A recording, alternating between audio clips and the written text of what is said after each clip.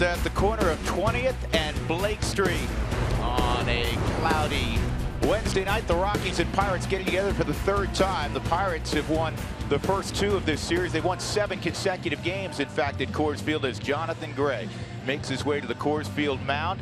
His second start of the year. He has rookie status still. Big kid from Tulsa, Oklahoma, 6'4" and close to 240 pounds. John Jaso is going to lead things off for the Pittsburgh Pirates.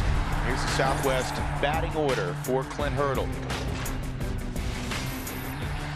After Jaso comes the hero from last night's game. Andrew McCutchen homered 3 times. It's the second time in his career, first time since 2009, that he produced 3 home runs in a game. Rare company.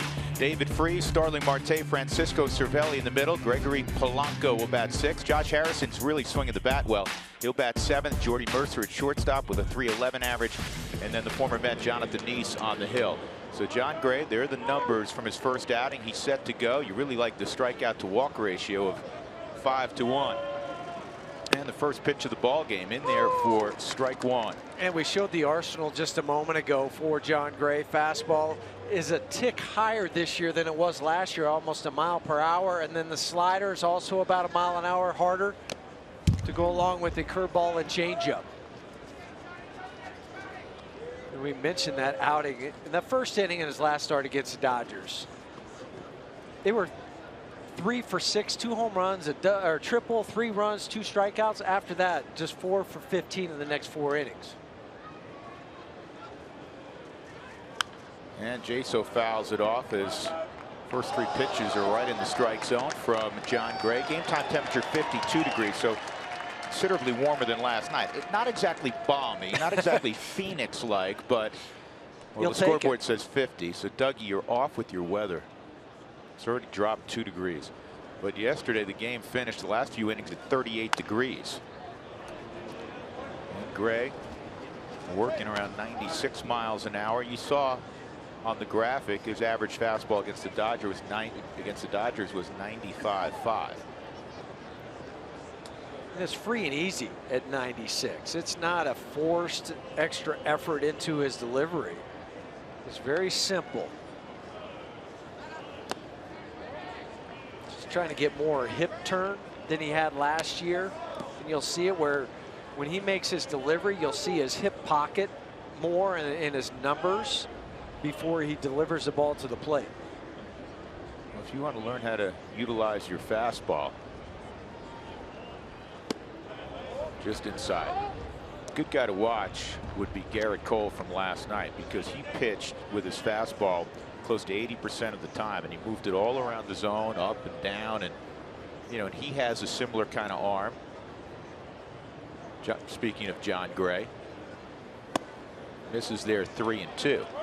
And what happened last night with Garrett Cole when he got in trouble? What did he do? He went to his fastball.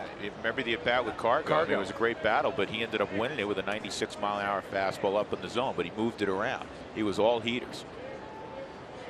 That last pitch at 98, and this pitch is going to be a tough pickup. Wow. Jeff, describe, please, how hard that was. Yeah, DJ makes it look easy, but it's not, folks. When you decide to come get the baseball, you better keep coming and getting it. And he knows right here that he's not going to be able to get it on the short hop. He's going to have to take it in between. And, folks, that takes incredibly soft hands, as you see on the Subaru Supermo. That's why he wears gold. That's why he won a gold glove, because it's not an easy play, but he made it look like one. And if he stays back, he's going to get that top spin hop. And you catch it close to your body, and then you have to get rid of it quickly. Here's McCutchen, who had a decent night last night. The 3 home runs. He drove in 5, and he was coming off a 3 for 23 and a day off for the first time. But you can't keep great players down very long. Walt was talking about that after the game at the press conference.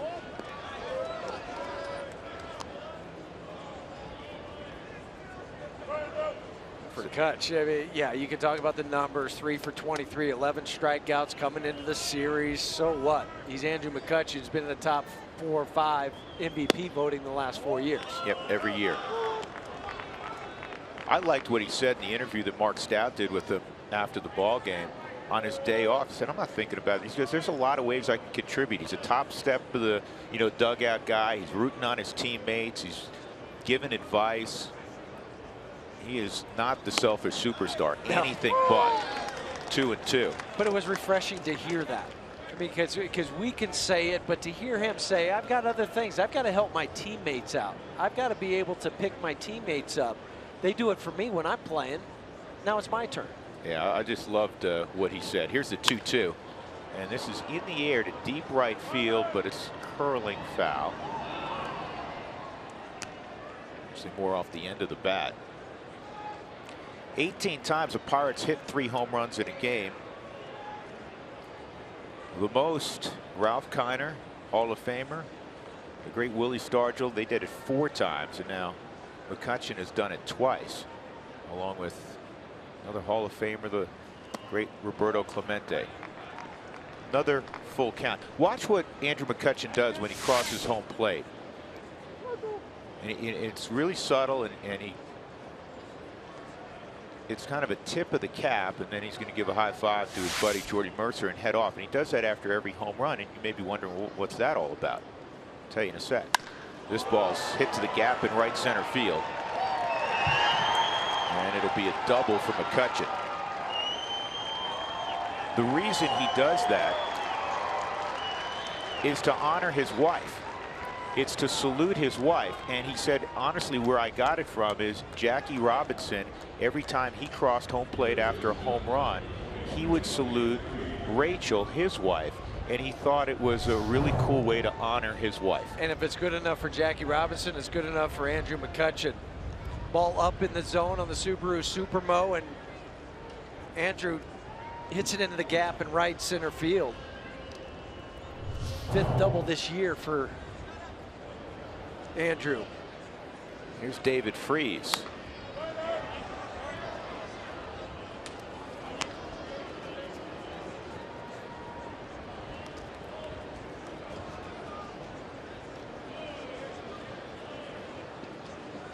I think when you hear stories like that, you learn a little bit more about these great players you watch. And we're asking Clint Hurdle in the past about Andrew McCutchen, and he said he is just all class. 2 instances. He's not playing, but he's helping his teammates, and then the tip of the cap.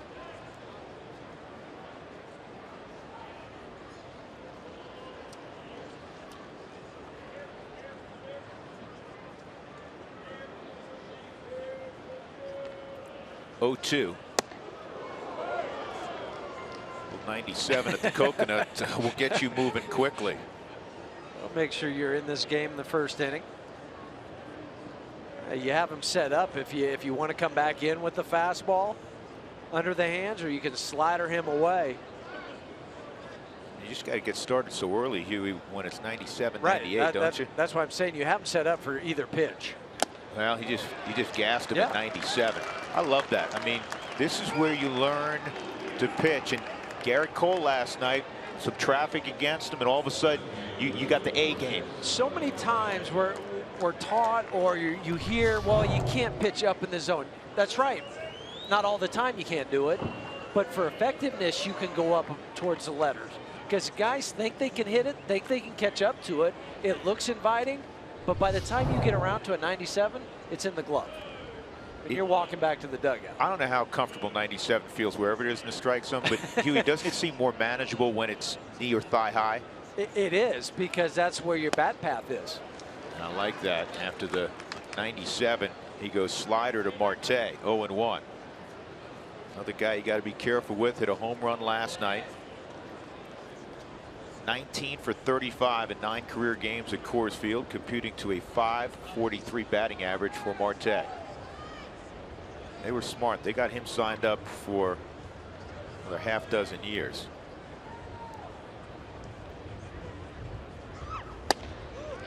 Wow. No, it's not a pitch, but it was a strike, but it was exactly the pitch that Nick Hundley called for. Real close on the Subaru strike zone. I mean, if you're looking at that, if it's any part of that white, it's in the zone. Just wasn't called for on that pitch by DeJesus.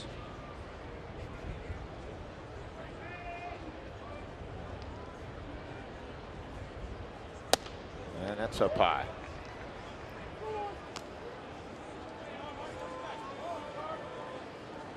Two and one on Marte.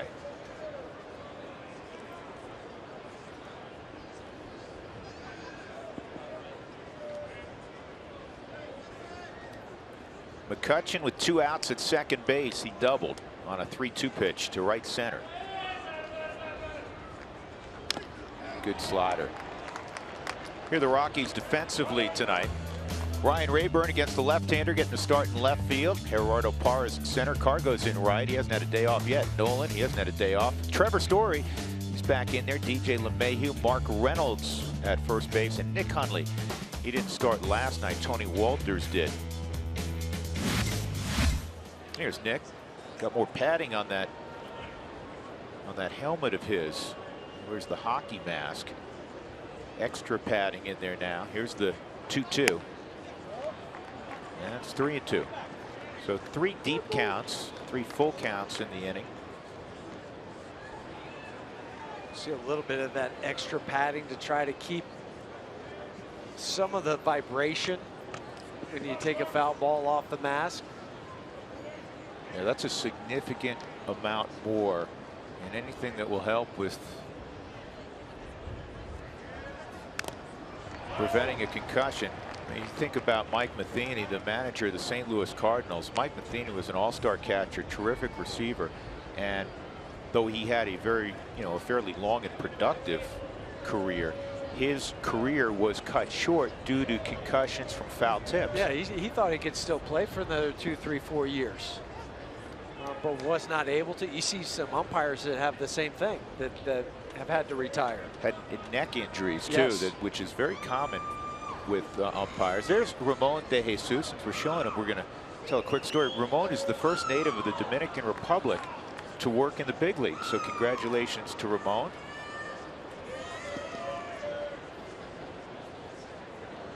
"25 pitches in, looking for one more pitch to dispatch of Starling Marte. John Gray exhales. Here we go. And a ground ball to third, and Nolan got a hustle. Wow. Nolan does that. He kind of, you think, is he going to run it over there? And he took an extra step. Hey, he's got it all covered. Who am I? Who am I to criticize when he throws? What am I thinking about?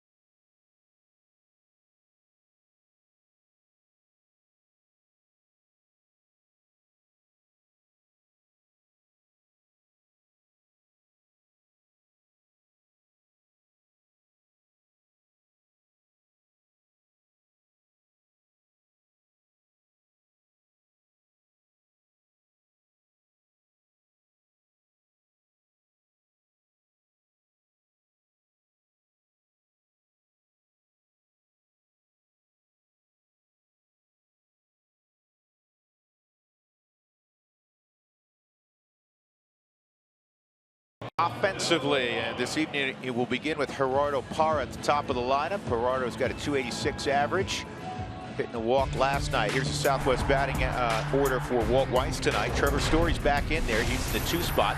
Cargo to follow, Nolan Arenado, Mark Reynolds. Big numbers against Jonathan Neese. Ryan Rayburn, Nick Hundley, DJ LeMahieu, and John Gray. In fact, there are a number of guys in this lineup that have swung the bat well against Jonathan Neese, the veteran left-hander from Defiance, Ohio. Seems weird to see him in a Pittsburgh Pirates uniform after so many years with the New York Mets. 3-0 on the season for Jonathan. First time in his career that he started the season out 3-0. Fastball, cutter, curveball, changeup. And when he gets to 2 strikes, he likes to throw either the fastball or the cut fastball about 87% of the time. So keep an eye on that tonight. So here's Gerardo, and the first pitch is in there for strike one. Jonathan Niese, before the Mets gathered all of these ridiculous arms, he really threw out about the 3-hole for the Mets, and a very solid middle of the rotation guy, Huey. Last year he was 9-10 with the 4.13 ERA, but it seemed like every time he went out there he'd give you 6 or 7 innings. I mean, that's what he was doing. But when you have the Syndergaards, the Harveys, those Matts, those type of guys, he got relegated to the very back end of it. Parra swung, so it's 1-2. Niese in 2012 was 13-9 with a 3.40 ERA. He knows how to pitch. 8 years with the Mets, he had a 3.97 ERA. I mean, he was a 500 pitcher, 61-61, but an ERA below 4. Yeah, that tells you something. Good ballpark to pitch in, but still, he's a quality middle of the rotation guy. This is rolled up the middle's got some eyes off through, base hit. Maybe a chance for 2. Here goes Parra. McCutchen's not going to have a play. It's a lead double for Gerardo Parra and a great read out of the batter's box. And you have to run hard the whole way, otherwise you're not going to be able to do this. Once it got by Niese, the way that the infielders were set up, he knows, hey, I've got a chance. The other thing was Andrew McCutchen was playing to the off gap. So he runs hard, sees that he's going to be able to go, never stops, never hesitates, goes in for a 7th double this season.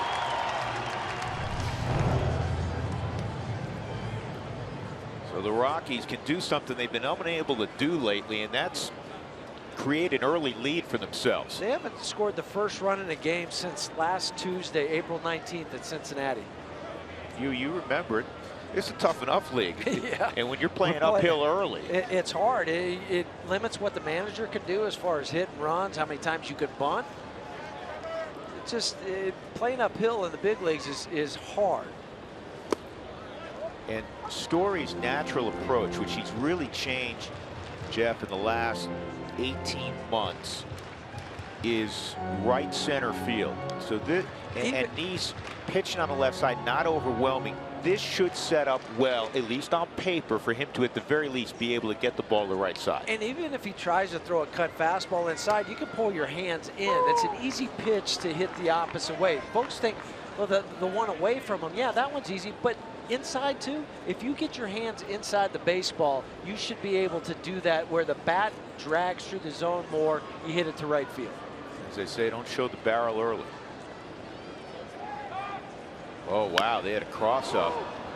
Jordy Mercer had a play on, flashed his glove. He went to second. I think that's why Trevor really opened up and tried to turn on this one. Yeah, because when he breaks over here, he's going. Jonathan Niese, look at all this space that's going through here once he delivers the baseball. I mean, you could drive a 7 or 8 semis through there. That was a pull swing, and I think for that reason, don't you? You see it when you're in the box. You see that movement, and you know I can change my approach midstream.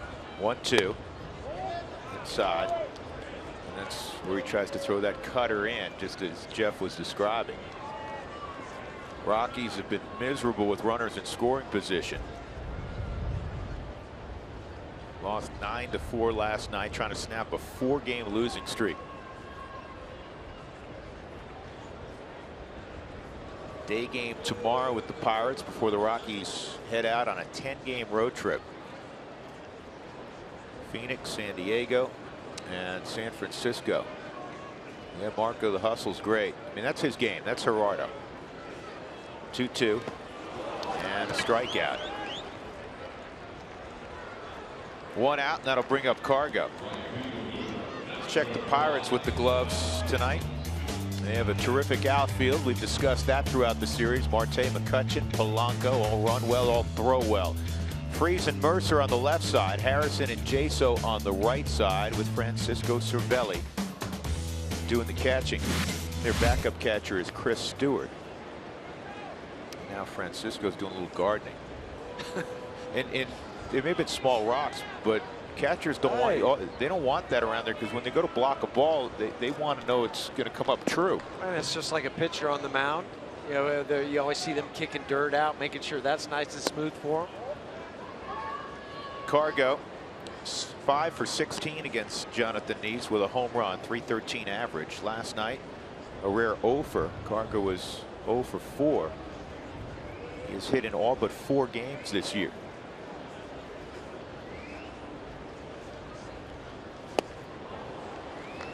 And Nice with the slow curveball has him out front, 1-1. Now watch Parra here with Trevor unable to move him. And Mercer's trying to keep him close, but Parra's already swiped third a couple times. You got a lefty on the hill. And it's 1-2. Will be more difficult for Gerardo because you have Jordy Mercer in your back pocket. He's 2 steps behind you. You got an open and side. you got an open side, and you have Nolan on deck. Well, Nice went slower, and he strikes out Cargo. And now we'll take a 2-out hit from Nolan Arenado. The Coors Light Cold Hard Facts are brought to you by Clean Crisp Coors Light.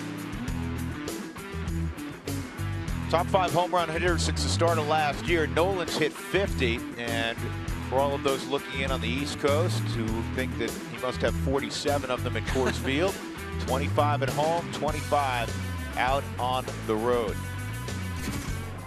So on that list, we never really hear about Chris Davis and all the advantages he has hitting in Baltimore, or Josh Donaldson, who has 8 more at Rogers Center. Right, and you played for the Baltimore Orioles. You played in that ballpark. It is a great offensive ballpark. Did a couple home runs of my 80 there, so that tells you how small it is. If there's not greater evidence than that. But yeah, 31 of his 53. Yeah. It leads me to something I want to talk to you about. We're going to do it next inning. Okay. About ballparks, and this ball's in the air to left field, and it's playable out there for Marte. Well, the Rockies waste a leadoff double by Parra, and it's zip as we go to the second.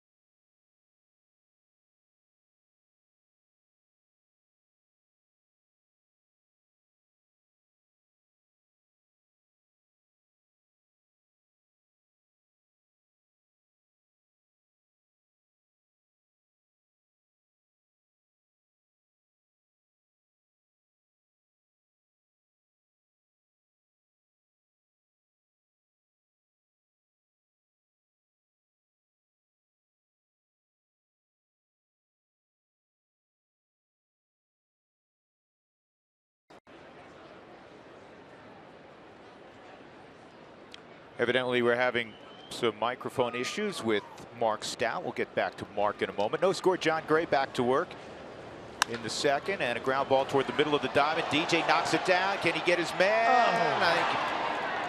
Oh, safe.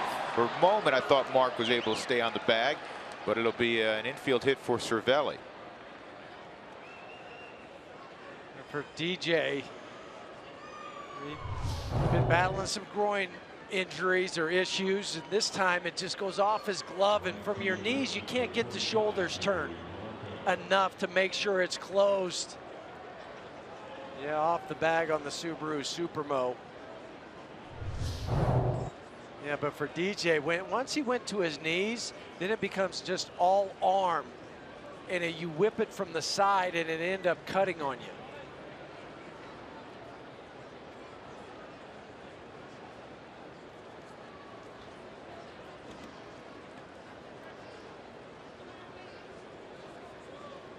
So Polanco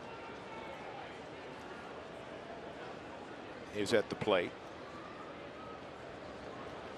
Rockies put 3 on the right side. They did that last night to Polanco, and he still pulled it to right field for a base hit. You mentioned Starling Marte and the Pirates locking him up. They did the same thing with Polanco. Polanco's best years, they believe, are in front of him. He's a young guy. He's still kind of like that colt that still trying to figure everything out. When you watch his BP, you watch him run around, you watch him throw the baseball, and the first scout that laid eyes on him in the Dominican probably said, whoa.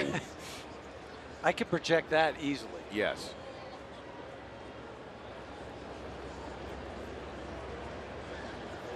Gray threw a bunch of pitches in the first inning. He's got quick feet. He demonstrated that against the Dodgers. He had a couple of and that's what pickoffs. Yeah, and that's what a pickoff move is. It's quick feet. It's not a hard throw over there, because if it takes you forever to get turned to make the throw, you can throw 150 miles an hour. But it's your footwork that really makes a pickoff. Yeah, for instance, Sid Finch had a really poor move, but he threw it really hard to first base. That still might be one of the best April Fool's hoax of all time. Of all time. And at the time, being a lifelong Mets fan, I wanted to buy in. Outside 2-2.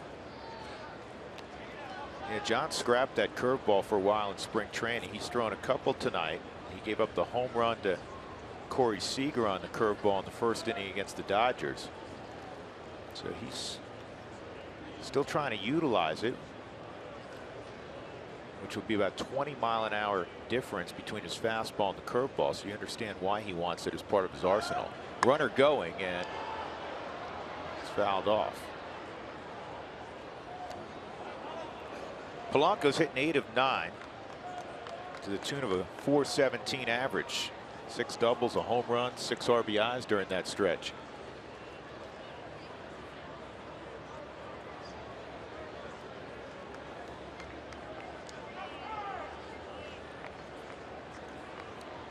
Polanco, 24-year-old from Santo Domingo. Won't be 25 till very late in the season. And this ball's lifted to center field. Parra is out there. 1 out.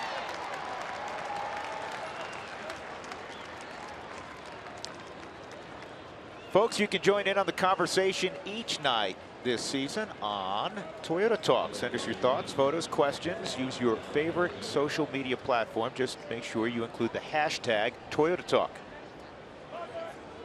And a big thank you again last night. I'm really enjoying those Tuesday nights. Josh Fogg was with us, handled the Twitter account throughout the ball game. Garrett Atkins the previous week. We had LaTroy Hawkins a couple of weeks ago. It's a lot of fun. And you know, it's been great because we had a lot of prominent ex-Rockies already. It's a way for the fans to reconnect with some of the guys that were their favorite players perhaps just a few years ago, or among their favorite players. Well, to kind of find out what they're doing today, favorite teammates. Did you see, I caught it this morning. I didn't see it actually last night, but Fogger gave us visual evidence of him going yard in a softball game. I missed that. Yes, he sent us on one of his tweets. I don't know who was, maybe a softball scout had captured it, passed it along. That's inside. 1 ball, 1 strike on Harrison. Harrison, another hot hitter. Everybody in the Pirates lineup's hot. He's hitting 9 of 10 to the tune of a .405 average. The last 9 games for Pittsburgh, they're hitting a collective .306, and they're averaging almost 7 runs a game. Well, that's why they're leading the major leagues in average on-base percentage and hits right now.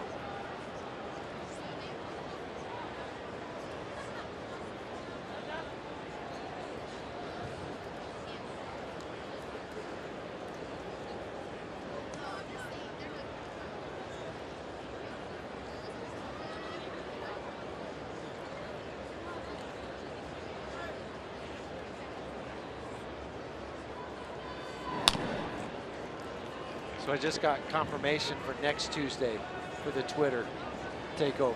We're in San Diego. In San Diego, in honor of Mother's Day. Millie Arenado. That'll be big fun. Millie's big on social media. Yes. Nolan's mom.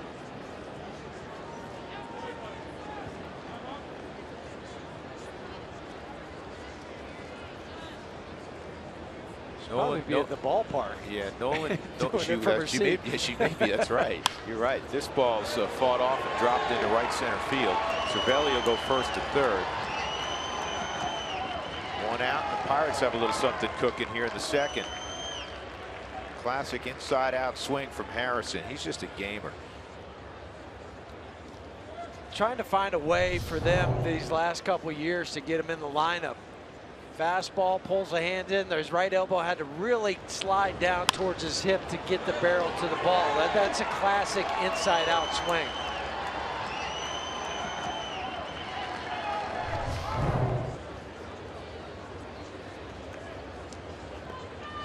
So Harrison and Mark Reynolds visiting. Mercer, he's hitting 8 of 9, 429 average. Third hit for the Pirates.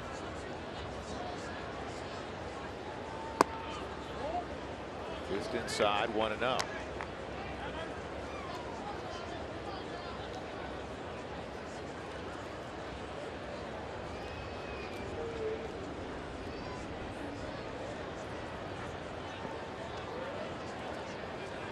We'd love to see a double play ground ball right here. This is the 38th pitch already for Gray. You also have to be conscious of Josh Harrison. 4 stolen bases and 4 attempts. He was leaning. It just slides back. He got back on the Subaru Supermo because he slid to the back side of the bag, right as you're taught as any base runner.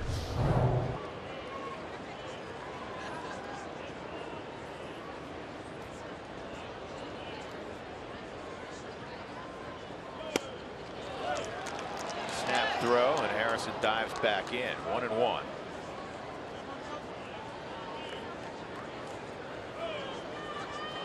Harrison is a product of the University of Cincinnati. You know, one of my favorite phrases is play with the chip on your shoulder. I love chip on the shoulders, guys. You know, Josh was always, you know, too small, too this, too that. He was an All-American at Cincinnati. And then in pro ball, well, where are you going to play him, that sort of thing. And now he was an all-star a couple years ago, and that's pretty close. Cincinnati's got a nice little program growing. One of the top prospects in baseball, Ian Happ, came out of Cincinnati last year. High first-round pick. Got the hand back.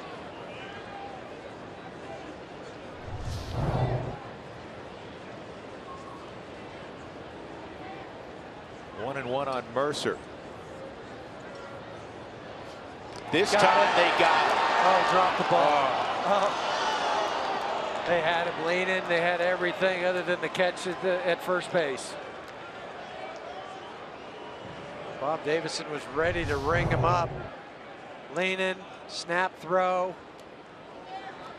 Forgot to catch it before you applied the tag. You hit that eject spot in the glove.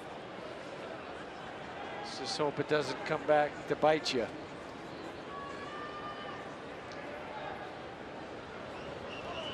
Not going. Mercer fouls it back. It's 1-2.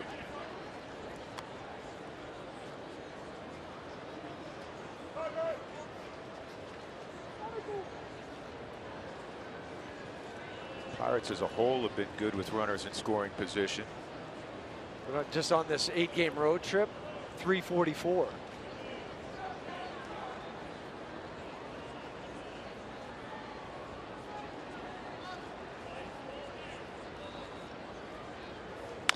And a ground ball in a tough location. They're going to get one. That's it. That's too far in the hole to turn two, so the Pirates get a run. And the good teams do that. Productive outs.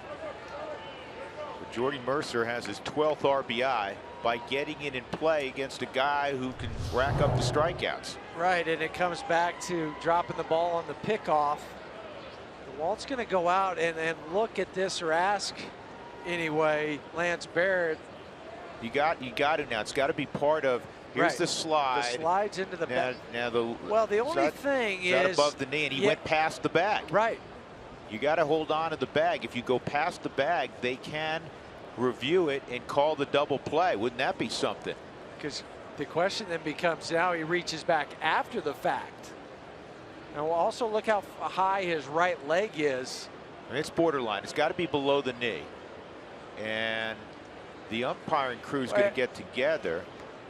And the other part of this whole equation is, it's a second baseman. You have to at least make an attempt or make it seem like you're going to make the throw to first base. It can't be you just come off the bag like a first baseman would. And that's what they're getting together to discuss.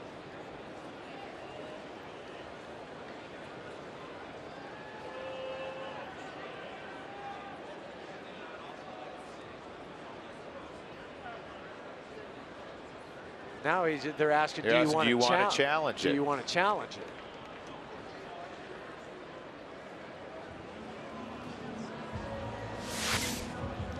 Now watch DJ, because the throw takes him off the bag a little bit. But watch how he comes up with the ball in his glove, like he's going to make a throw to first. And this comes back to the same play we had 2 or 3 days ago on the double play,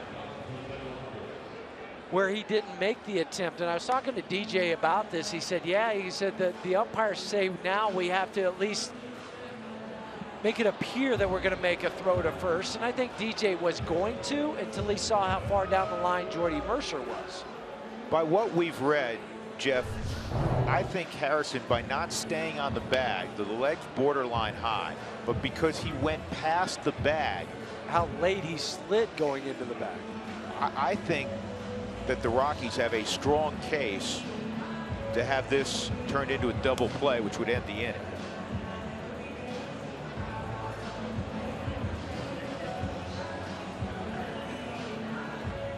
You were a middle infielder, you were a shortstop primarily, played a lot of second base. This has changed the game defensively for middle guys, especially second base. Because you have to also stay on the bag now. You no longer have the neighborhood play. So for DJ, the old way, you could come off the bag, clear yourself, not worry about that runner, and still get a throw off. But now with the replay of the neighborhood, then you have to stay there longer. I know what they're trying to do. Protect the player in his best interest. I get all of that. But then you also take away the neighborhood play too, which was there to protect him. Well, this all goes back to Chase Utley in the postseason last year. Well, and also Gong, who was a Pittsburgh Pirates shortstop who was injured last year, Chris Coughlin, I believe it was, slid into him. He's still rehabbing from that. He's playing games in the minor leagues right now, but that's dangerous. Thankfully, DJ got that leg out of the ground. His Harrison slide is a little bit late and past the bag. And one section of this, it says able to remain on the base at the completion of your slide. Yeah. They're out, and out. Out and out. Yeah, out and safe. Well, we knew he was out at second. Really? See, this I don't get. Can we throw up this new slide rule, please? This right here, that one to me. No, it's able. It's the third one. Able to remain on base at completion of slide. He did. He did. He was 2 feet past. He had to go back and reach out. Yeah. I don't get that.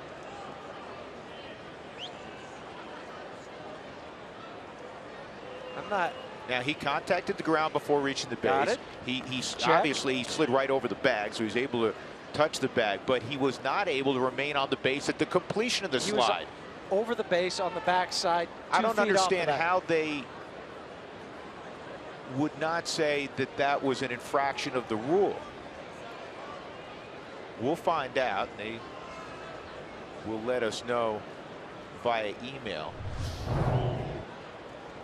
Okay, he's on the bag. We know that. There he hit the dirt early. Fine. And the leg, you could say, okay, it's still low enough, below the knee. Oh, if you want to say that, that's fine. Now watch. But he's past the bag. He does not remain on the base at the completion of the slide. It's in the new rule. I mean, he's, you know, a couple feet past it. So the run will count. And Jonathan Niese is at the plate, strike one. And that also means for the next 5 innings, the Rockies can't challenge. It cost them last night. The play with DJ at the plate. They lost the challenge earlier in the game.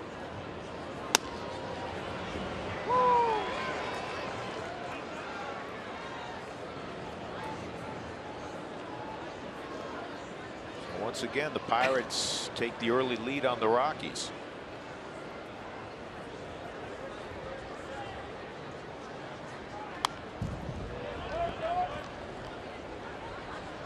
Challenges so far this year, for whatever reason, and I think I know the reason. It's these plays at second. They're up 35% from the same time last year, and it's got to be this new rule at second base. 0-2.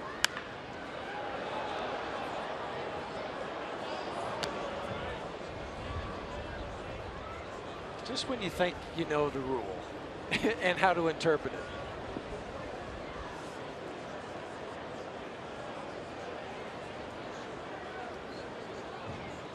DJ did everything he had to do by definition of the rule.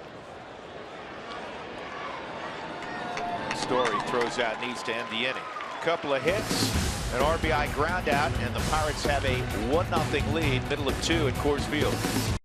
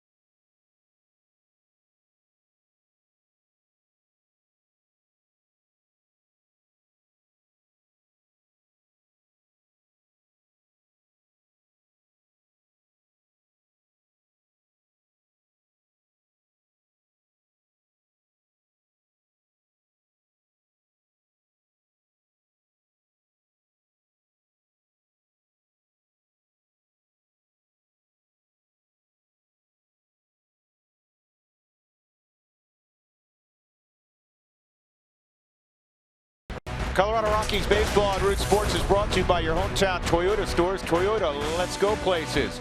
By American Family Insurance, insure carefully, dream fearlessly. And by Southwest Airlines, transparency, low fares, nothing to hide.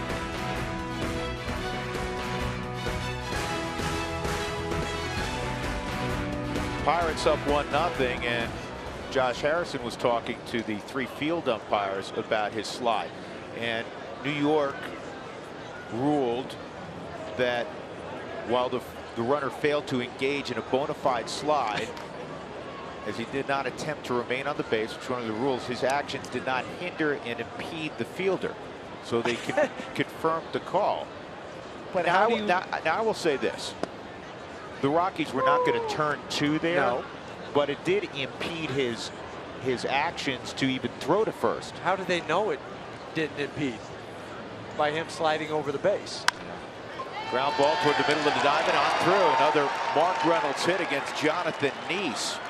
Reynolds now in his career against Niese is 9 for 16. So the leadoff man on for the Rockies for the second straight inning. They had a leadoff double from Gerardo Parra in the first, couldn't cash that in. That'll bring up Ryan Rayburn.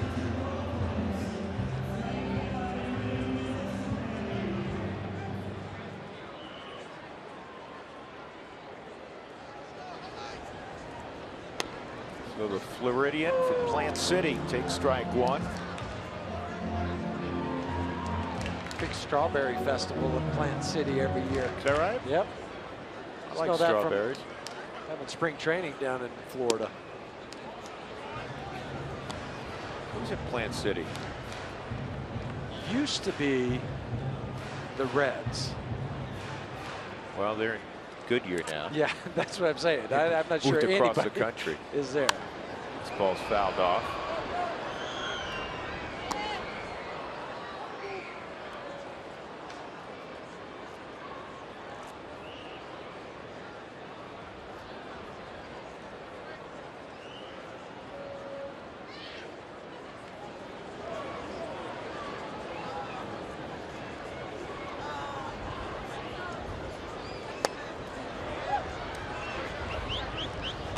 Niese is striking some guys out with two different pitches, cutter and a curveball. That was his cutter. third strikeout. That was the cutter. Nick Hundley coming up. The Rockies score 7 or more runs. Make sure you go to Taco Bell the next day. Do it between 4 and 6 to receive your Rockies taco special lip moss at Taco Bell. So one out, Reynolds at first base. And Nick Hundley, who came back off the concussion DL on Monday, was 1 for 4, triple off the wall in right center. How about this? Catcher batting average since the start of 2015. Buster Posey 1, Francisco Cervelli 2, and Nick Hundley 3. Posey hitting .312. You'd expect that. Sure. Posey's, you know, one of the superstars of the game. Cervelli, and then an improved Nick Hundley, improved offensively, and he'll tell you that he's a better offensive player. Last couple of years, he's really clicked with Blake Doyle. He's using the whole field, right center to left center. Last year hit .301 for the Rockies. Hard shot, fielded at third by Freese, and they wrap it around the infield for a 5-4-3 double play. So we'll go to the third. The Pirates leading 1-0.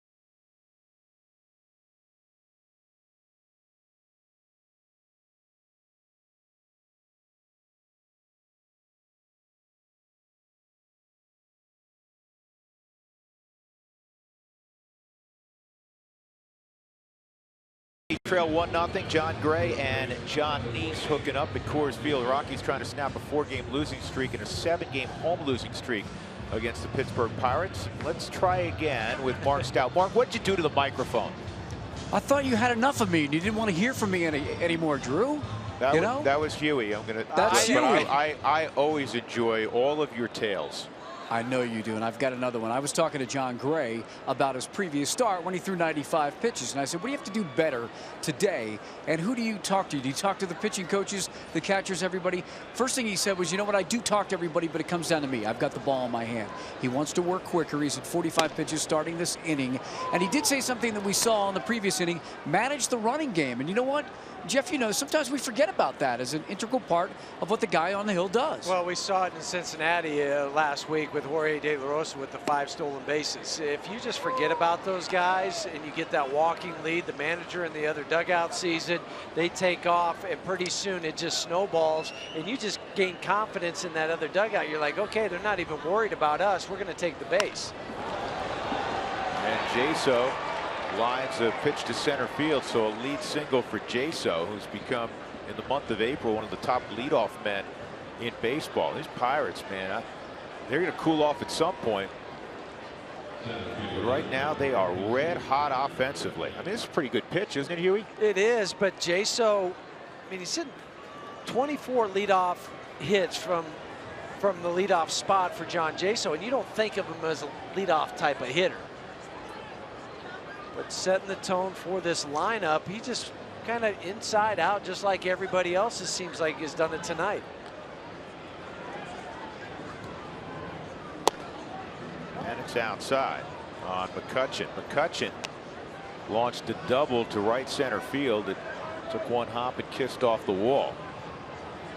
But good pitching after that by Gray in the first inning. Struck out Freese, got Marte to hit a ground ball to third.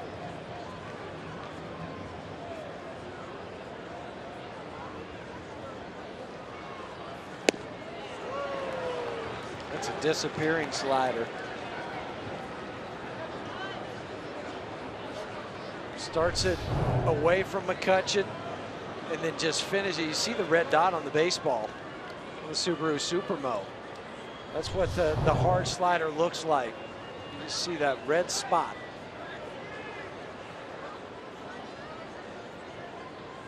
One on McCutchen. 2-1.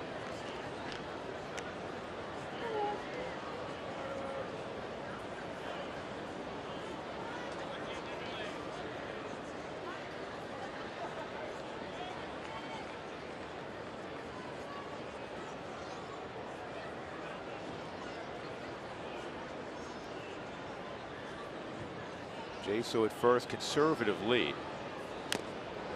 Foul tip, 2-2. I want to go back to the home run swings for Andrew McCutchen last night, because he takes different pitches. This is the first inning home run, 90-mile-an-hour fastball. The second home run was a split finger at 81. That's one he hit out to dead center, and for good measure, he takes a Christian Bergman fastball that's away from him up a little bit, and he hits it out to right field. So the trifecta of home runs: left field, center field, right field. Ted Williams would be pleased with those swings because they had some loft in the swing path. Something he's a big proponent of. Yeah, swing up, because the ball's coming down, so you want to swing up, and that's exactly what Andrew did. I mean, a lot of times growing up, I heard swing down, chop wood, swing down on the ball. Well, ball's coming in, you're trying to swing down. It's a smaller area to make solid contact. 2-2 on McCutchen. Nobody out. The Pirates up 1-0 in the third.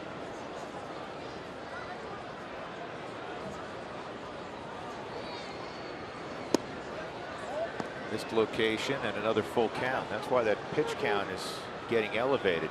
Rockies made a move before the ball game. Jorge De La Rosa, not surprisingly with the groin injury, was placed on the disabled list, and Eddie Butler was called back to the big leagues. And Eddie, at least for tonight, is going to work in long relief if it's necessary. And the starter down in Albuquerque. Runner going, pulled foul. So Jorge goes on the DL, 1-3 record and an unsightly 10+ ERA. And Eddie Butler, 2-0 with a 4.09 this season, working hard on that sinking fastball, that two-seamer of his. His last 3 starts down there, he went at least 6 innings, had a 3 ERA, 10 strikeouts, and only 3 walks. He's got a great arm. He's still young. He's obviously not had the results he wanted at the big league level. Runner going again, and a ground ball just punched. I mean, he's barely going to get to the outfield grass, but it's first and third. I mean, Andrew McCutchen, if he didn't make contact with that, they may have not said he swung. I mean, it may not even been a check swing. Well, and 2 things. With the runner going, DJ is going over to cover the bag, so you'll see him move this way. All right, that's the first thing. And then they have this area that's open there, and all he's doing is playing pepper. I don't think he even meant to hit the ball that way. It was more of a check swing, but notice how he'll just stop his swing right as soon as he makes contact. Now look how far back he is on the Subaru Supermo. And there's a, oh, excuse me, I got a base hit. It's called doing whatever is necessary. That's right. First and third, nobody out. Freeze at the plate. It's the old line, with the runner going, there's more holes that are going to be out there, so just put the ball on the ground, and that's what Andrew did. That's a team at bat right there. Very much so. And now David Freese is sitting in the driver's seat. You see, I have a runner at third, nobody out, just trying to look for a ball I can elevate, get up in the air. Matt John's ahead 0-2. You need to punch out. You need a punch out. You need to miss a bat here. So right now, Andrew's looking across the diamond at Jason and saying, man, I used to have dreads like that. Those are pretty good.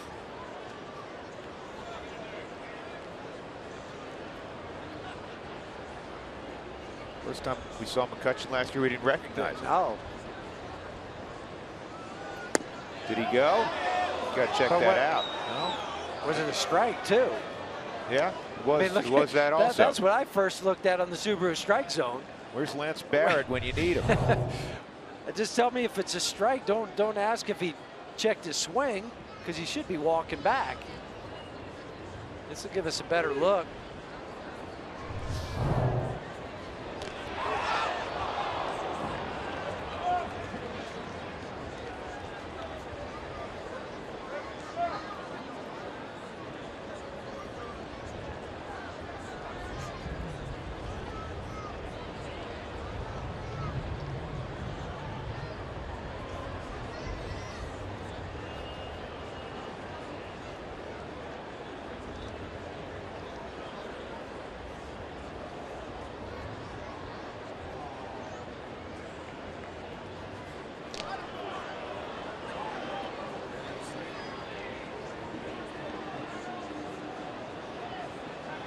Graves 59 pitches in with nobody out in the third.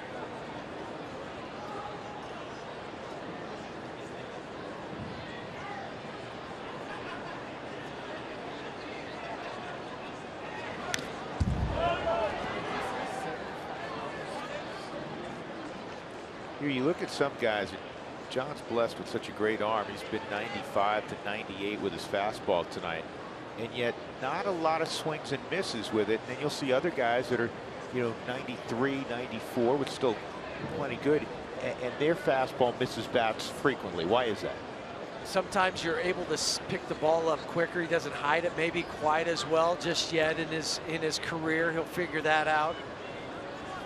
That's got to be strike 3. Nope.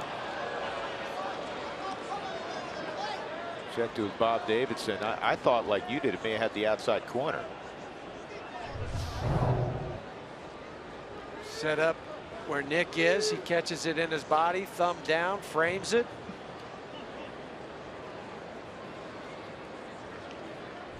And that one was outside the Subaru strike zone, but just probably an inch further than the third pitch.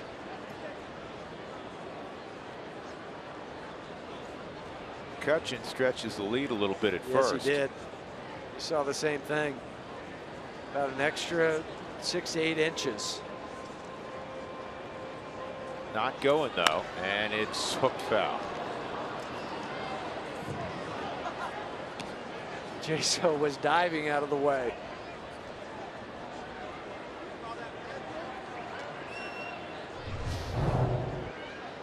Comes down the line. Now which way do you go? Ball's hooking, just lay down on the ground.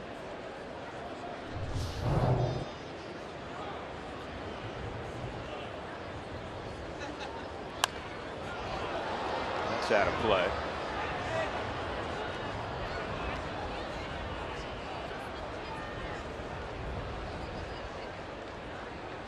So he's tried to get him on the fastball, the slider, and that last pitch was a curveball.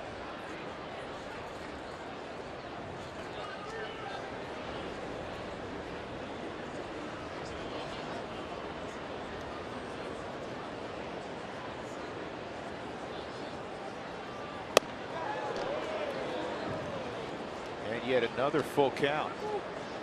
That's the 4th full count tonight. So the Pirates are being productively patient. Marte's on deck. Well, they came into the game seeing the most pitches in the major leagues. And now a 3-2, they ran with Jaso. You know they're going to run with McCutchen.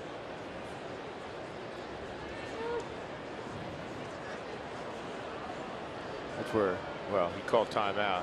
Nick did, but that's where would have been, as quick as his feet are, go even before he got the sign, because it would change the pattern.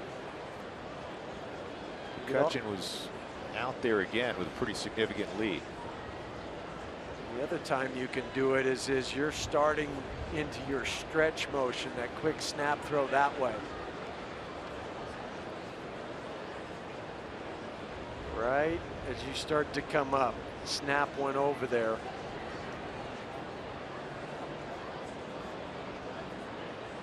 And that is not a balk. He stepped off the bag. He stepped Bob off Davidson, the bag. it's his favorite call in baseball. He stepped off the bag.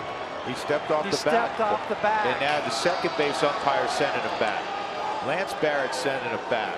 He stepped off the bag.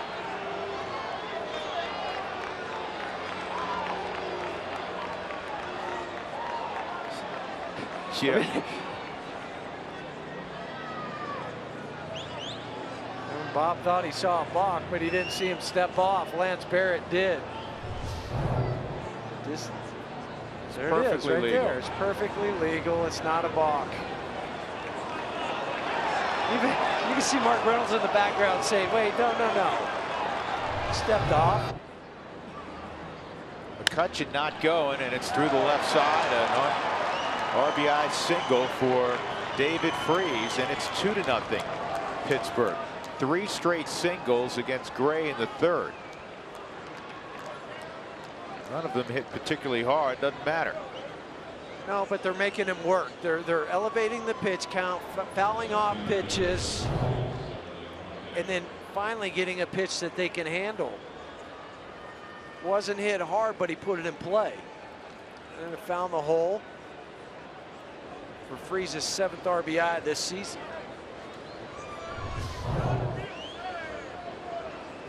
Marte grounded to 3rd his first time up. McCutchen at 2nd, Freese at 1st. 6 hits for the Pirates, 2 for the Rockies. And ball 1. That's pitch number 66.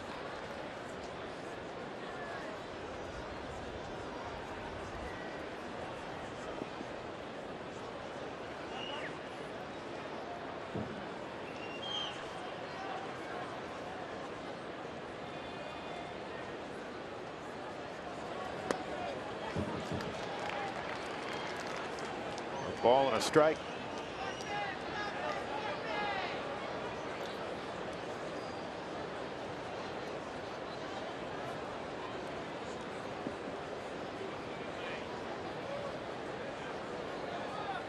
Marte had that throw to the plate last night, his 3rd outfield assist this year. At 15 last year. Led the league last year, and so far early in the season, he's leading the league this year.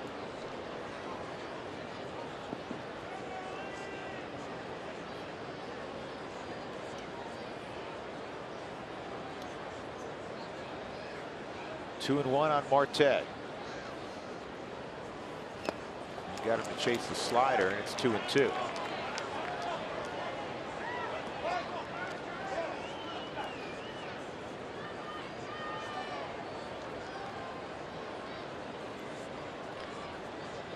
John Gray out of the University of Oklahoma. There's a young man from Loveland, Colorado, who is really well thought of by major league scouts, who pitches at Oklahoma now. Alex Hansen, whose fastball ranges from 97 to 102. He has struggled a little bit this spring. This ball is looped to Reynolds. He gets one out and no throw there.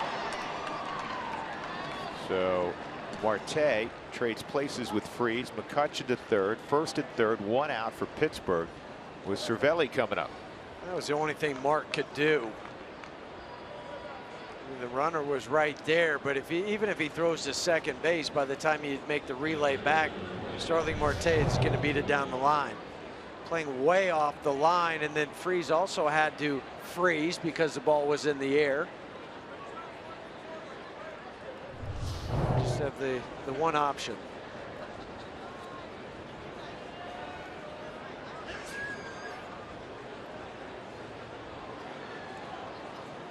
Now you have terrific speed at first base in Marte. He's got 6 stolen bases without being caught.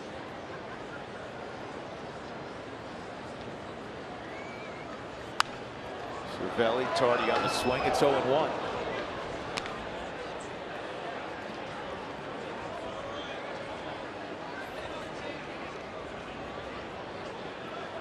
Just this inning for John. That's 26 pitches and just 1 out. And he had 25 plus pitches in the first inning.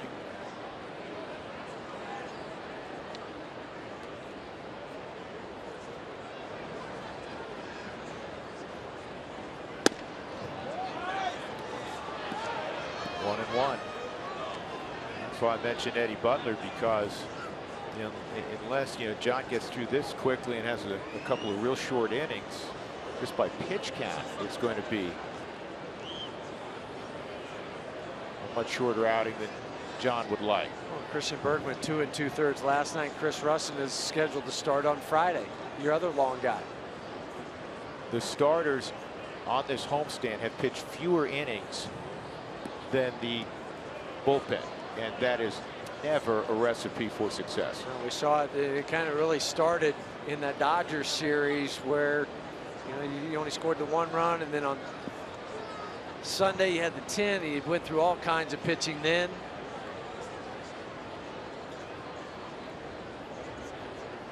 One. Marte takes off. No chance for Hundley, and that's 7 stolen bases for Marte. 16 on the season for the Pirates.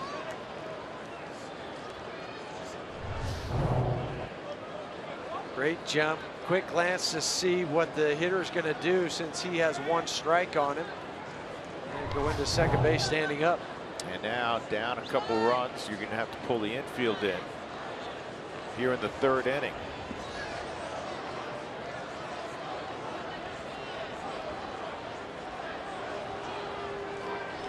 Pretty cool night. The Rockies fielder's been out there for a while. 3-1. Kind of that line you steal from football, time of possession. Instead of this time, it's time on defense. And it is really lopsided. The Rockies have been out there for 19 minutes this half inning. In the 1st inning, they were out there for quite a while. And it was the 2nd inning, in fact, that they gave up the run.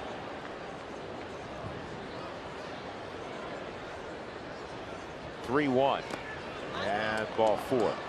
So now there'll be a force all the way around, with Polanco coming up. Not an easy man to double up.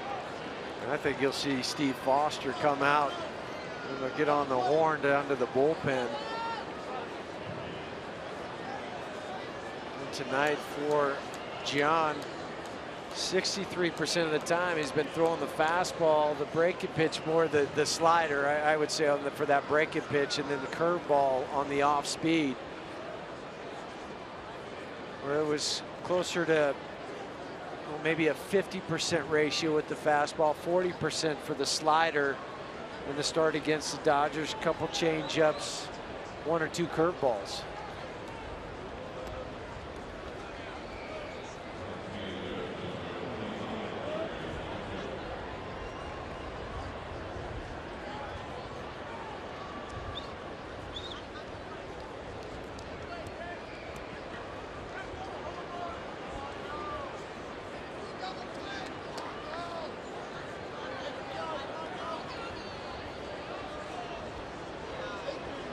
Polanco fly ball to center field his first time up. 1 out. Bases loaded, and that misses, ball 1.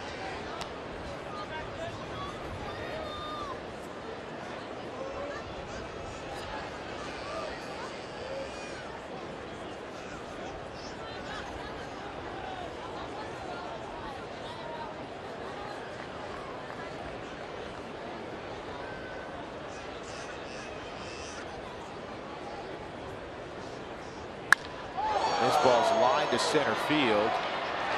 And we'll get another run home. McCutchen scores to make it 3-0. As we expected now, Eddie Butler up in the bullpen. The ball was hit right on the nail.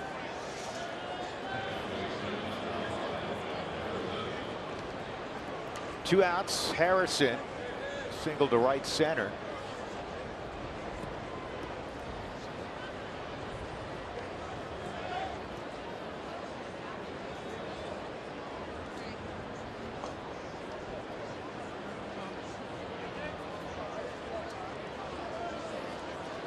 Rockies last night fell behind 4-0.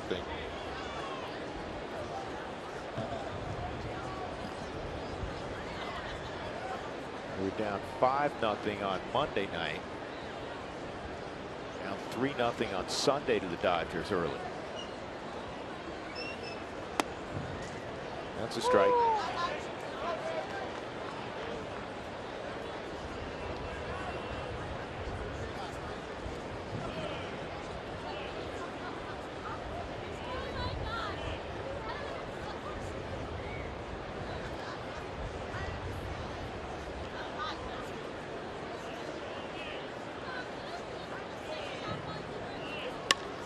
And that's into shallow left. Rayburn coming on, and he hesitated. He's not going to get the very quick Marte. Harrison makes it 4-0.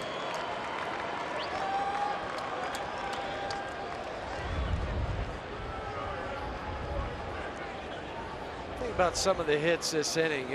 They haven't been the classic variety, but they're getting it in play. That was going to be my next point. They're just putting the bat on the ball. I mean, that was just put it in play, drops in. We saw it from Andrew McCutchen with the check swing, hitting it to right field. Like he lost the grip on the Subaru Supermo before he decided to fire home. 8th man to hit in the innings, Jordy Mercer. You know, David Freese, a seeing eye ground ball, but it's making sure that I don't leave here without taking a pass at the baseball.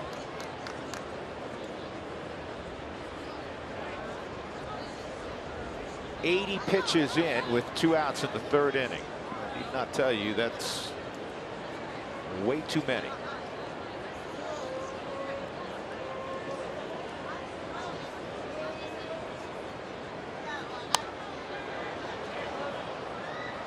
Ten strikeouts in 5 innings against the Dodgers, just 1 tonight for Jon Gray.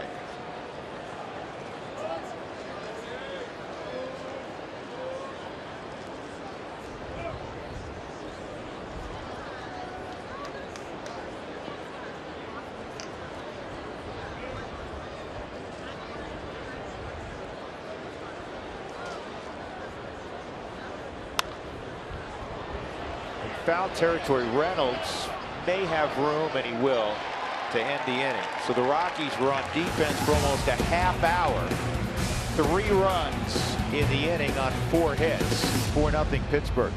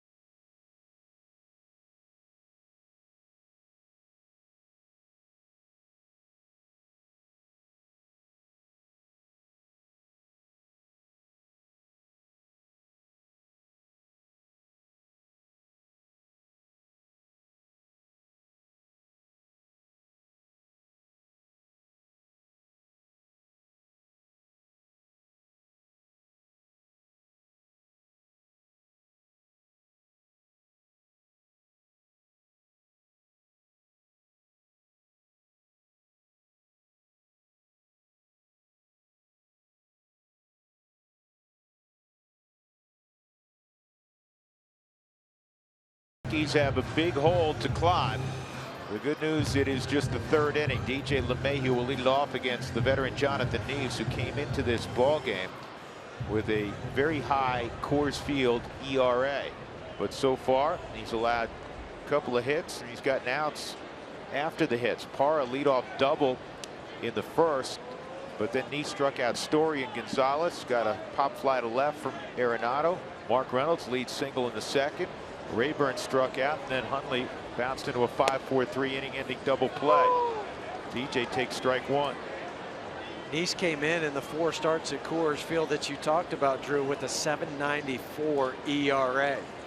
But when you have a 4-0 lead, it just makes you relax more as he goes out there. The other thing that helps Jonathan, too, is he's 6th in the National League in run support. Pirates are getting him over 8 runs a ball game.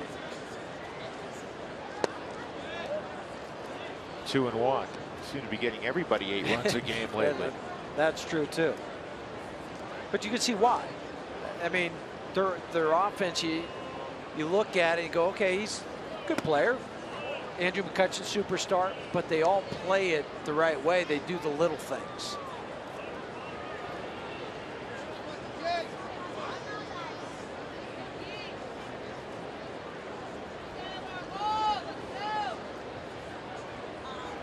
I would agree with that. I think DJ is one of the most underrated, not just second baseman, one of the most underrated players in the National League. 3-2 on LeMahieu. Gray's on deck. By comparison, Gray over 80 pitches. This is the 31st pitch upcoming for Jonathan Neves. 7 pitches just last inning for Jonathan.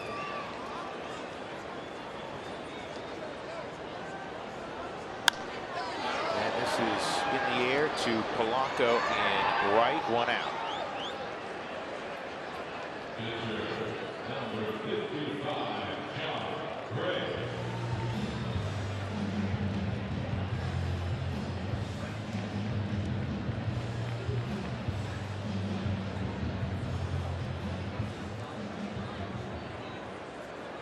Nasty's getting a little more work on the West Coast tonight. He's playing in another Cal League game for Modesto. Scheduled to play all 9 innings today. 7 innings last night, 0 for 4 with the strikeout.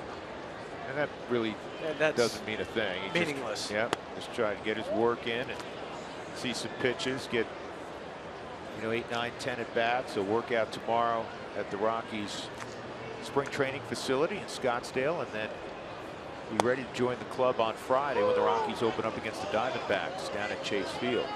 1-2 on Gray. The extended spring kids will like that, having Charlie around him. Gonna break up the monotony down there. Yes. So Gray strikes out looking. 4 strikeouts for Neves. First time through the lineup. 2 outs. That'll bring up Parra. Folks, mini plan started just 8 games and $111. Guarantee the Yankees and summer fireworks games with the 15-game pick-a-plan.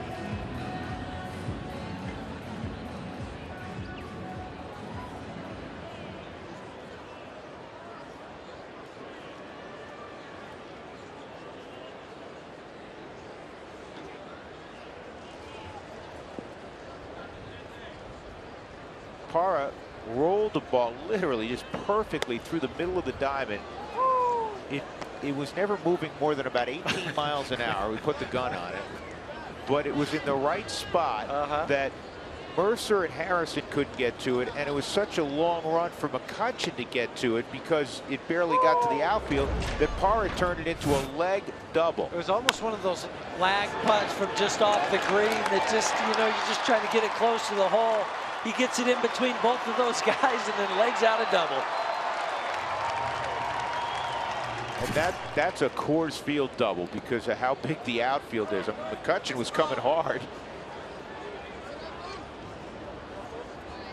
Good for Gerardo to take advantage.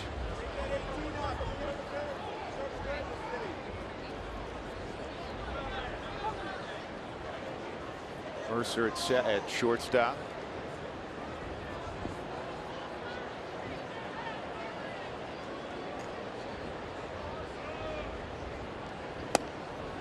Strike 3. De Jesus calling out Parra, who's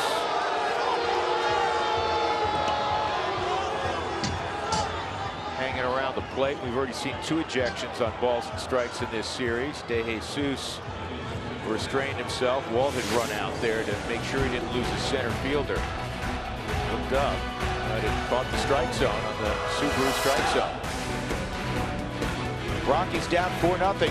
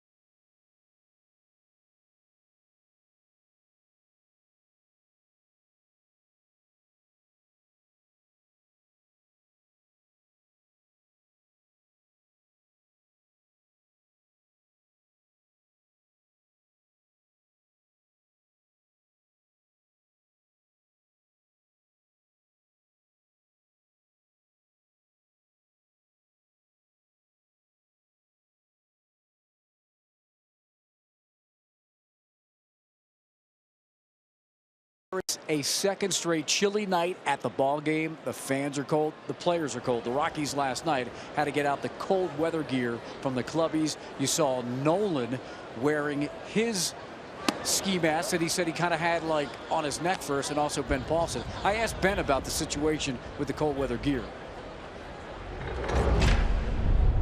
Yeah, I told him when I first saw him, I thought how ridiculous he looked.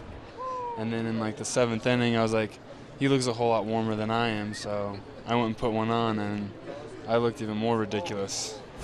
Yeah, Drew, Jeff, of course, Nolan's from SoCal. That sneaks into right field, past a diving DJ LeMahieu, and Jonathan Neeson on the act. 8 hits for the Pirates. Well, Cargo's got the mask on tonight. Nolan has it on, Mark. Ben grew up in Wisconsin, and he said when he played at Clemson, they had to go to Maryland and play in snow sometimes. So he thought he was used to it, but he really wasn't. So he went with it in the 7th inning. And that last half inning was long, Jeff. And you know, I'm watching these guys from the rooftop. Story's just bouncing around trying to stay warm. Yeah, and that's the hardest thing about it is when it is chilly, the wind's blowing, you're trying to stay warm, trying to stay into each and every pitch. And you'll see guys walk around, maybe jump around, kick the dirt, keep your hand in your back pocket. A lot of times, like when you go skiing, you have those hand warmers, and so you'll throw one of those in your back pocket. John Jaso at the plate.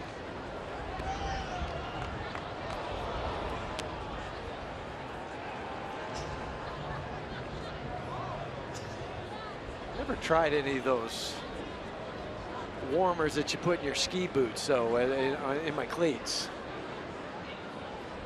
Never was that tempted.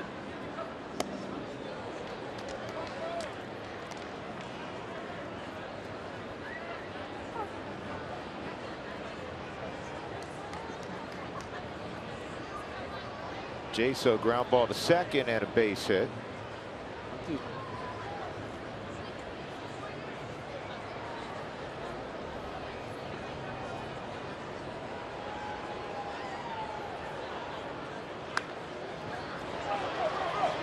Easy play for the masked man on the left side.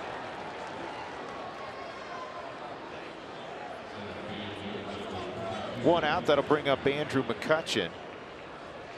This was a really interesting quote. I remember a couple innings ago I said I wanted to talk to you about ballparks. And did you hear Joe Girardi last night? Yes. He said it's an illegal defense, talking about all the shifting, because teams shift against the against the Yankees a noticeable amount.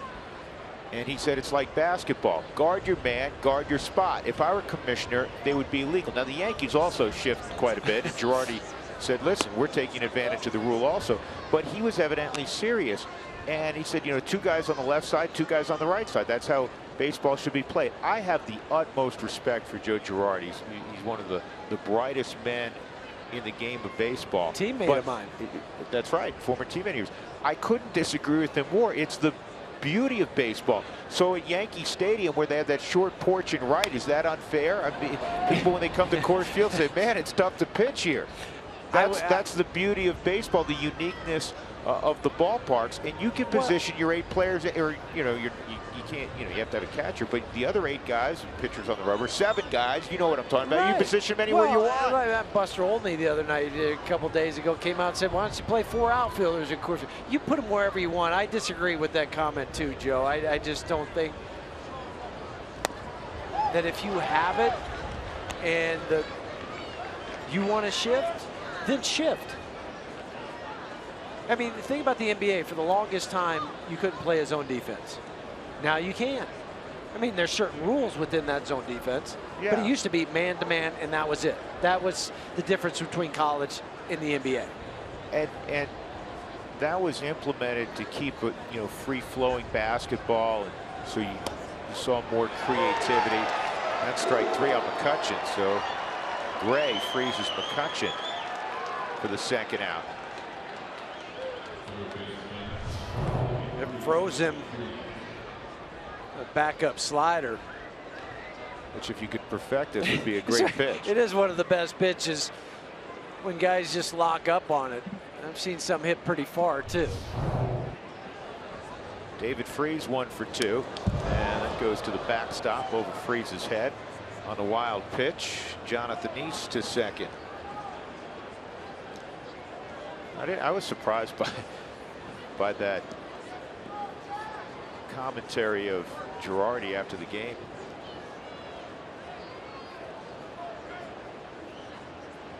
So would the shortstop be limited if there were just 2 on the left side? Could he only go so far toward the 5.5 hole, and then he'd have to stop? Would there be a line? Yeah. Like in one of those fences that keep you from going anywhere else. Houston has been the leader in shifts the last couple of years, and they're off to that same start again this year. And by percentage, the Rockies are at about 32% of the time that they shift. The Astros are at 41%. 2-0 on Freese, and this ball's well hit to left. Rayburn gets turned around. He's going to have to play it off the wall. Neese will score. And in the second is Freese with a double. And that wild pitch really hurt. Even with 2 outs, I don't know if Neese necessarily would have scored from first base. It is 5-0 Pittsburgh. 7th double of the season for David Freese. 2nd RBI tonight. Now for the Pirates, Andrew McCutchen had a double earlier in the game, but they have now had a double in their first 22 ball games. That ties to 79 World Series champs, who also had 22 straight. 27 straight was 2008 for Pittsburgh, so they're climbing up to that mark. Well, the Rockies last night got just 3 innings out of Jorge De La Rosa, and tonight, unfortunately, John Gray goes just 3 2/3. 5-0 Pirates.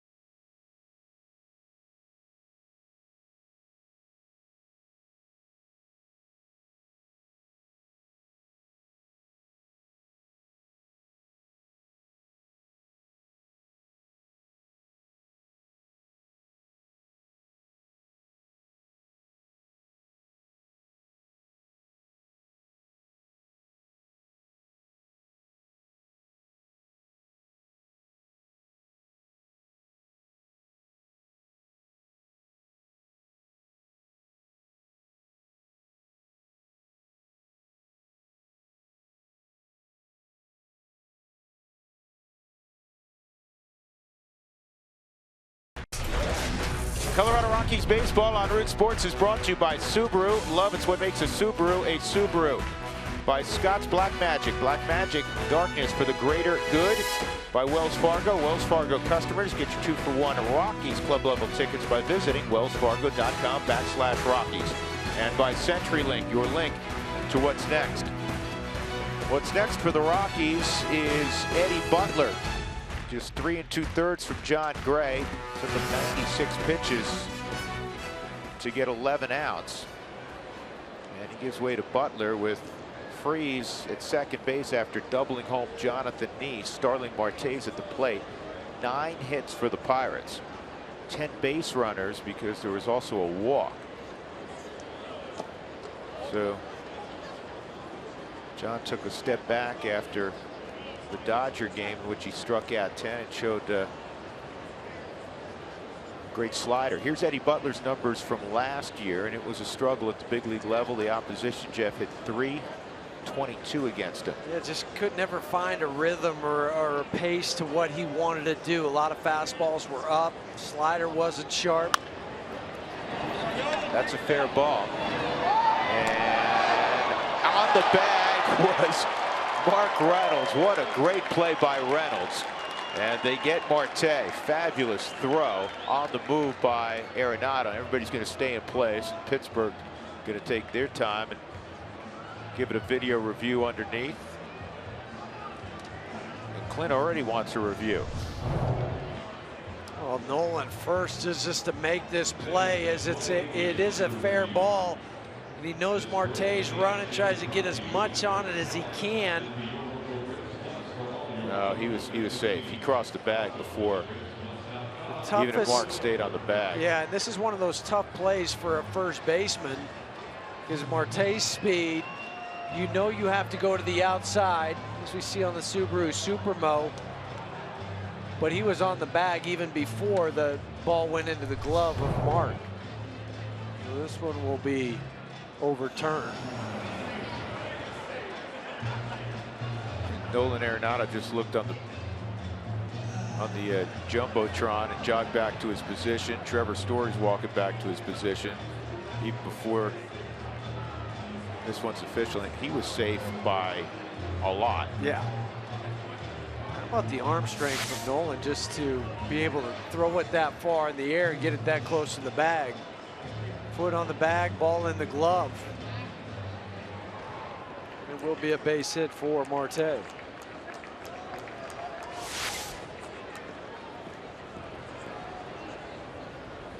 So Freese at third base, first and third, and Cervelli is up. Cervelli, single and a walk.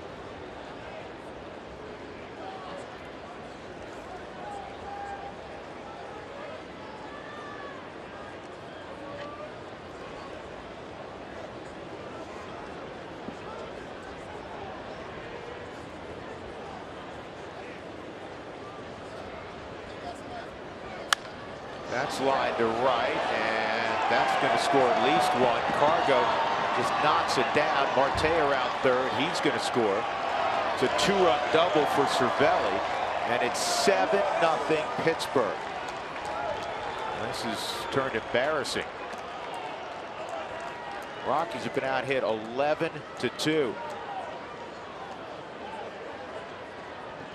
Second hit tonight for Cervelli, 11th RBI of the season. Tried to sink the fastball, didn't sink. Cervelli takes it the other way. Starling Marte running hard. All Cargo could do was just knock it down to keep it from going to the wall. No runs in the first for the Pirates, and 1 in the second, 3 in the third, now 3 here in the fourth.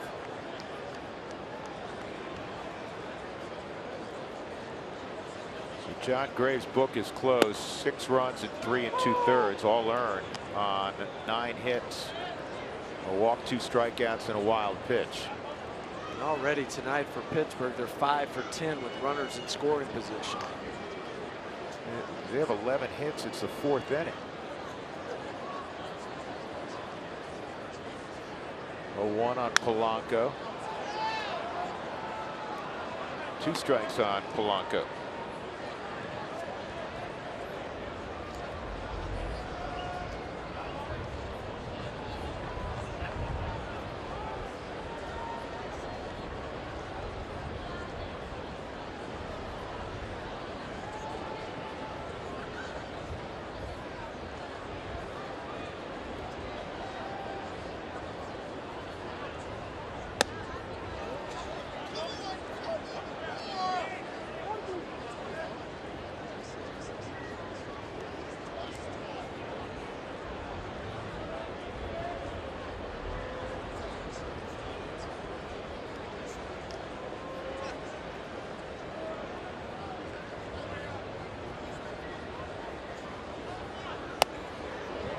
too tall. 2-2.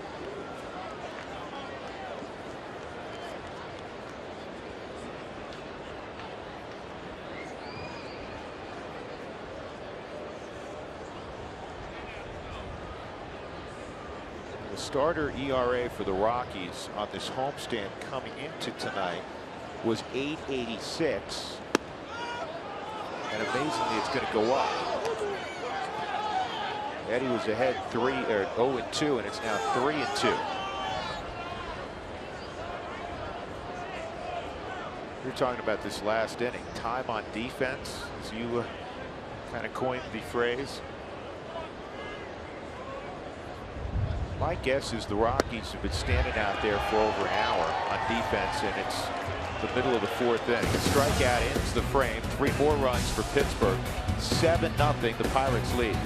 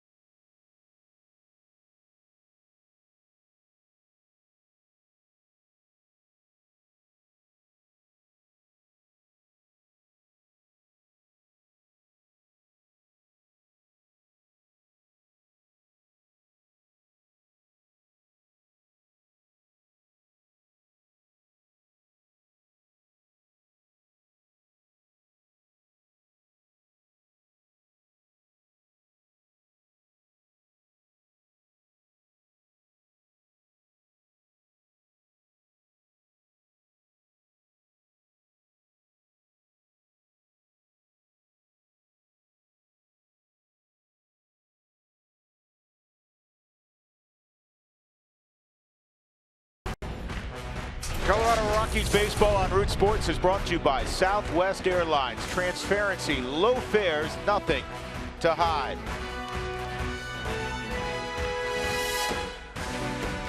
Seven nothing Pittsburgh as we go to the fourth inning. The Rockies will have Story, Gonzalez, and Arenado. Drew Goodman along with Jeff Houston, Mark Stout. Temperature at the beginning of the ball game around 52 degrees. It's in the mid-40s now. Story struck out on a curveball his first time up, and he takes strike one. Just the difference between the number of pitches. I mean, for John Gray in 3 2/3, 96 pitches, 63 for strikes. That was just the 40th pitch that John Neese is throwing. Here's something that surprised me in doing some biographical research on John Neese. He made 177 starts in a Mets uniform. That's 10th all time. And you think about all the great pitchers the Mets have had. John Neese, 10th. This ball is hit a long way to center field, and this one is gone. Trevor Story with his 9th home run to make it 7-1.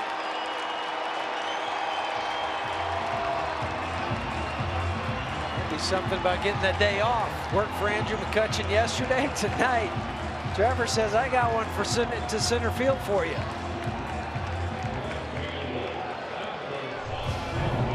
Nice to see. Goes down and gets a cut fastball that has enough power to still drive it out to center field, supplying some of his own power.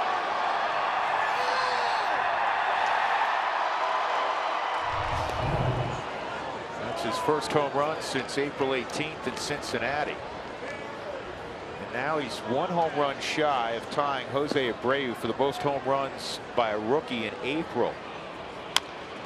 Cargo with a slowly hit ball, and he's got there in time.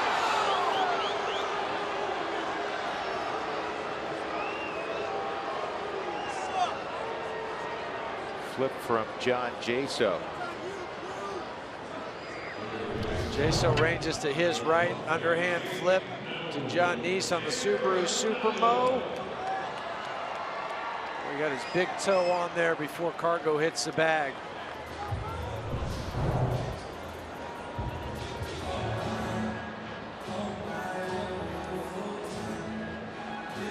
Take a look again at that swing by Story.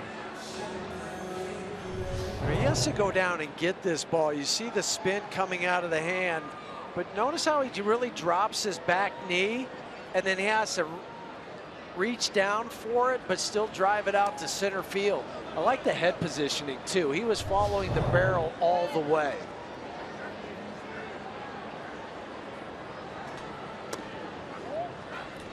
Ball one on Nolan. Hit a fly ball to left field in the first inning.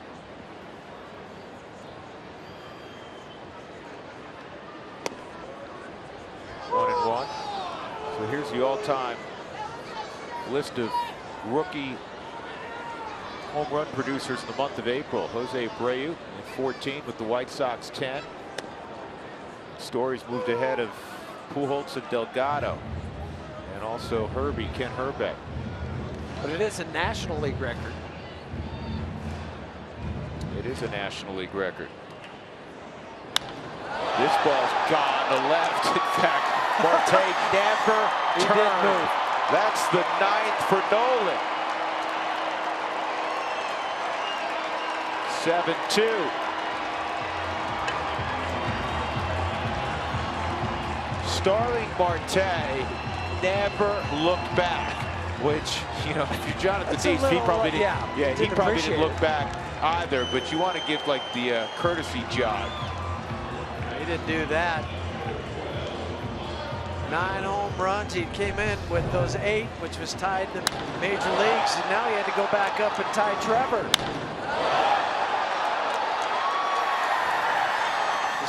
Marte doesn't even look, just says, well, we'll wait till that ball lands and maybe look back.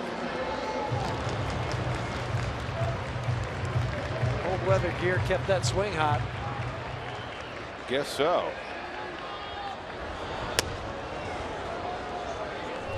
We saw Trevor go down and get the ball. This was a cut fastball, but it was belt high. Didn't do any cutting other than cutting through the wind as it left the ballpark.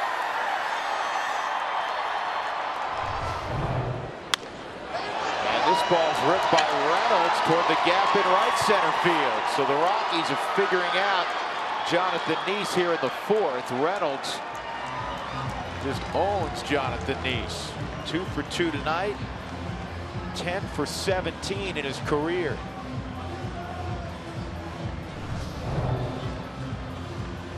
Just, base hit to center field. Now he'll take the ball to right field. 6th double this season for Mark.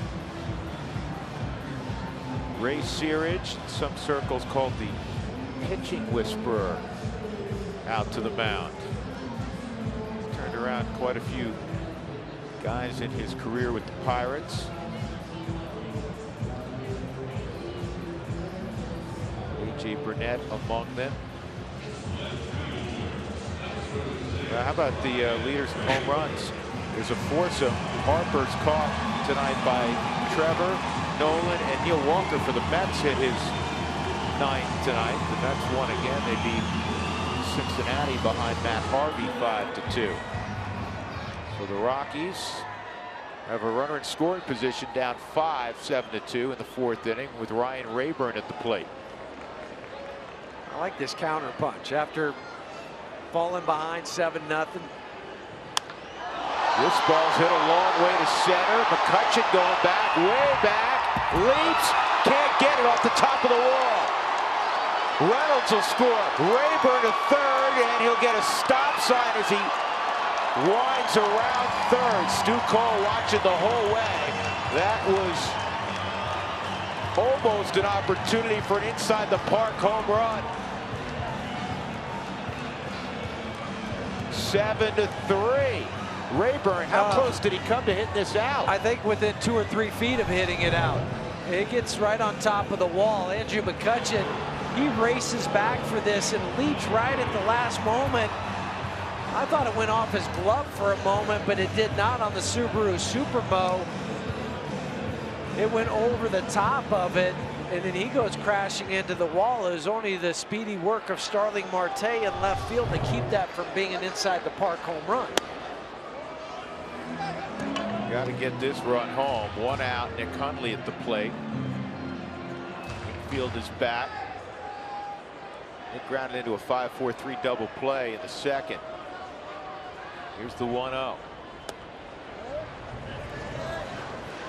There were some hacked-off swings this particular inning for the Rockies. Home run by Story. Home run by Arenado. Booming double by Reynolds. Rayburn hit one 415 feet for a triple. 3-0 for his first triple. You see why Jonathan Niese is being a little careful now after what's happened. Home run, double, triple, and he has a guy at the plate 5 for 12 in his career against him. And that's ball 4. That'll bring up DJ. That was off the Subaru strike zone too. Clint's managed too many games here, even with a 7-run lead against that Rockies offense. You know, he wasn't fully comfortable. And now he's most uncomfortable.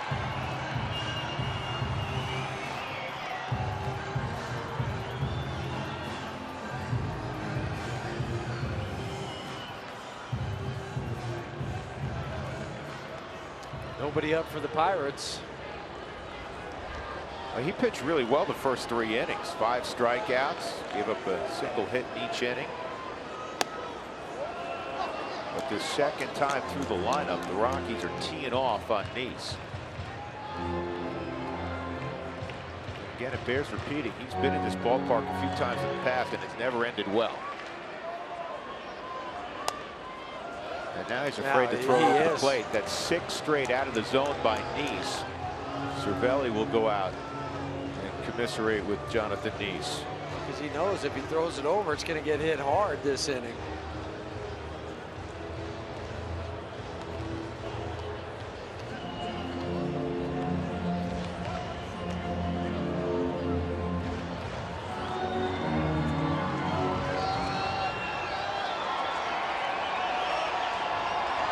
Great opportunity here. DJ. Thomas called. DJ with a 2-0 count. Might be the one time you see DJ try to open up and lift one, hit it to left field. I was thinking the same thing, and he did just that. I mean, hunt that fastball. Why not? You know, the MO is he's going to go to, you know, stay inside it, go to right field, go to right field. But we've seen him, especially that first series down in Arizona, open up and hit the ball out a long way out of the ballpark to left. And it's okay. You took your one shot. Now you go back to hitting it wherever he pitches the ball. DJ bounces one into right field, base hit, just like DJ normally does. And now it's 7-4 for LeMahieu, his 8th RBI. And the Rockies, Eddie Butler scheduled up, even though he was pitching long haul relief with 1 out, 2 on. We'll see, he's getting called back, but it's for instructions from Walt Weiss. I just like watching and admiring a professional ball player, because DJ, the first swing on a 2-0, he tries to hit it out, fouls it off. Now he says, I'm going to go back to my approach. Whatever he gives me a little cut, slider, fastball, or cut fastball away from me, I'll just hit it that way. Right, it's like, okay, this 2-0 pitch is mine, but now it's 2-1, I'm going back. And he came through. That pitch is in there for a strike. If you're at home, you're saying, man, why doesn't Walt pinch hit here? You're down 3 runs. You have 2 on, 1 out. Part of it is the Rockies are in the midst of playing 20 straight. Bergman's not available. Your lone long haul guy's Butler, and if you burn him after getting just 1 out, you're really going to have to piecemeal your way through it. And you only have 4 bench players because you're carrying that extra arm. So yep. You're already a couple arms down. And as I mentioned, Chris Russin is scheduled to start. Your other long guy scheduled to start on Friday. Butler's failed to get the bunt down twice, and he gets it down the 3rd time. Neese will get the out at first. So Eddie Butler on his 3rd attempt got it down. And now with 2 outs, Gerardo Parra will come up. He's the 9th man to hit here in the inning. And if he can throw out a base hit, the Rockies, in all likelihood, will be within a run. 7-4, 2 in scoring position with 2 outs. Huntley at 3rd, LeMahieu at 2nd. Ryan Vogelsong, the former Giant, is now up for Clint Hurdle.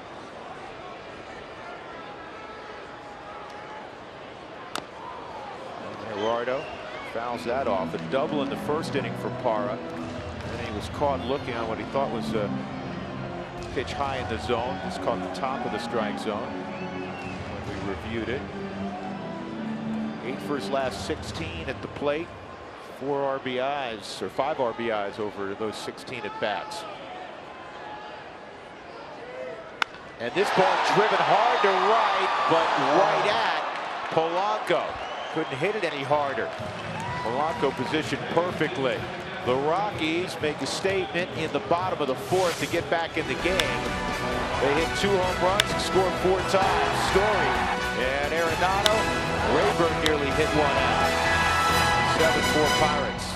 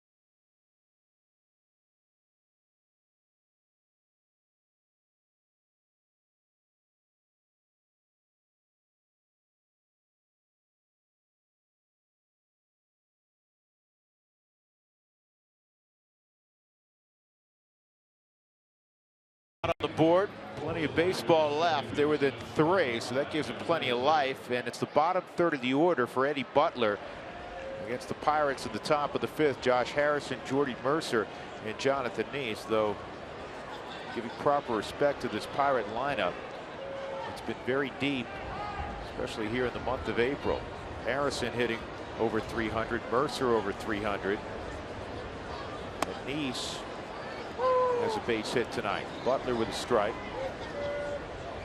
Eddie Butler, when he put together that great year in the Texas League in Tulsa, when the Rockies affiliate was in Tulsa, he had a great sinking fastball. I mean, he got an inordinate amount of ground balls, and at the big league level, it seems like he has lost a consistent sinker, Huey. He said, I was talking to him today about it a little bit. He said, you know, I've found my arm slot. I found what's working for me now. I feel like I'm getting that ball going down on the downhill plane again. And you could just tell, just talking to him, his confidence level was pretty high. We mentioned the numbers his last three games down for Albuquerque. 6 innings at least. 3 ERA, 10 strikeouts. Last pitch at Reno, gave up 3 runs. Only 2 of them were earned in those 6 innings. pulled that fastball wide of the zone. 2-2 on Harrison. 2 singles tonight for Josh Harrison.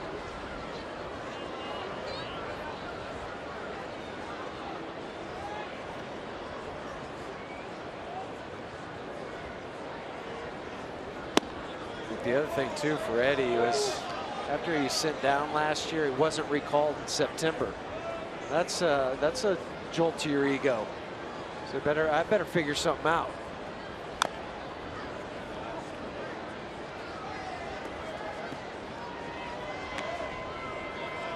What the Pirates have done throughout this series, throughout this season, is they foul off pitchers' pitches and stay alive in counts. There aren't many swings and misses. And there's a great example of it. The last 2 pitches, good hard sinker by Eddie. Harrison just nicked it, stays alive. Nasty slider away, and he wasted that pitch. And this isn't a strike, it's off the plate, but Harrison just reaches out. That's a great pitch. You can see it on the Subaru strike zone where it is. That's another good pitch that he fouls off. So then, you know, all of a sudden something leaks back over the plate that's hittable, or maybe on another 3-2 pitch he misses, and Harrison wins the battle. Hopefully that doesn't happen, but that's something the Pirates up and down their lineup are doing. Yeah, 10th pitch of this at bat. Make it 11.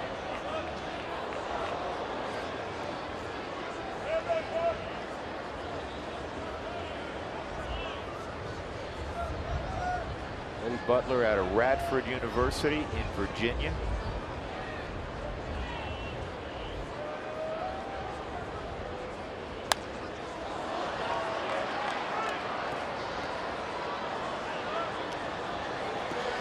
Reminds me of the story at bat from a couple of days ago.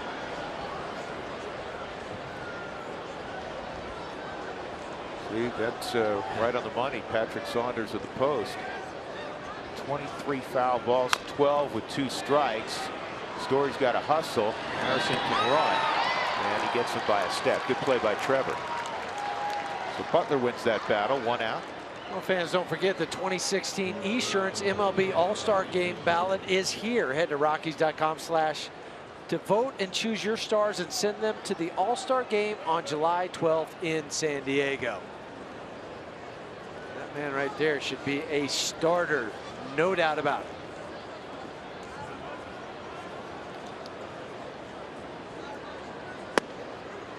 Strike on Mercer. Mercer an RBI ground out and a foul out up the first base line to Mark Reynolds.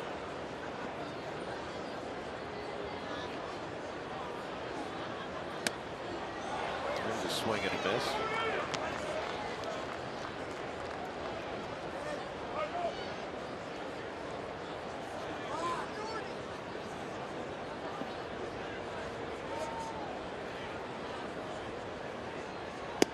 Mercer's gone. Good pitch by Butler. 87-mile-an-hour slider, but that locked him up. Eddie's second strikeout. Good throwing fastball, 95, right out of the hand. The slider grip, you see off to the side. We talked about it the other night. Locks up Jordy Mercer. Where you grab the baseball and how you get off to the side, just enough to create that rotation. 1-0 to Neese, 2-0.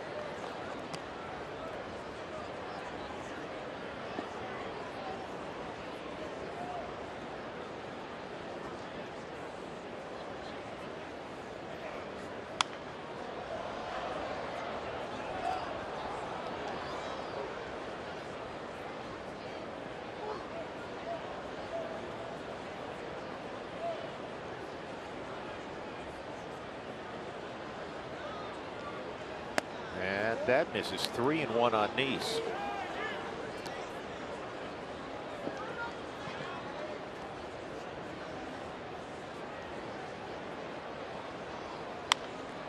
And that's line foul. Jonathan Neese may have swung at ball 4. He's being pretty aggressive for yes, he a did. pitcher. You see on the Subaru strike zone, it was off, but someone will go ahead and swing.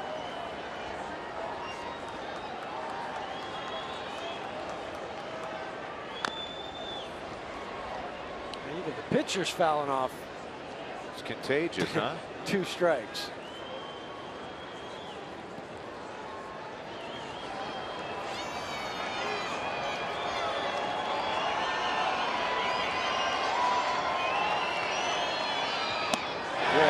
He's gone. So 1, 2, 3, 5th inning for Butler. And the Rockies hopefully can resume what they started offensively last inning. They're down 3.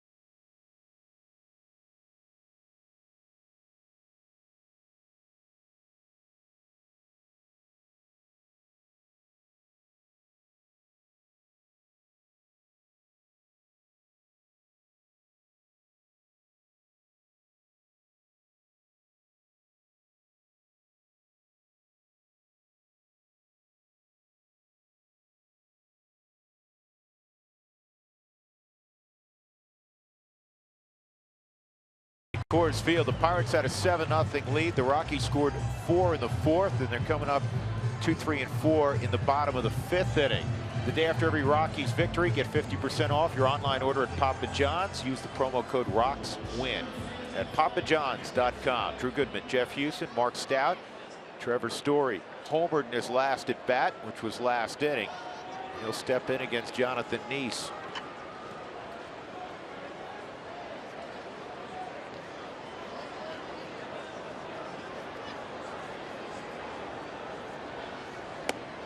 Ball 1.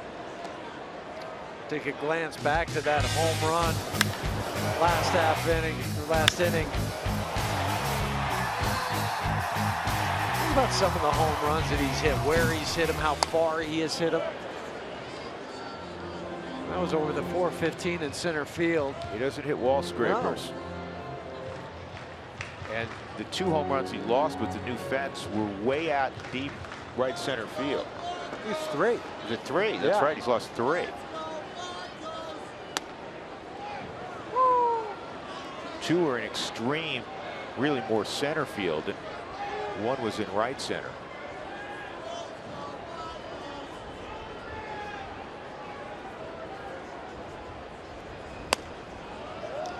Trevor with a 3-1 count. Like what he said after the ball game the other day. He does keep a level head. Said, hey, I worked out a couple walks on Monday. Those are productive at bats. He was on base half the time in that game Monday.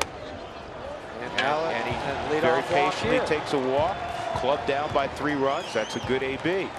Now Cargo coming up. Cargo has scuffled against Niese tonight. Good numbers coming in against him. He struck out on a curveball and then hit a weak ground ball to the right side. I'd look for Cargo to drive something to left center field, because he's gotten out in front on a couple curveballs that Niese has thrown him, or sliders or slurs, whatever you want to call it. So you know now he's okay. Keep that right shoulder in. Try to take him the other way. I think Walt's going to look for a spot to get Cargo a day off, and the most likely spot would be Friday in Arizona. You get a day game tomorrow against a righty, Juan Nicasio, a former Rocky, and then Robbie Ray's going on Friday, a lefty for Arizona. And as a player, when he'd get 36 hours down. Right, and that's huge. To know you play the game, but then you're getting Friday off. You might come in and pinch hit late in the game. And this is slowly hit again, and Harrison will get the lead runner. We talk about heavy hitters in baseball. Yeah, we have some familiar names, Bryce Harper, Anthony Rizzo, but these guys, they also don't strike out a whole lot. I mean, now how about that? 9 home runs, only 9 strikeouts for Bryce, 6 for Nolan. I mean, Neil Walker with 9 home runs, 18's not a big number, 13 strikeouts, and they draw some walks. I know Trevor has 9 home runs, but these are guys that have a couple of years underneath their belt. So I wanted to put that number out there and show you. Nolan pops it up. Polanco comes in and makes the catch. Well, Nolan's the only player in Major League Baseball right now who has more home runs than strikeouts. 2 outs. Mark Reynolds is the last guy Nice wants to face. Single and a double tonight. Keep throwing out his numbers against Nice. Reynolds 10 for 17 lifetime against Nice. 2 hits tonight. Mark's got the average well over 300, 327. And got a pop up. Harrison calling for it. Polanco coming on. He's going to call him off. So Story walked to lead off the inning, but then Gonzalez, Arenado, and Reynolds made out 7-4 as we go to the 6th.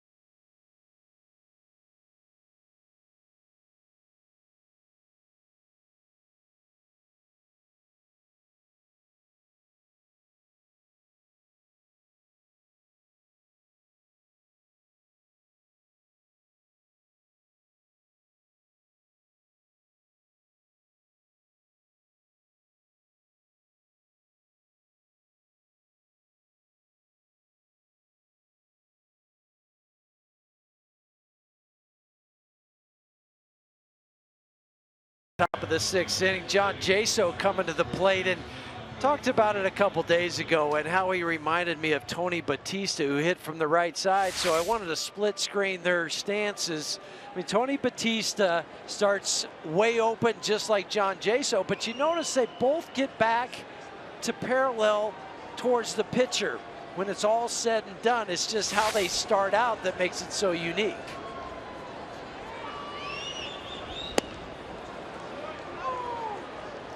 There have been some strange stances in the history of baseball. Do you remember Mickey Tettleton? Yes, had his feet completely close together. It was like he was going to click his heels and go back to Kansas.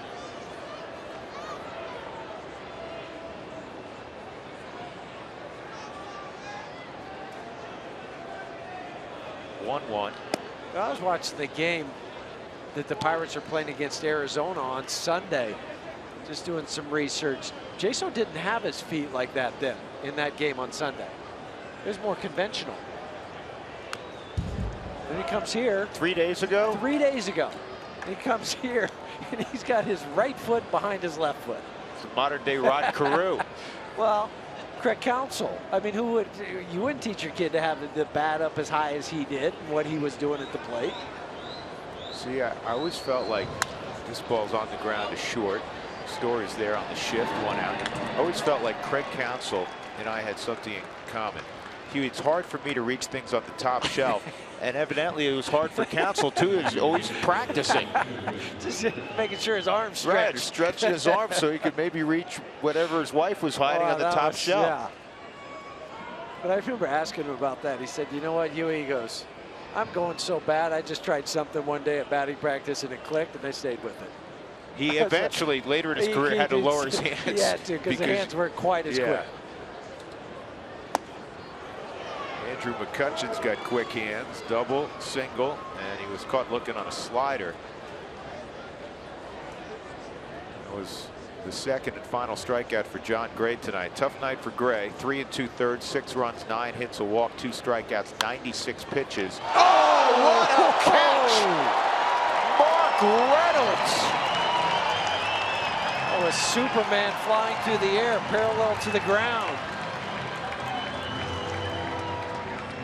Oh, and very apropos, they're playing the Superman music here at the ballpark. We just lay out, and then the roll.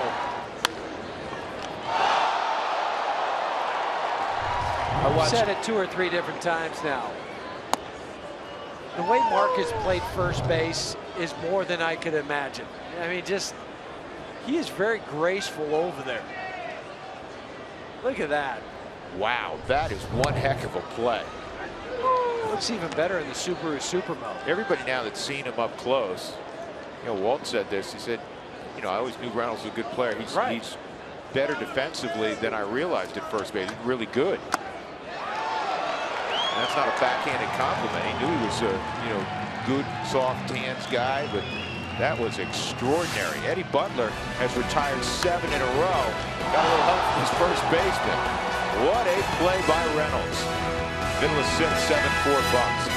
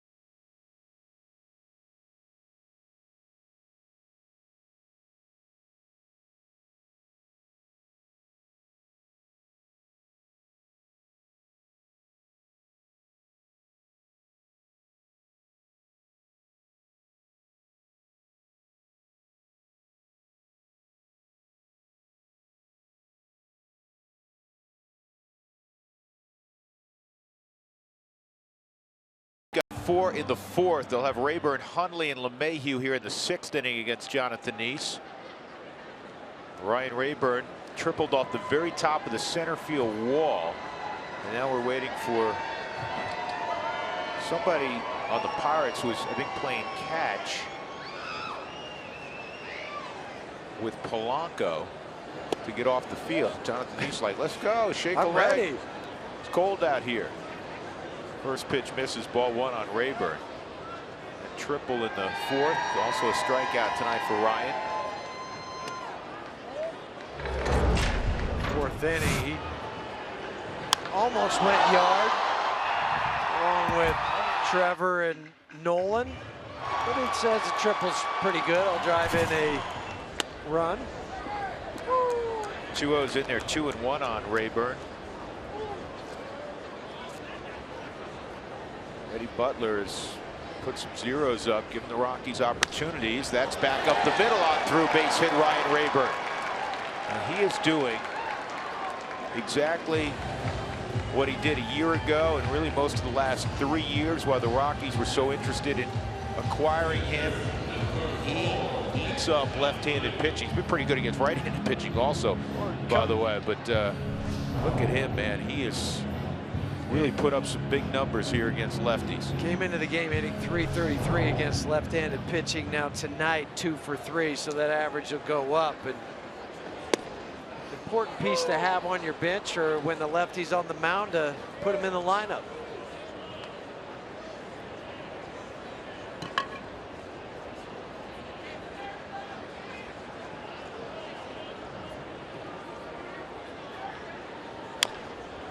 And that's fouled off by Hundley. 2 strikes on Nick. Nick walked his last time up.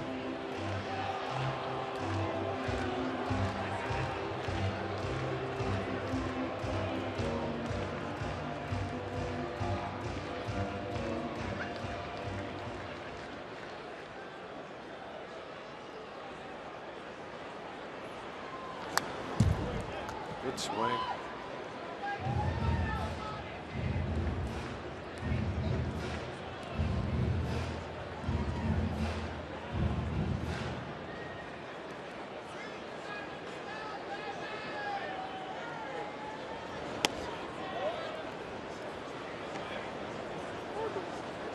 Vogelsong's up again for the Pirates.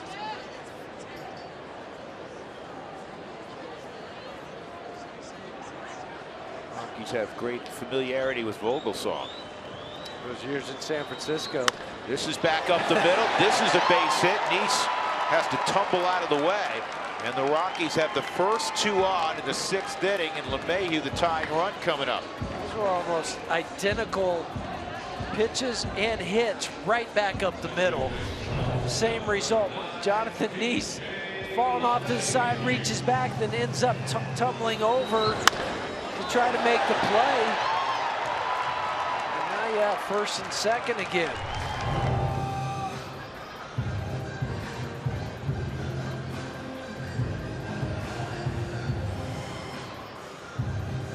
While we have a moment to remind you that you can take a behind-the-scenes tour of Coors Field. Group and individual tickets are available year-round. Call 303 Rockies to get behind the scenes.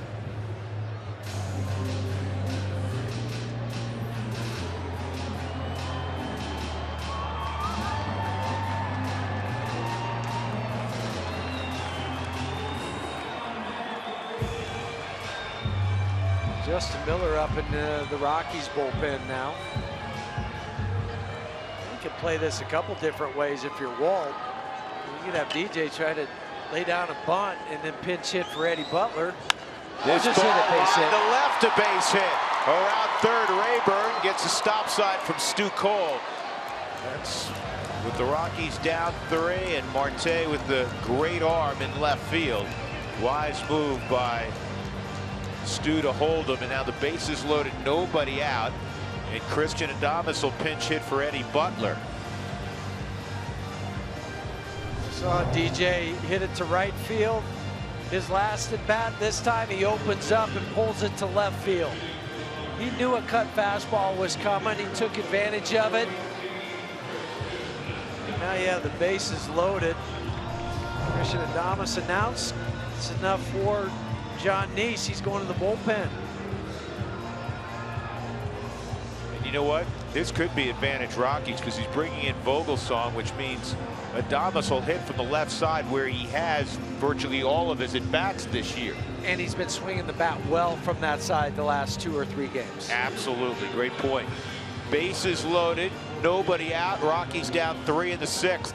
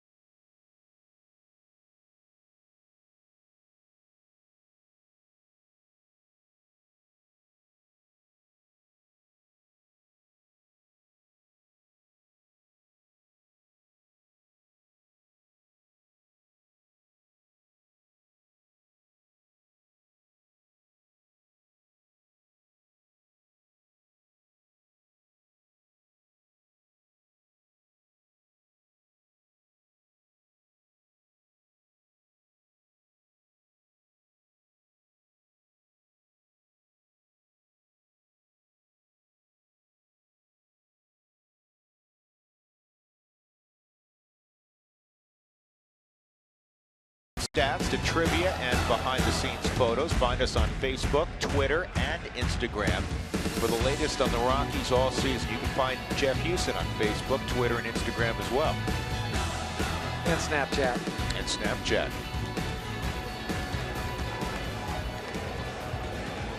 Ryan Vogelsong, the former Giant, working out of the pen for the Pirates, and Clint Hurdle has summoned him, and he has a mess on his hands. 3 straight singles against Nice. Rayburn at third, Hundley at second, LeMahieu at first, and Christian Adames will pinch hit for Eddie Butler, who did a fine job in long relief for the Rockies in his return to the big leagues. Gave up that run-scoring double. And he kept you in the game to allow you to get to this point. Yeah, Eddie gave up it was actually a 2-run double. He had the infield hit, 2-run double, and then after that he retired 7 straight. Give the Rockies a chance. Adames takes inside. As Jeff mentioned before we went off to commercial break, Adames has been swinging it well. 2 for 3 and a couple of walks in his last 5 plate appearances. 3 for 6 on the homestand.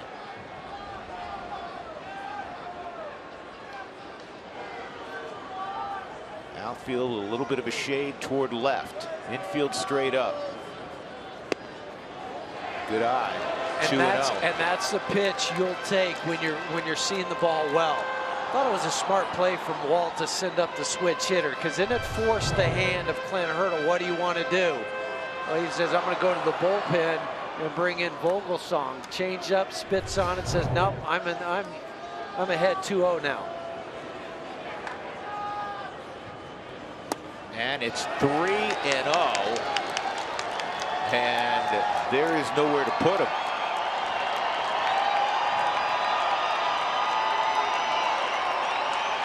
Eduardo Parra on deck.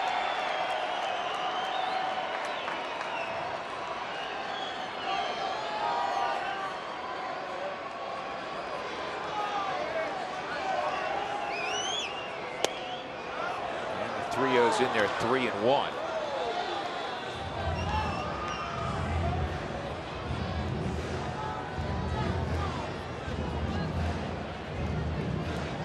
Now, right now, too, your strike zone is so small. Just look for that small window that you're going to hit in. He didn't like it. Called a strike, 3-2. It's okay. Not afraid to hit with 2 strikes. No, because he just spreads out and thinks about using his hands. Chokes up on the bat. Bases loaded, nobody out. Rockies trailing 7-4, bottom of 6. Here's the 3-2. And it's lined off the glove into short center field. The throw to third's going to get an out. What a Tough read for Nick Hundley. He's got a freeze on the line drive. And a heads-up play in the infield. Was it Harrison who picked it up, or Mercer? Jordy Mercer. Mercer picked it up, and he looked around and he found an out at third. Christian Adames goes down and gets a sinking fastball. Hits it right on the button, but it's so close to being that wrong height that Josh Harrison just knocks it down, and then Jordy Mercer picks it up.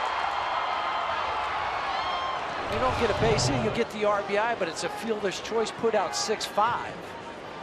In fact, and actually you got to include the 4 in there, because Harrison. Right, yeah, exactly. Harrison obviously touched it initially, so 4-6-5 on the fielder's choice. Tough break, but the Rockies are within 2. Parra at the plate, 0-1. Any kind of luck there. It's bases loaded, nobody out still. Parra hits it in the air to Polanco again. Now tagging and moving up 90 feet is LeMahieu. And that'll bring up Trevor Story. And again, the heads-up play from Jordy Mercer to think about even getting that lead runner, because if he doesn't do that, that's a sac fly.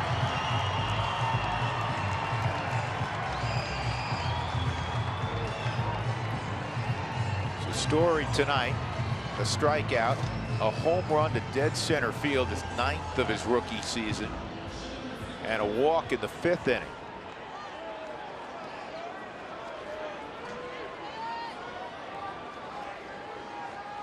Bases loaded, nobody out. You'd like to score at least 2.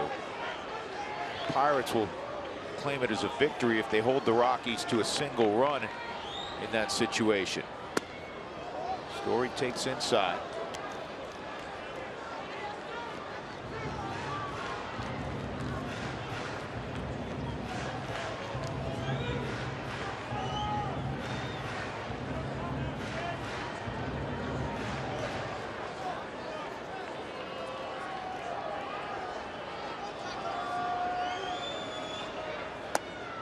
That's high, 2-0.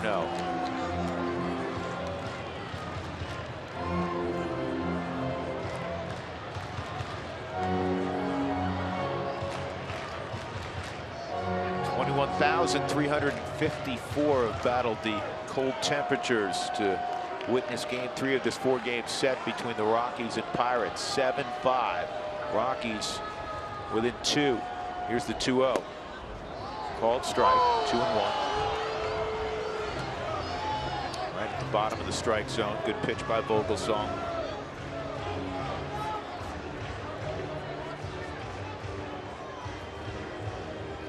Trevor might have been guessing something off speed.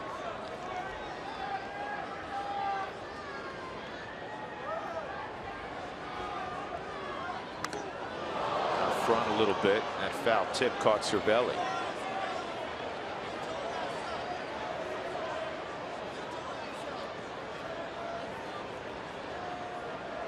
Right above the knee on the inside. There's no padding.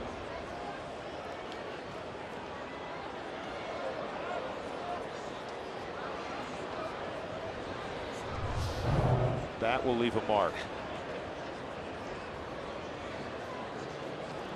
The trainer's just out there for moral support right now. How do you feel? Yeah. How do you think I feel? It hurts.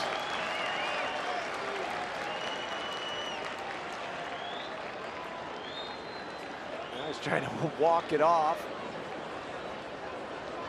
They have a tough job, catchers.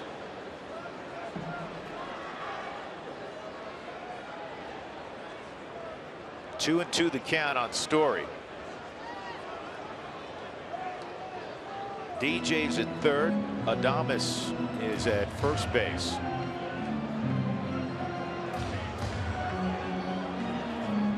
Well, Cervelli probably knows that Chris Stewart will do the catching tomorrow.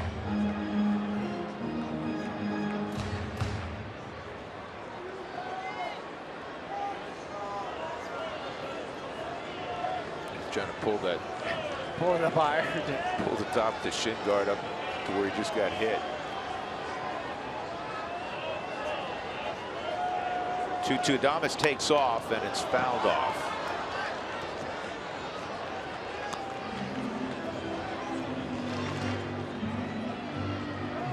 Staying aggressive this inning. Now the Pirates are flashing some different signs of where they're going to throw the baseball after that attempted steal.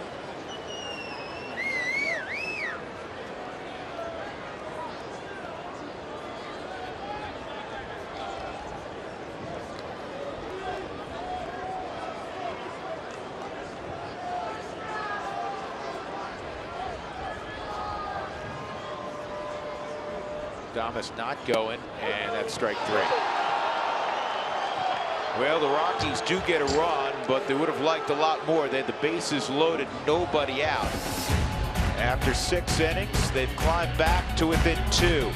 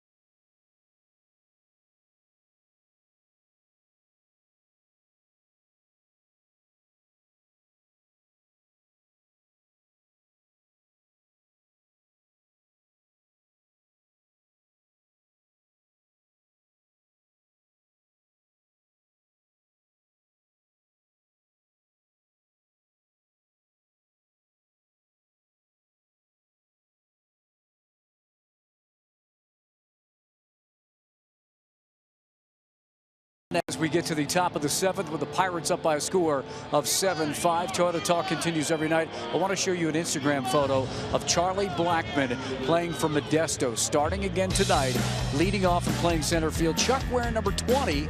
That's a 2-2 game in the 7th inning out at Visalia. He is 1 for 3 with a run scored. And as Drew and Jeff were talking about earlier, he'll go to Salt River Fields. And then I expect, guys, we'll see him this weekend in Arizona in one capacity or another. He'd probably be around the team. Yeah, I assume if everything checks out, he'll be activated. And not just around the team, but back in center field. First pitch, a strike. Justin Miller's now in the ball game after 2 1/3 of Eddie Butler, and Eddie was strong. Good outing for Eddie Butler in his return to the big leagues. And no walks, 4 strikeouts for Eddie. That's up to Justin to follow suit. Keep this game at just a 2-run deficit. 1 ball, 1 strike. Marte, Cervelli, Polanco in the Pittsburgh half of the 7th.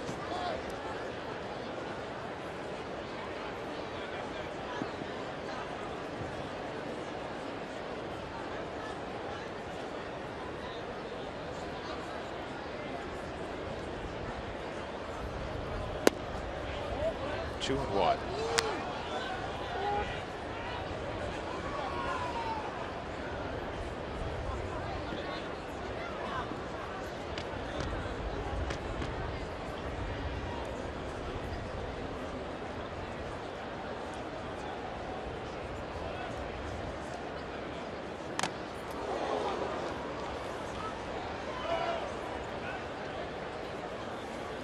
Mask of Ramon.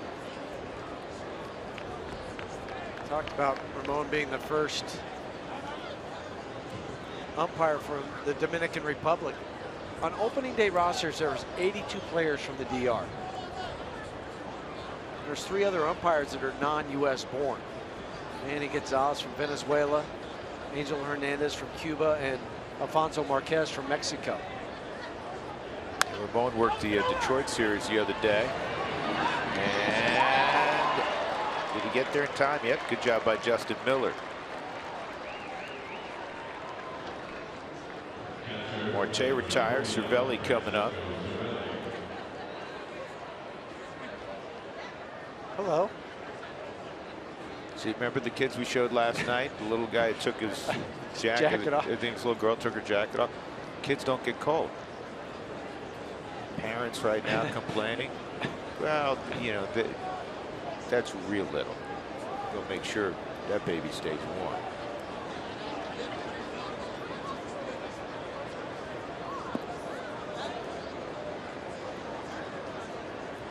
Cervelli, 10 career games against the Rockies, 378 average. There's a strike.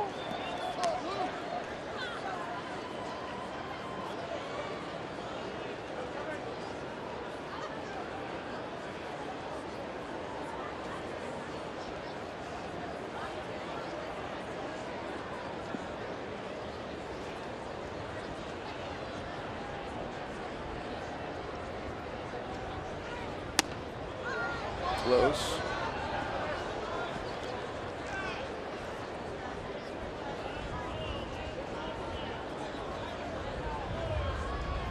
Neftali Feliz just started throwing in the Pirates bullpen.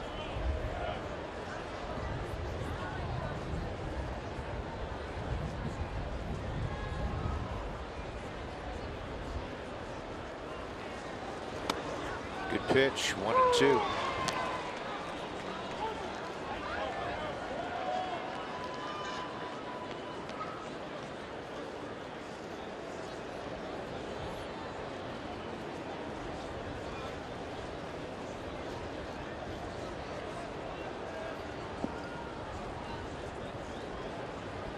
One out. Cervelli has been on 3 times tonight.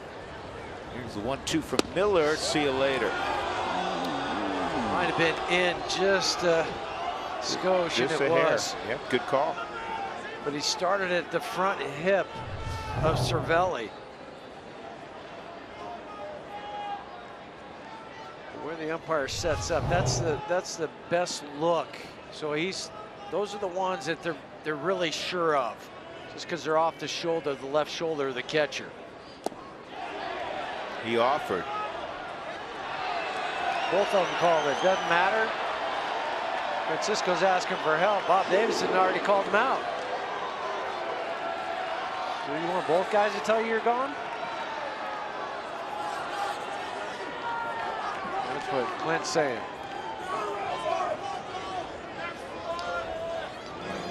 Clinton Barkin and Bob Davidson. 2 outs. Another hard slider. This will give us a better look. Yeah, that's a swing.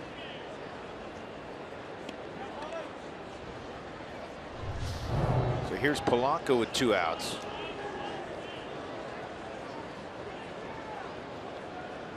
Rockies put the shift on. Last base runner for the Pirates was Cervelli, who doubled in 2 against Eddie Butler in the 4th inning. After that, Eddie retired the next 7. And Justin Miller has the first 2 here in the 7th, giving the Rockies a chance to get back in the game, which they've done. They're within a couple of runs, 7-5. They're now actually within a hit. Remember, it was 11-2 in hits. It's now 11-10. You mentioned all the outs since their last double. Also 5 strikeouts during that time.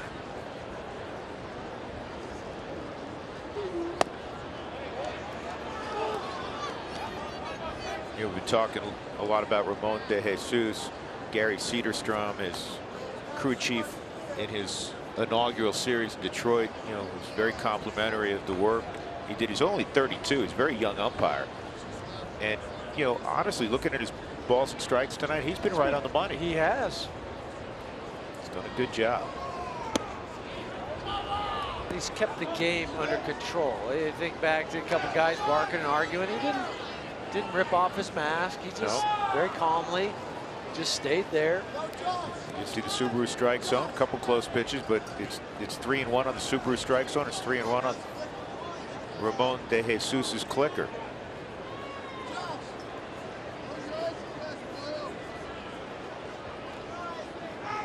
Polanco hits it to deep center field, and this one's gone. So we were talking about earlier, this young man has extraordinary talent. He hit that thing a mile, and it's 8-5. Second home run this year for Polanco.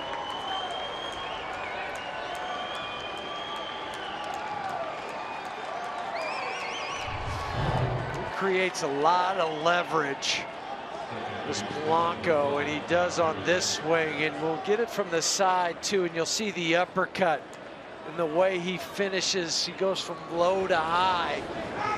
That ball was up in the air for a long time. Hugh, you made mention of this last inning. That's a foul ball in on Harrison's hands. That you have to put it in that small pill box where you like it when you have a 2-0 or 3-1 count. Well, Polanco had a 3-1 count there. That's right, and when you do that, you just block everything else out in that strike zone. The other word you always hear is a keyhole. Okay, so you think about putting your key into that keyhole. That's about as small as that area you're looking at in the strike zone. And if it's there, you jump on it. He jumped on it. He hit it 439 feet.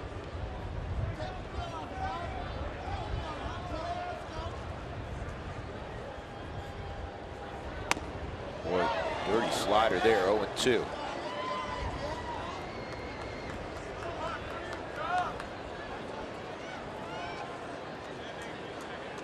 Rockies have allowed 31 home runs now this year, and they've hit 31 home runs.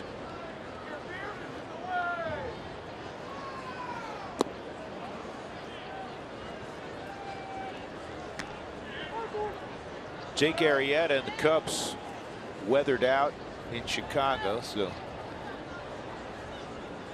Arrieta will have to wait to join Johnny Vandermeer. Brewers are saying rats. I think they're saying a lot of things rats wasn't one of them. Right? Okay. Here goes Harrison. He's going to start fouling off a million pitches, right?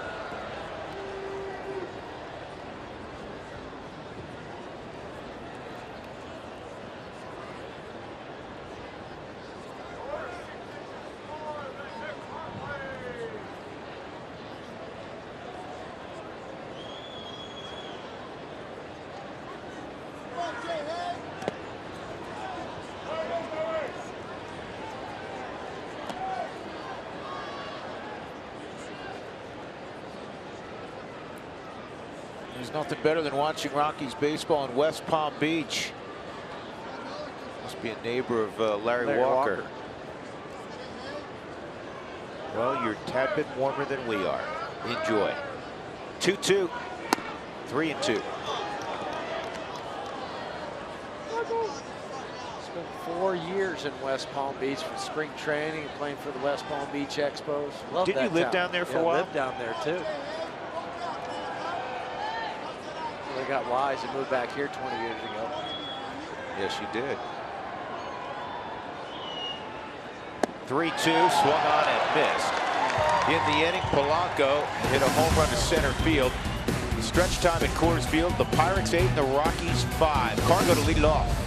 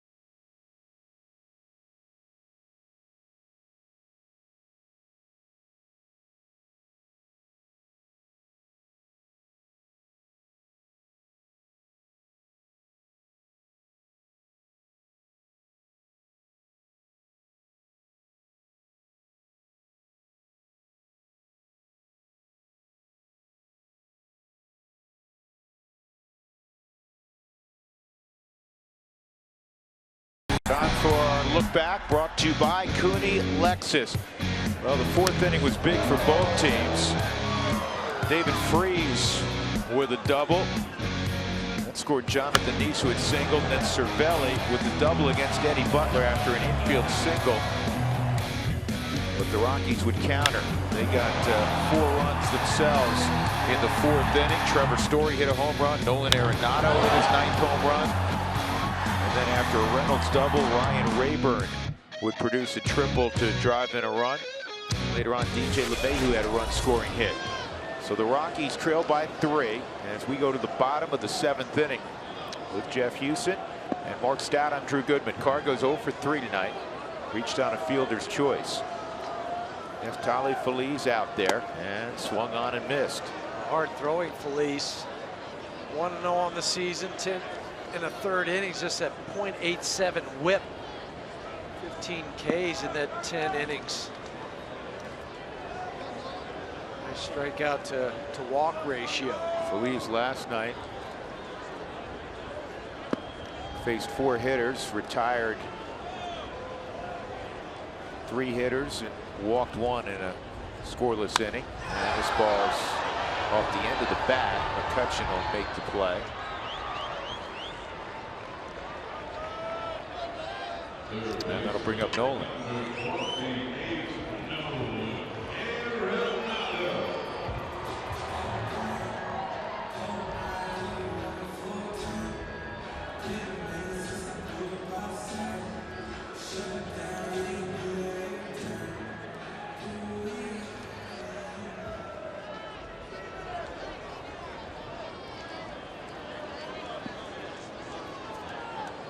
Nolan tonight, 1 for 3. That home run in the 4th inning you just saw.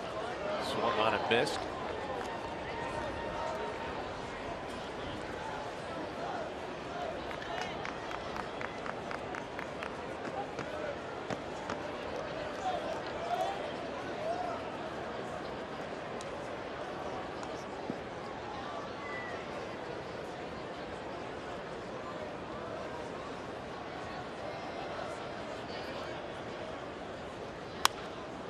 Fouled off.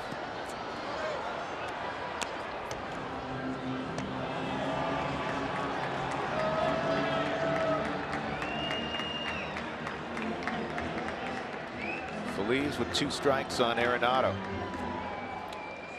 Nolan came into the ball game 3rd in RBIs in the National League. Drove in his 20th with the home run, and he's got himself a base hit. And the ball's dropped. Nolan's going to take advantage.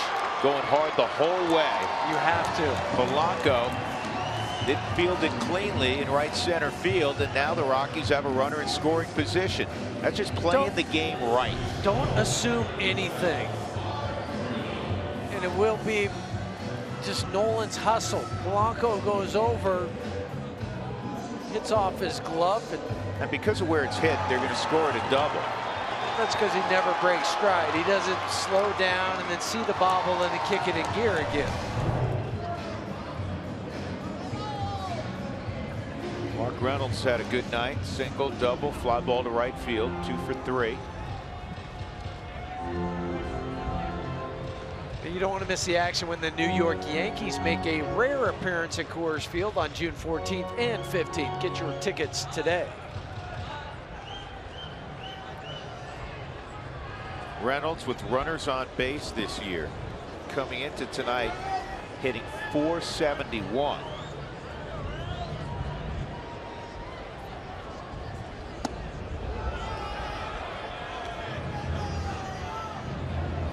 Mark started a little slowly this year, 2 for his first 16, but since then 14 for 34, .412 average.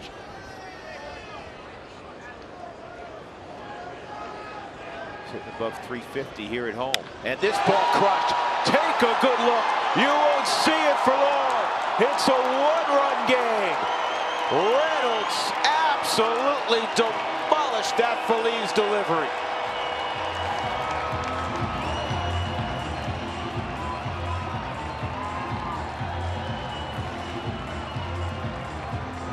He says, you're going to throw me an 82-mile-an-hour slider, and I'm going to take it out. And twice tonight, we've seen the left fielder, Starling Marte, not even move. He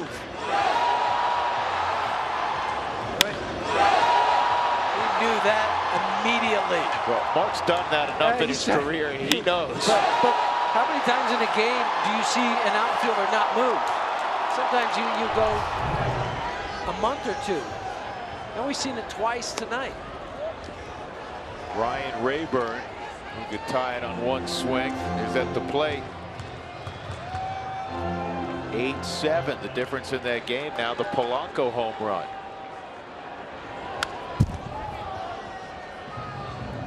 One more look at this pitch. The Subaru Superbo. Talk about a backup slider.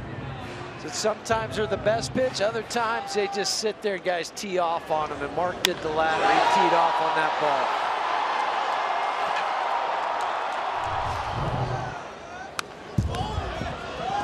ball. Rayburn right on Feliz. That home run traveled an estimated 456 feet, according to StatCast, which would place it among top 10 or 12 home runs hit this year. That's career home run number 239 for Mark Reynolds. Which ties Ken Caminiti and Dolph Camilli on the all-time list. And we've got tacos. Make sure you make your way to Taco Bell tomorrow. Participating Taco Bell locations between 4 and 6. Live Mazda Taco Bell. You'll get your Rockies Taco Special. Let's have it end in a W, though, for the Rockies. A much-needed W. The Rockies have lost 4 straight. They've lost 9 of their last 10 to Pittsburgh overall, and 7 straight against the Pirates here at home. And they battled back tonight from a 7-0 deficit. Battled back from a 6-run deficit against the Dodgers. Unfortunately, took a 3-run lead, didn't hold it, as you know. This ball's well hit to right, and the leap, and it's off the wall. Then Polanco goes, or excuse me, yeah, Polanco goes down, and Rayburn will stop there because of the hustle of Andrew McCutchen. So a 1-out double by Rayburn, and Polanco's just now getting up. That's because he hit the door area out there that leads into the bullpen. But tonight for Ryan Rayburn, he hits the ball to center field. Andrew McCutchen goes crashing into the wall. This one to right field. Polanco goes crashing into the wall.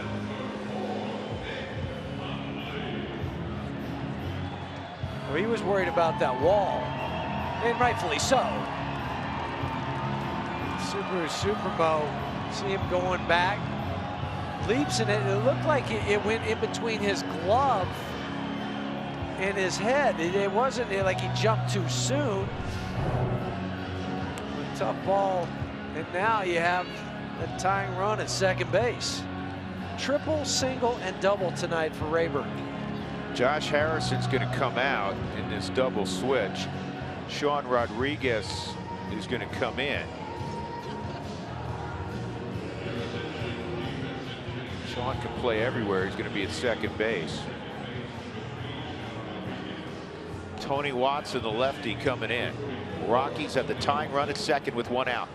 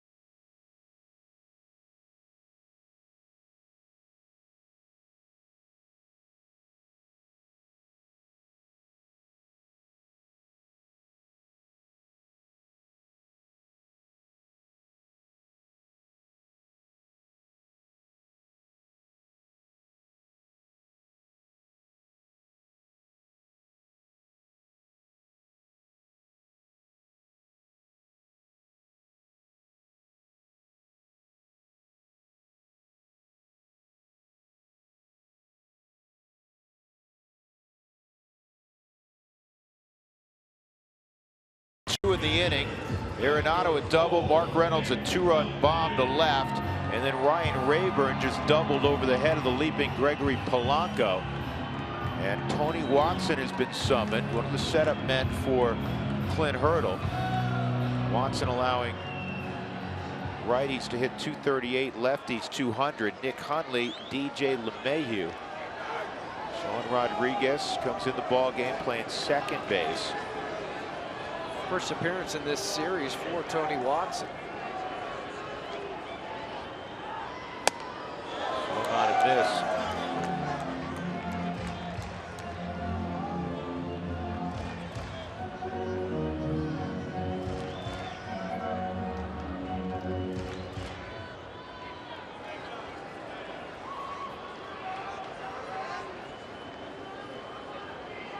Tony Watson at the state of Iowa and went to Nebraska collegiately.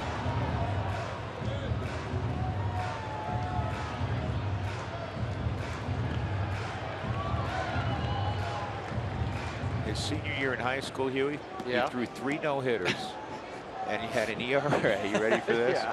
Of 0.10, which I guess he gave up one run somewhere along the line. Oh, look at it. Probably bad official scoring. Right. Hit or error, could have gone the other. They're on the road. Yeah. Some dad they're getting hit. Heads up, Nick.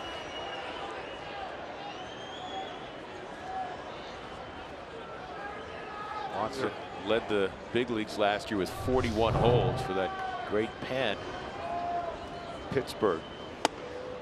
This year he's tied for second in the National League in holds. David Hernandez has 6. He's tied with Felice, Pedro Baez, and Addison Reed. They all have 5.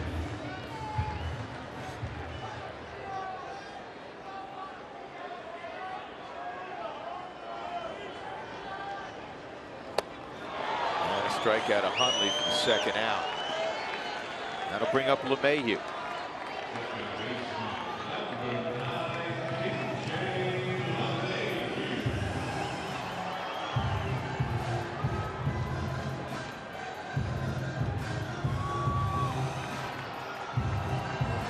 DJ tonight, 2 for 3. Run scoring hit in the 4th inning.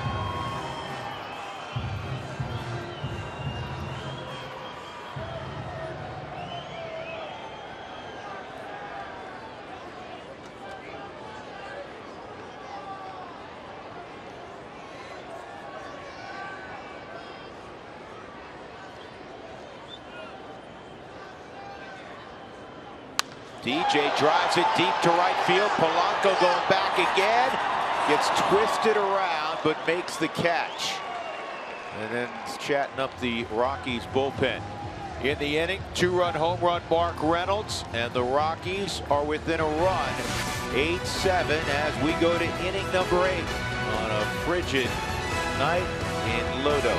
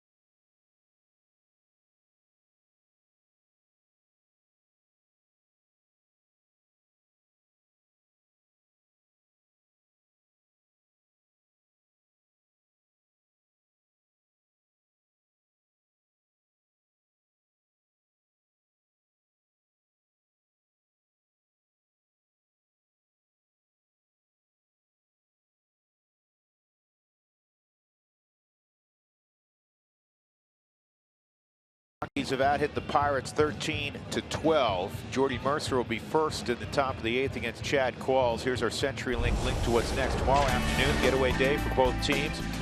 And it's the former Rocky Juan Nicasio going for the Pirates. He was with the Dodgers last year. Tyler Chatwood start number 5. Tyler looking for his 3rd victory this year. We're on the air at 12:30 with our pregame show. Join Jenny and the gang right here on Root Sports at that time. We'll have the game shortly thereafter. So Chad Qualls is aboard for the Rockies. It'll be Mercer, Sean Rodriguez, and then John Jaso. 10th appearance this year for Chad. 6 innings, 1-0 record. That one win got him to 50 for his career. 4 scoreless coming out of the bullpen the last 4 times for Chad.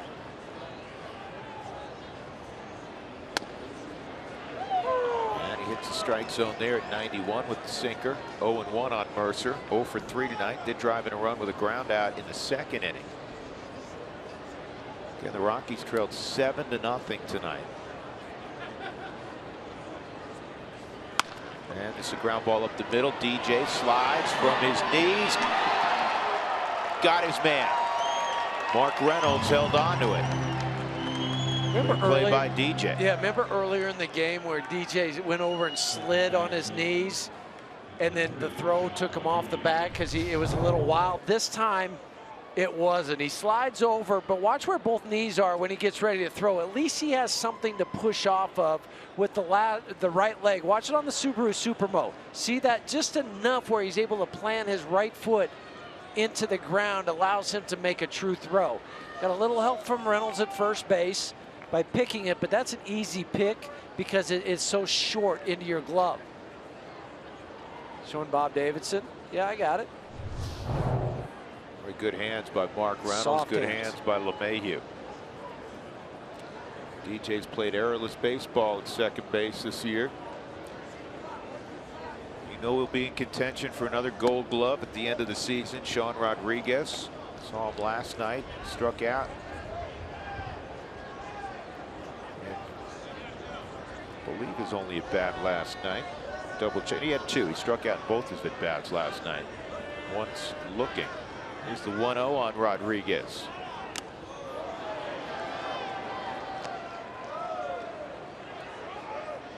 So the Rockies peeking ahead to the 8th.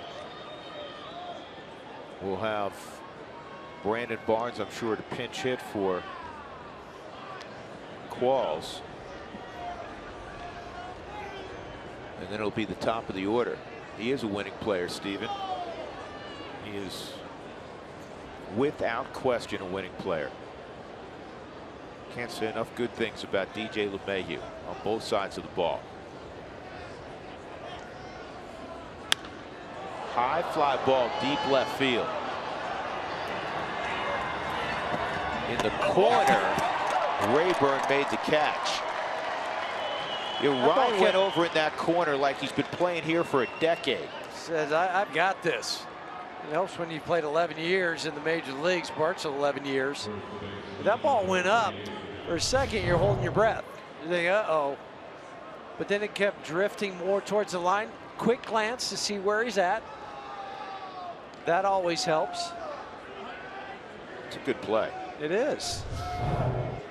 Just a smart outfield play. 2 outs, nobody on. John Jaso skips up there, ball 1.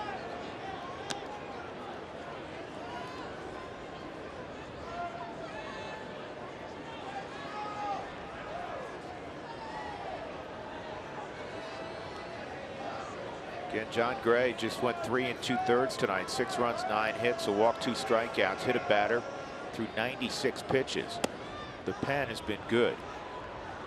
Butler, Eddie Butler, called to the big leagues today. Worked in long relief, 2 2/3, allowed a run on 2 hits. One of the hits was an infield hit. Bang bang play at first. No walk, struck out 4. Miller gave up the home run to Polanco. That's the difference in the game right now. And there's a strike, and it's 2-1. And the good thing too for Eddie, he only threw 41 pitches, and I mean this was his normal day to work because he pitched last Friday against Reno. But now if you're looking down the road 3 or 4 days to fill in for De La Rosa, he can make that start. Weak ground ball to LeMahieu. He pulls it to his chest, and it's a 1-2-3 inning for Chad Qualls. Rockies will look to get back after it offensively. They're within a run as we go to the bottom of the 8th.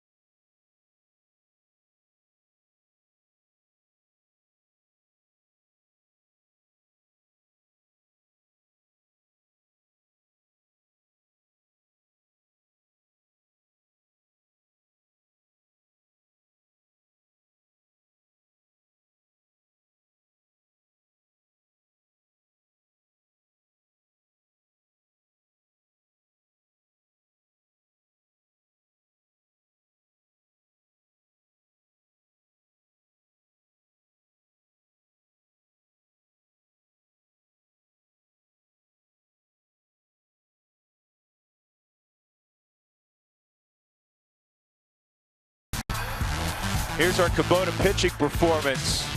In long relief, Eddie Butler. A nice return to the big leagues. Yeah, that first batter Eddie faced, Jeff, had that ground ball to third, and Nolan nearly threw him out. That would have gotten the Rockies off the field. Then he gave up the double. After that, he dominated the Pirates.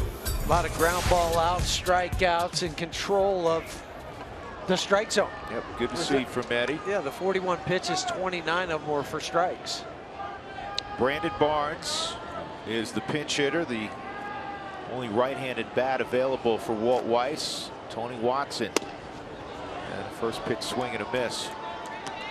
Watson came in, struck out Hundley, and then got some help in right field. Polanco made a nice catch on a deep drive by LeMahieu. Rockies got 2 last inning on the long home run by Mark Reynolds with Arenado aboard. And this is in the air toward Andrew McCutchen in right center.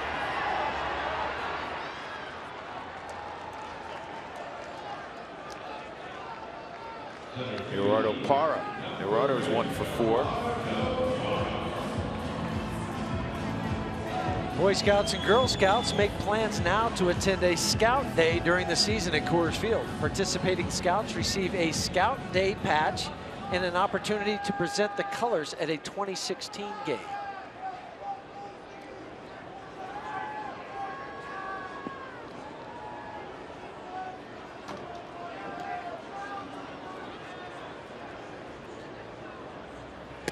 Outside, ball 1.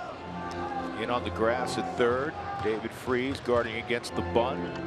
Part of the repertoire of Parra. Jaso on the line at first base. Wayne, no doubles there. 2-0. Watson, more than 300 career appearances in the Pirate bullpen since 2011.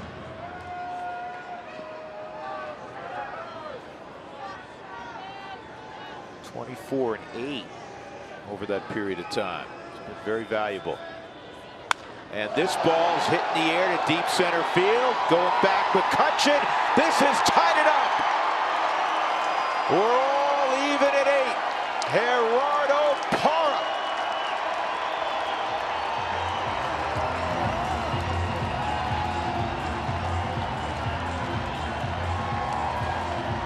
Second of the year for Parra. They're having some fun now.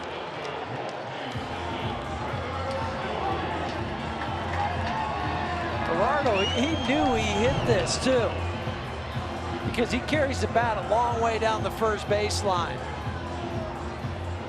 He carries it, carries it.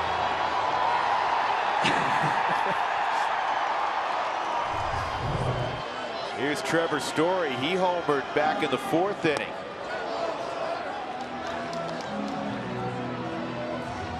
Rockies down 7-0 in this game. Have caught the Pirates here in the 8th. Parra left on left, leaving the yard to dead center field. Gets ahead 2-0. Fans are on their feet. They know it.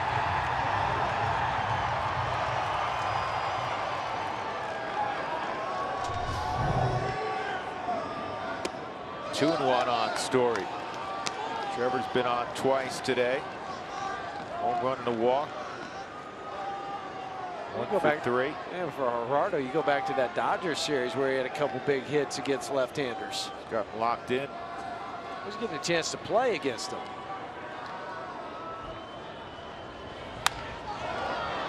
Story takes that lightning quick swing of his.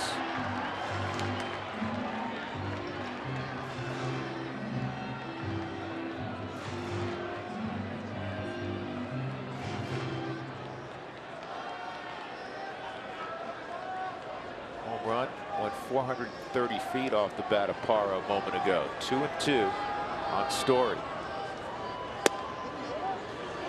3-2. Was the ball on the Subaru strike zone. Cervelli was trying to frame it and hold it there to try to trick the umpire.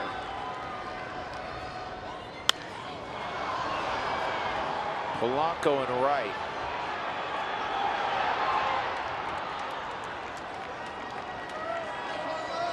Two outs, and that'll bring up Cargo. Cargo just 1 for 12 in the series.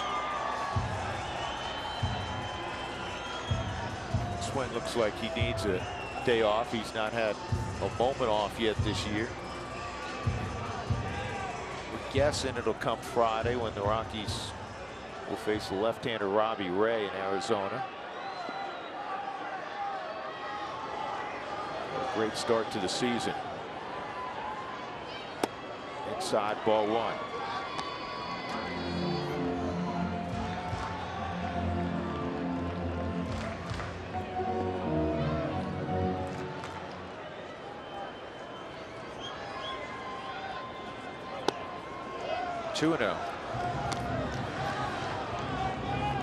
It's better timing from Cargo on that pitch with the leg kick. Cargo owns a home run against Watson. 2 for 7 against him lifetime. 3-0 with Nolan on deck.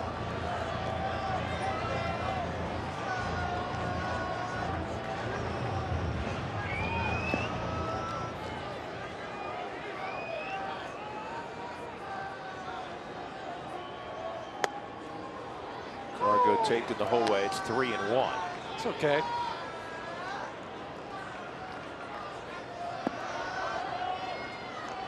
Jake McGee's up in the Rockies' pen. He'll be in the 9th. Back up the middle, base hit. So Cargo reaches. And that'll bring up Nolan. That base hit, everybody in the starting lineup, all 8 guys other than the pitcher spot have a base hit. Another strong day at the ballpark for Nolan Arenado. Fly ball left field, and then this. A mash to left. That's one where Starling Marte never turned around. That was in the 4th inning, and then the 7th inning, the hustle double. Yep, a hustle double.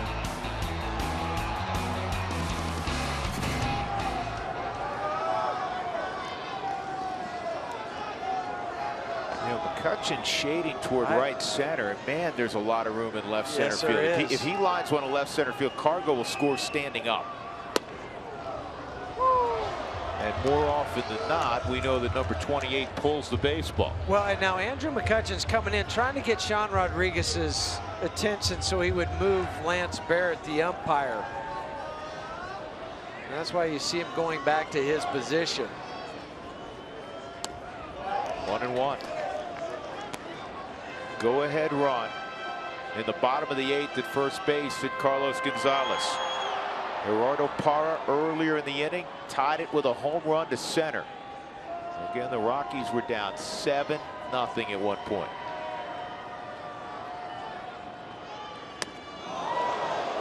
Pulled the string. It's 1-2. There's a home run swing from Nolan. Tony Watson turned that over.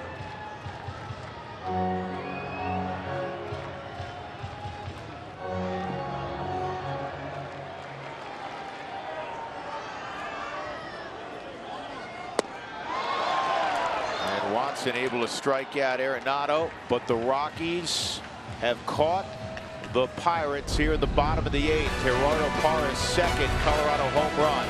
It is 8-8 as we go to the 9th.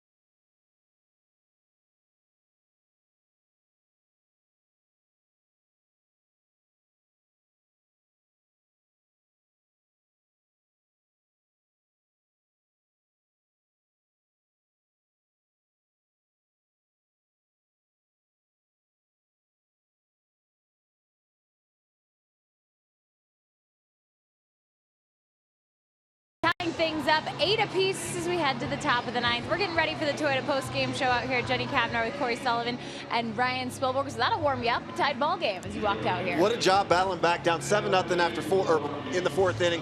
Make it all the way back, tied up 8-8. Well, you talked about last week on Sunday, we saw this happen. This time, finish the drill. If we're going to be out here in the cold, might as well do it, right? Finish it up, and we'll tell you what other historic Mark Trevor Story hit in this game. That's coming up on the post-game show, guys. Can you turn that What do you got? please? What do you got down there? Oh my the gosh! heater. Wow! Sorry, guys. Wow! Did you talk? Tell Doug to get the ice cubes ready for you boys. Wow. That's hot. Feels like West Palm Beach. 75 degrees up here. I'll take the jacket It's off. not even that bad. You guys It's are not, hilarious. We're not freezing. It's super It's warm not out that here. cold. Yeah. Right. Really not that Opening cold. bid. Huey, Opening Huey, bid. that $3 million's now $2 million. Oh, I'm sorry, Corey. Everybody else, but Corey, yeah, we got a little something going There on we go. there. Weird. Don't share inside jokes on television. It just That's gets right. awkward. I know, okay. that's why I didn't say it. Andrew McCutchen's going to lead it off against Jake McGee here at the top of the 9th. The Rockies 8, the Pirates 8. How do you turn the temperature down on this thing? Don't.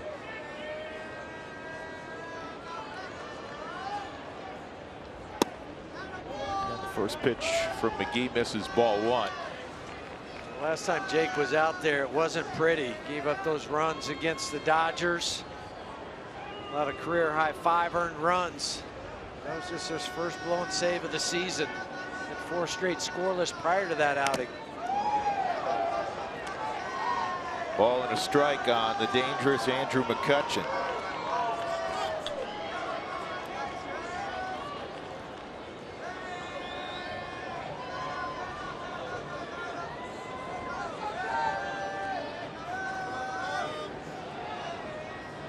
McCutchen tonight, double, single, strikeout, and would have had another hit if not for an acrobatic diving catch by Mark Reynolds, the defensive play of the night.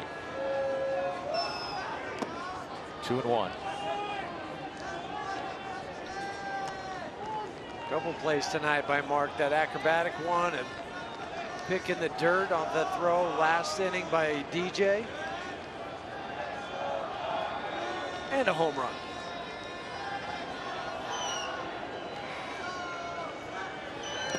Three and 1.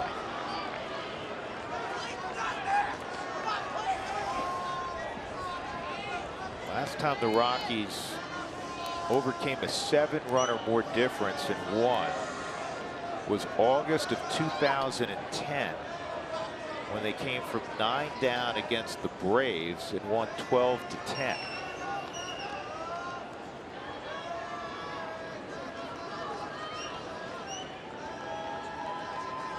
Three and 1 on McGee. Uh-oh. Get foul. Turn. And it did.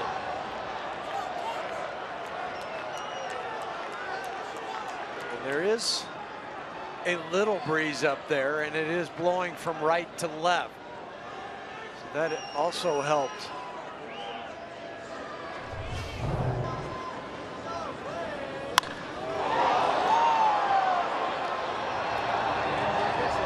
That's 15 feet foul.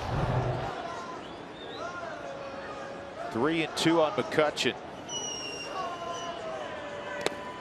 And he walked him.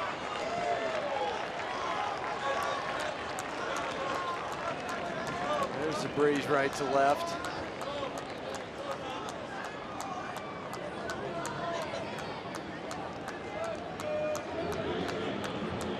That'll bring up David Freese.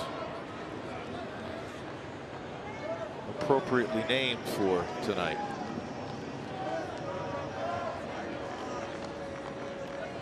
Make sure you bring your raincoat tomorrow. I've heard there's a little rain in the forecast.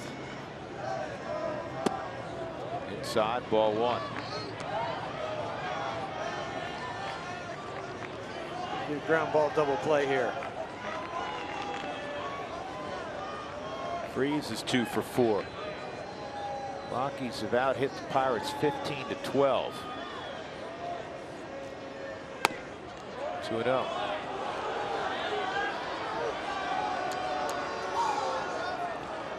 And that's normally a good sign. The Rockies, when they out-hit their opponents this year, 8-0. When they get out-hit, they're 0-9.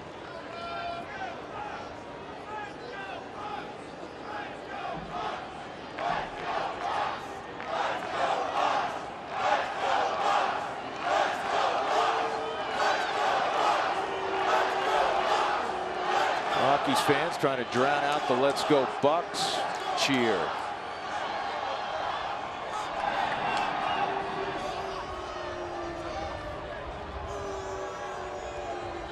Courtesy throw over to first base to see if Andrew McCutchen was tipping his hand if he was going to take off. Just one stolen base for Andrew this year. Center field. And it's caught by Parra. Boy, that thing carried further than it looked like it was going to go. That's a good catch by Gerardo. And a great recovery, too. He's off the bat. He thought he was going to have to just stay there and catch it. Then he kept going back, looking over his shoulder, went back even more. He thinks he has it. Well, I've got to turn now and run, figure out where the wall is, time my leap at the correct time. He did that.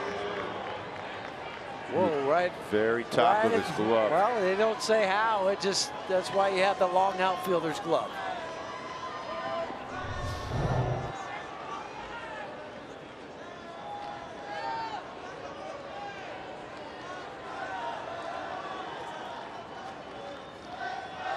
Starling Marte. Curveball for a strike.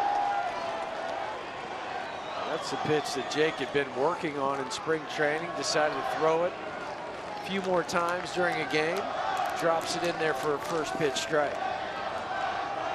Lobstein and Melanson throwing for Pittsburgh right now.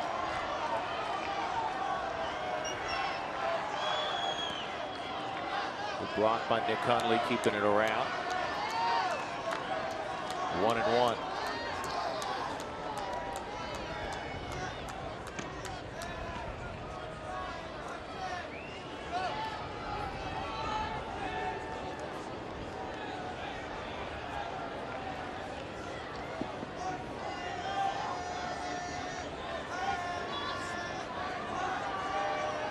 Eight, 1 out in the 9th inning. And a good pitch, 1-2.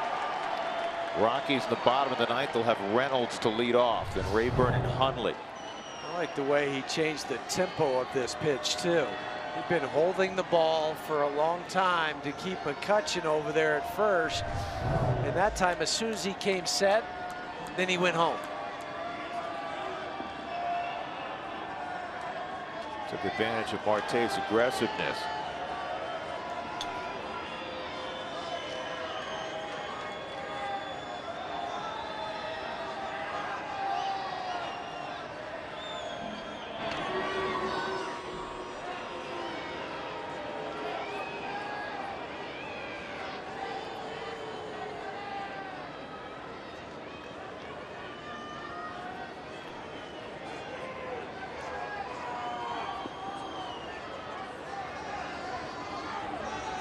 Cervelli on deck. 1-2 on Starling Marte.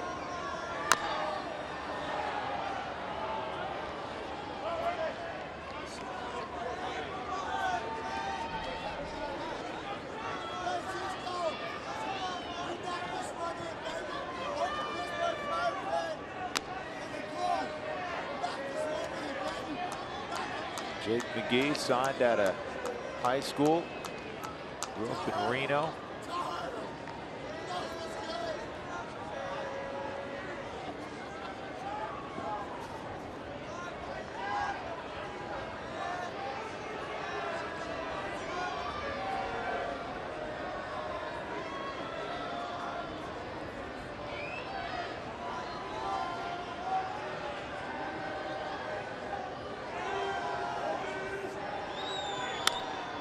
In the air, shallow right, and it is foul.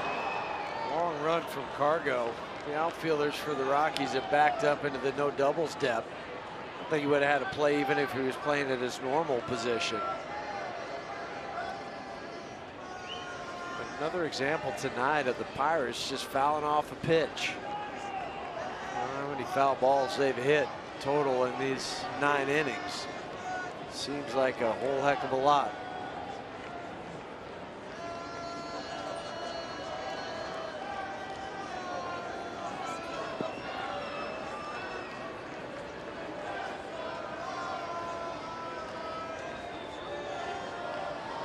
Another 1-2, ground ball, and that's foul.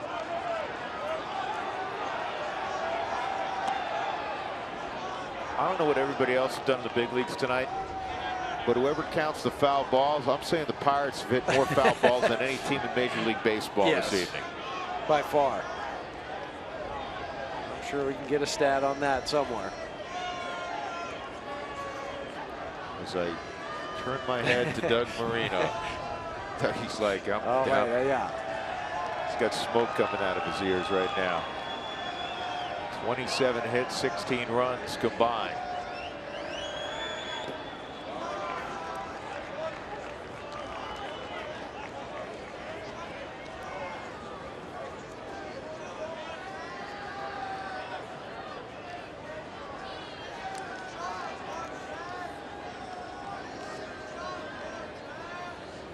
Tell you what, Dougie hasn't given us the foul ball stat, but he just came up with the following.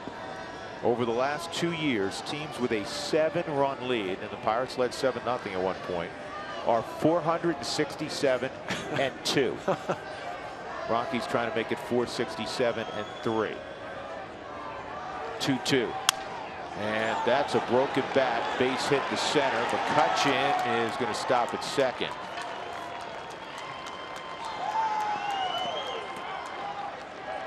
You could hear the bat break on contact from Marte.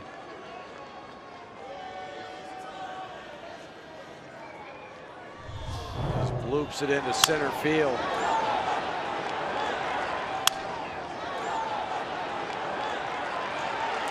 Charging hard was Gerardo, and Kutch does the right thing, shuts it down. Marte a couple hits tonight.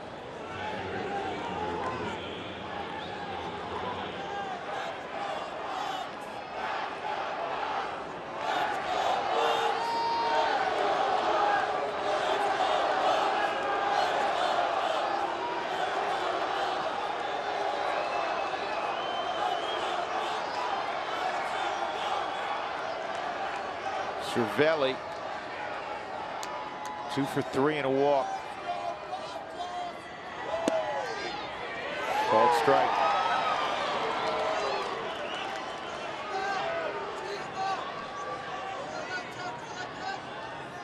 The first time that these two have matched up against each other.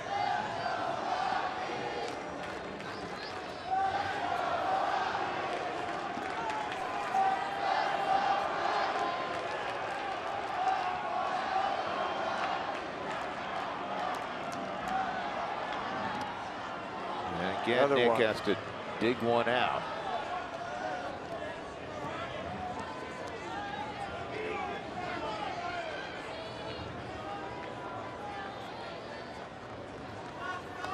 Cervelli has grounded into 3 double plays on the season. It's going to be up to DJ to make sure that he keeps Andrew McCutchen close at second base. Don't let him get into the blind spot of Jake McGee and take off.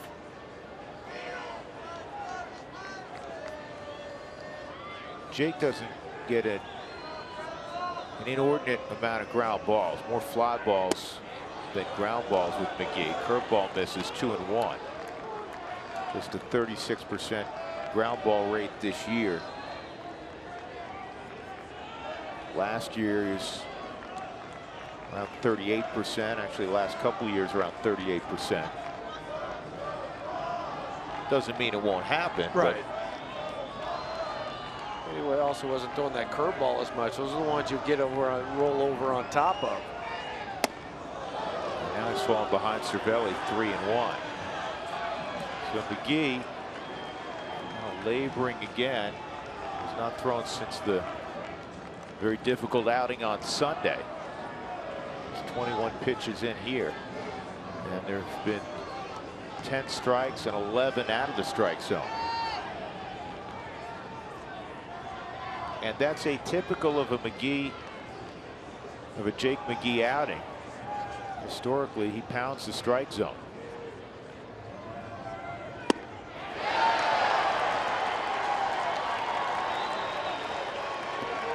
Challenge Cervelli with the fastball. Well, he was looking to hit a 3-run home run.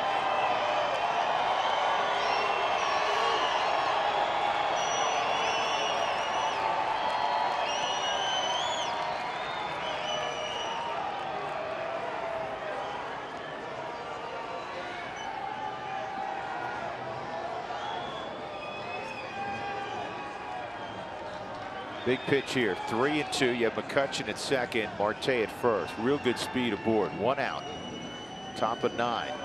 Ground ball to third. Double play ball. There's 1 on the first. Double play. There it is. That's exactly what Jake McGee needed. Around the horn it went, and now we'll go to the bottom of the 9th inning. The Rockies looking for a single run. We're tied at 8.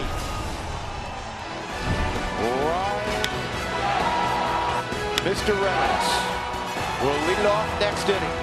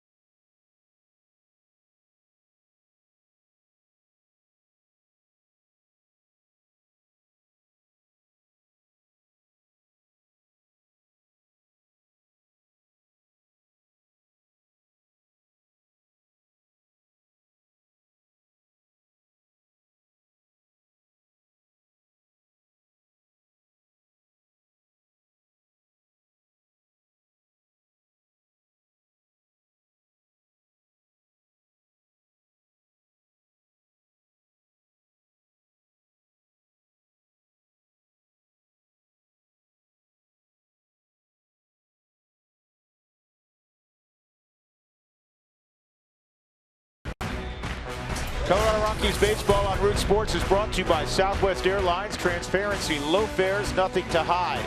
By Reserve Casino Hotel, I-70 West to exit 243 in Central City. By Wells Fargo, customers get your 2-for-1 Rockies club level tickets by visiting wellsfargo.com/Rockies. And by Volkswagen. So we go to the bottom of the 9th inning in a wild affair at Coors Field. The Rockies down 7-0. Caught the Bucks in the bottom of the 8th on a home run by Gerardo Parra. It's 8-8. Double switch for the Pittsburgh Pirates. Starling Marte comes out. Matt Joyce goes in. And on the hill now is Kyle Lobstein, who has not pitched since Sunday. And he's usually a multi-inning guy. Mark Reynolds, Ryan Rayburn, Nick Hundley in the bottom of the 9th for the Rockies, looking for a single marker. Lobstein acquired from the Tigers in a deal this winter just for cash considerations. For Lobstein, fastball about 87, 88, and that one was 85, even lower. Slider, changeup, curveball.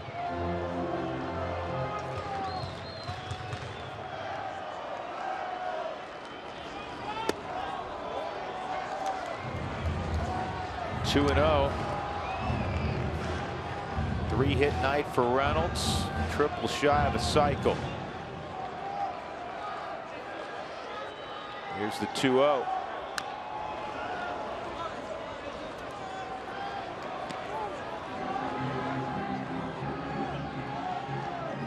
home run that Gerardo Parra hit.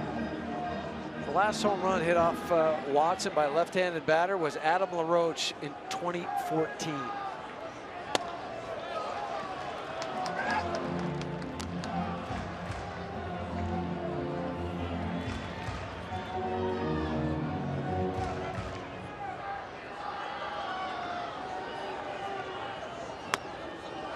And a called strike, 3-2. I think Mark knew it, trying to influence Ramon De Jesus, but it did catch the Subaru strike zone.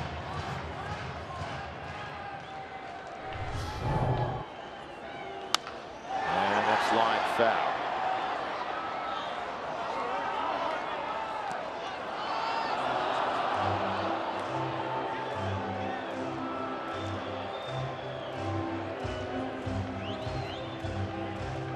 Well, Dougie's the best. We've known that for a long time. Sure. Rockies have thrown, I'll tell you after this. Here's the 3-2. Strike 3. Mark Reynolds knew it. Yes, he did. So that'll bring up Ryan Rayburn. The Rockies have thrown 191 pitches tonight. The Pirates have had 48 foul balls, 25.1%. Great work, Doug. Dougie, pack your bags, head home. You're done for the night. Beer at 0500 for tomorrow afternoon's game. That's on the inside corner, a strike. Rayburn, single, double, triple. Come on now, you know what's left. Yes. Nice to look back on this night for Ryan. First it was the triple over the head of Andrew McCutchen. And it was a double to Polanco. Mixed in there was the single back up the middle off of Jonathan Neese.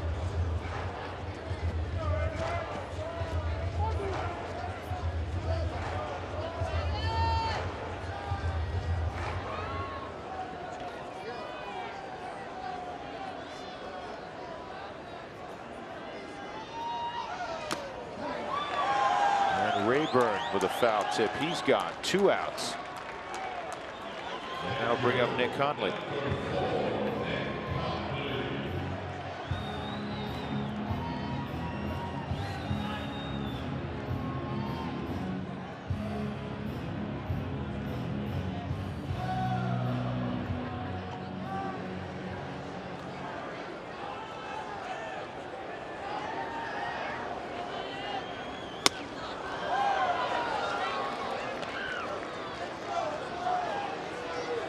Opstein getting swings and misses. The high 80s fastball.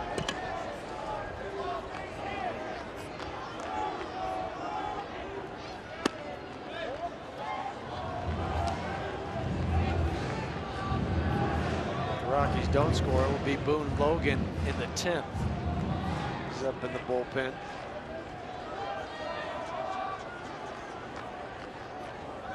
Hundley with a base hit through the empty right side of the infield, and the winning run at first for DJ.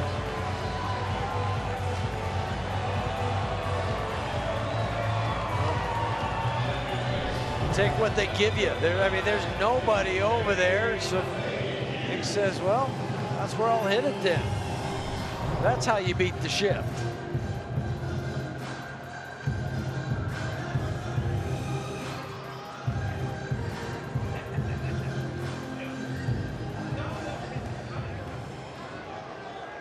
LeMahieu 2 for 4.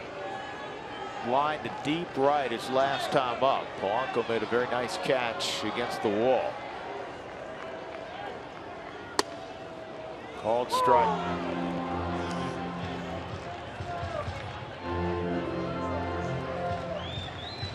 Eight runs. Yeah. 8 runs, 16 hits for the Rockies. 8 runs, 13 hits for Pittsburgh. Well, if that went to the backstop, that would have been helpful. Yes, it would have. Cervelli had a couple ones that went off his glove last night. Yep. Rockies 1 run away from completing the comeback. 2 outs in the bottom of the ninth. And this ball line, base hit. And now the winning run will be at second base. And the Rockies will send up Ben Paulson. They have no right-handed bats available. So Ben Paulson will face Lobstein. A 3-hit night now for DJ. 2 of them have been to the left side. Jordy Mercer leaps for it, but it was well over his head. Well, I have to get this out of the way. Lobstein has not allowed a hit this year to a left-handed batter. Now would be a grand time. But I'll trump you then, because I'm going to say Ben 6 for 10 with runners in scoring position. So I think the 6 for 10 trumps your 0 hits. I'm with you. Hundley, the winning run at second. 2 outs in the ninth.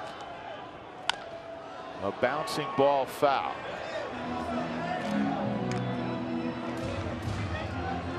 I said it a bunch last year. Ben Paulson had a penchant for coming up with the clutch hit late in games. And here's the deal. If you're Stu Cole, no matter how hard it's hit, what's going on, you wave him, you dare him to try to throw you out at the plate. And Nick may be a catcher, but he's an athletic guy. Nick runs pretty well.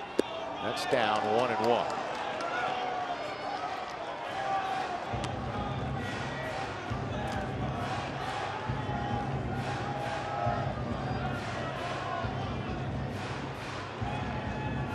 And you know that's in Stu Cole's mindset at third. And the other thing, too, Starling Marte, who has one of the strongest arms in the game, is out of the ball game. It's Matt Joyce in left field as the ball goes in his direction. 1-1 on Paulson. You got a pitch there, good rip. Now you're in a breaking ball count, 1-2.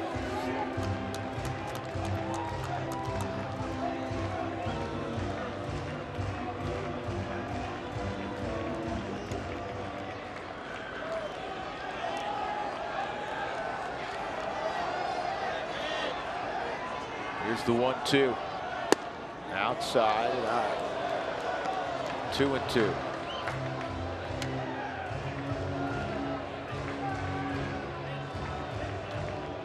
Two-out singles by Hundley and LeMahieu. Lobstein has the sign. Good coverage. That was the emergency hack. Not sure if it's going to be a strike. I don't want to leave it up to the umpire. Just try to foul it off.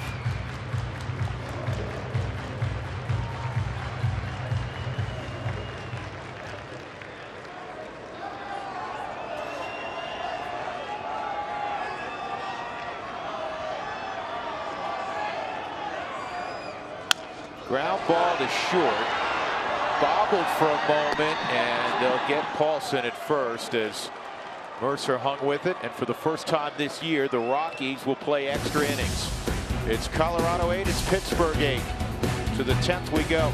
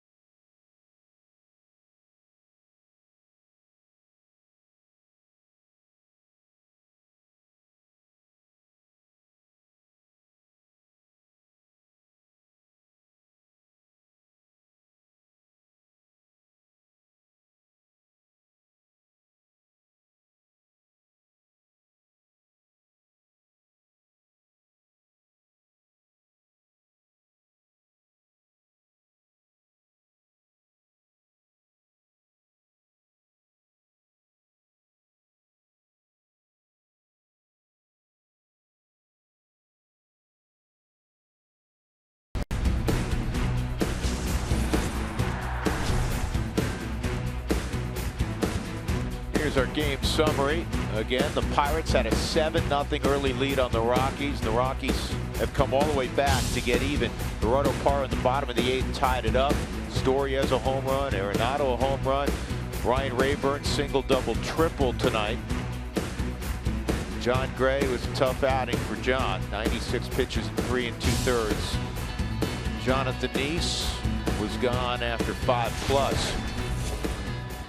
With Jeff Houston and Mark Stout. I think Mark's still here. He must have frozen because we haven't heard from him in a while. It's getting warm.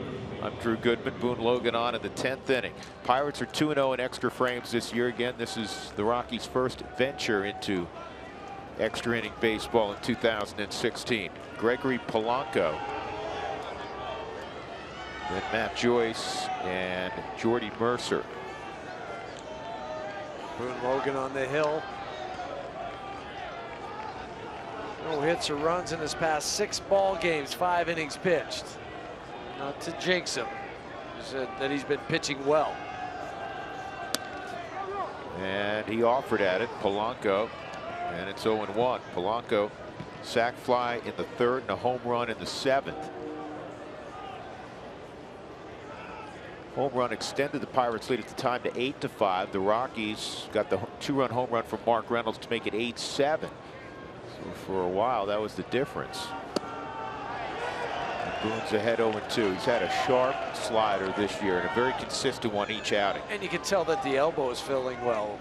I mean, that if your elbow's not feeling well, you're not going to snap off those sliders, because that's the pitch that it would bite on. It's not the fastball, it's the off-speed pitches where you get the extra torque. 1-2. That slider was down and in.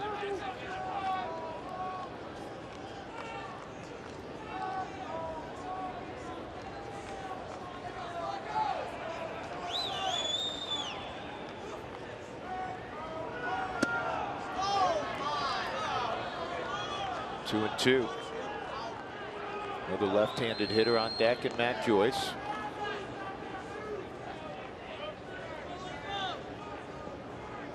Rockies trying to snap that 4-game losing streak. It's been a tough homestand, just 1-4. The Pirates have been dominant against the Rockies at Coors Field. They've won the last 7 encounters here. 9 of the last 10 ball games overall. Pittsburgh's been doing a lot of winning. 3 straight years, the wild card. One of the wild cards in the National League. 98 victories for Clint Hurdle's team a year ago. Still wasn't good enough to win the division. Cardinals won 100. And it's gone full, 3-2. Well, the Cubs were just 1 game behind him with 97 victories. How about that? A division with 3 teams, 97+ wins. I mean, I think you win 90 games. It's been a very, very good year. You win 95+. It's a great year.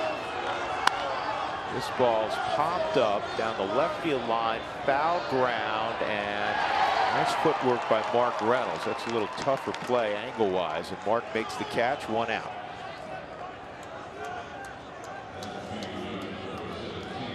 How is there going to be enough hot water tonight for these guys?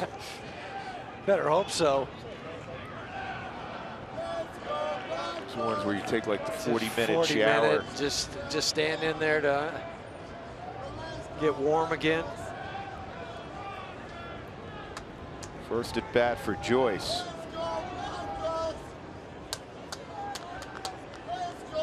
And he lines this to the corner and right.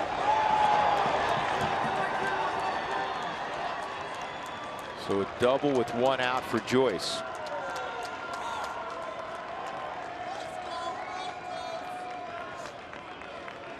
How about this Pirate offense?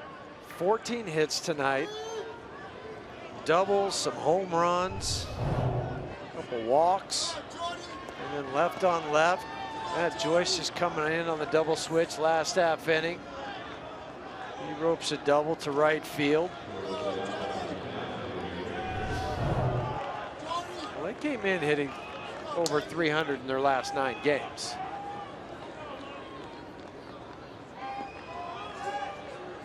Jordy Mercer tonight, 0 for 4. Did have an RBI and a fielder's choice back in the 2nd. Slider on the outside corner. That's a pitch that's been effective for Boone, that backdoor slider.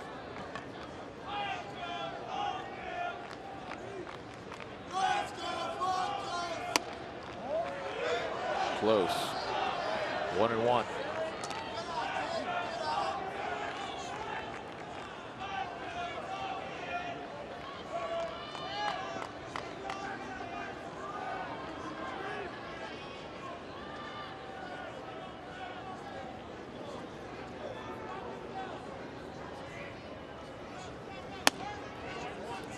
And 2 balls and a strike.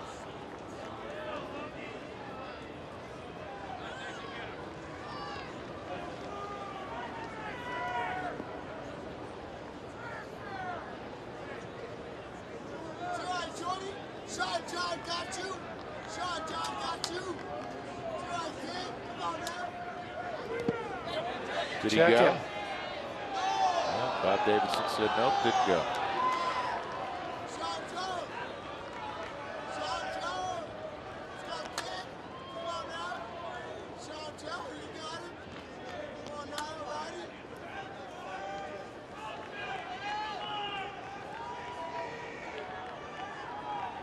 Mark Melanson now up for Pittsburgh, and Carlos Estevez for the Rockies.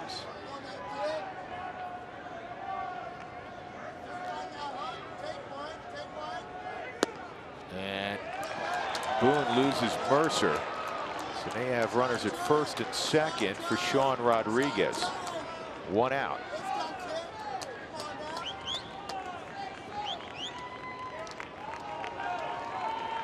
Career 1 for 3 against Boone for Sean Rodriguez.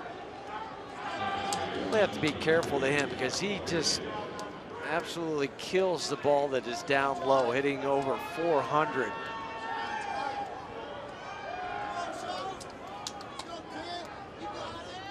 But that's the place you want to pitch if you're thinking about trying to get a double play. So it's just have to be careful. That was a mix-up. That was a cross-up. Nick thought he was getting a fastball. Ended up being a slider. Just watch Nick, how he waiting.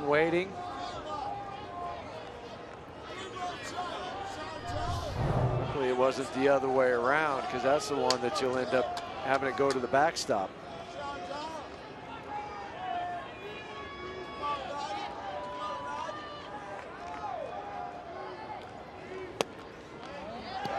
Sean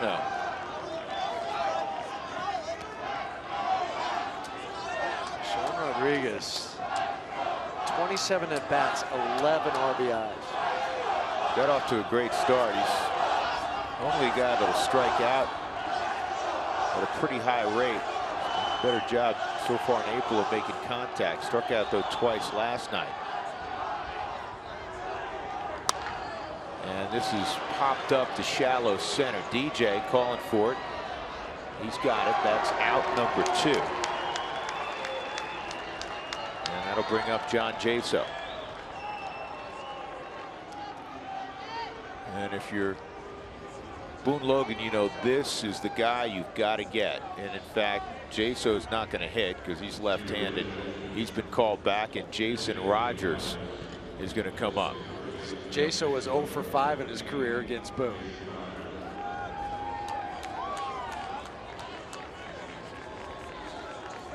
So Rogers will pinch hit.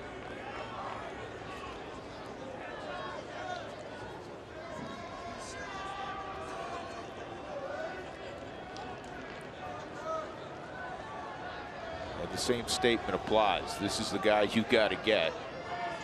With McCutchen on deck. 2 outs, 2 on. Top of 10, tied at 8.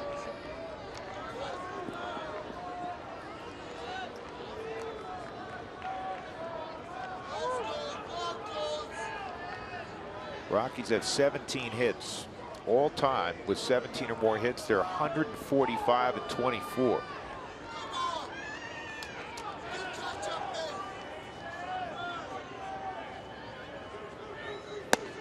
Outside, way outside. Rogers pinch hit 2 nights ago. Worked a walk. So no official at bats as a pinch hitter.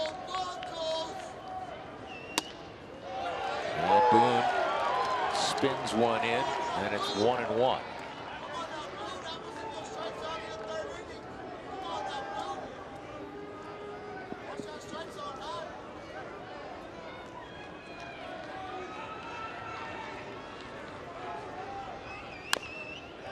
Chop foul, 1-2.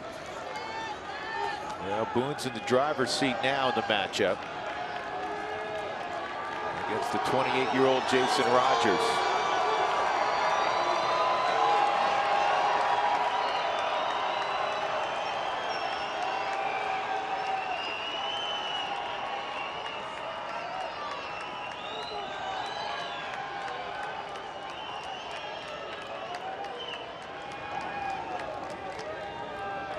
One, two, 2-2.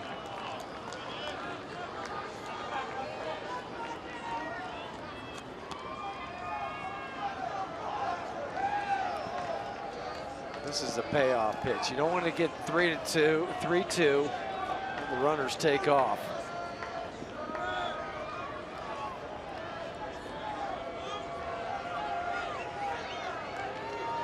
Two. Got him, strike 3. So Boone Logan fans Jason Rogers with 2 aboard, and we'll go to the bottom of the 10th, tied at 8. Gerardo Parra tied it. Could he win it for the Rockies? He'll lead off in 90 seconds.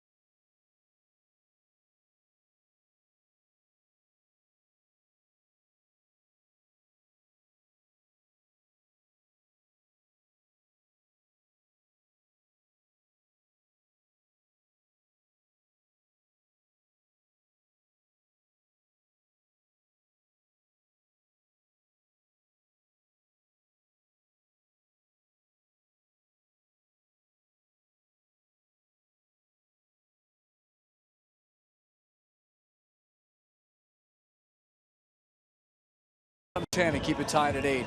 About 8 hours or so, we were in the clubhouse with the Rockies. They are loose. We're having fun with Mark Reynolds, talking about Jenny's knee and whether she's ever going to be able to hobble onto the plane. So these guys are loose in the clubhouse. Let's see if they can get a win here in extra innings. Drew, Jeff? All right, Mark, it's Gerardo Parra, second inning of work for Kyle Lobstein. And that's fouled off. Last at bat for Parra. Rockies trailed 8-7 in the bottom of the 8th. And with 1 out, left on left against Tony Watson, he went deep to dead center field.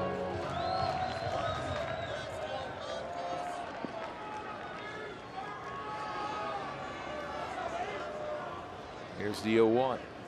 And that's on the ground to second, Sean Rodriguez.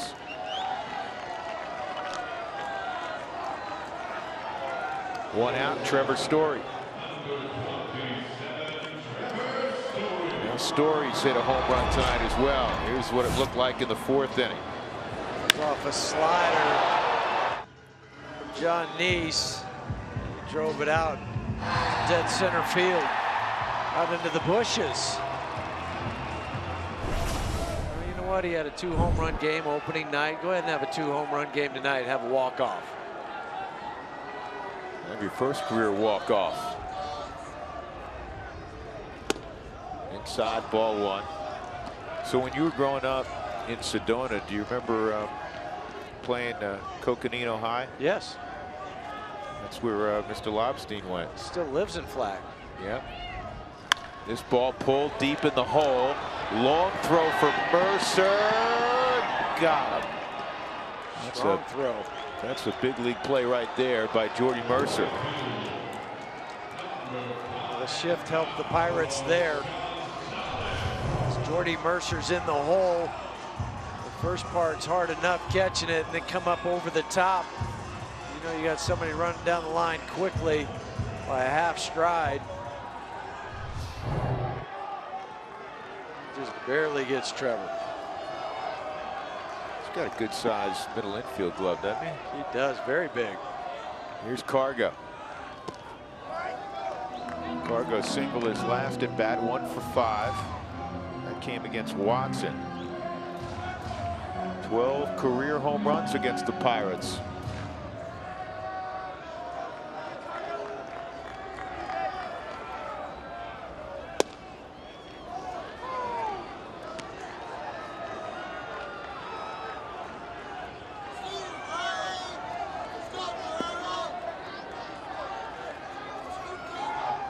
Outfield very deep. Here's the 1-1.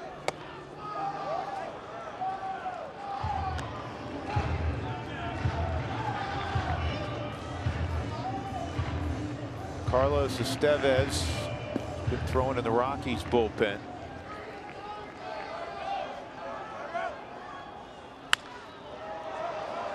Late decision by Cargo to fire at it. It's fouled off 2-2.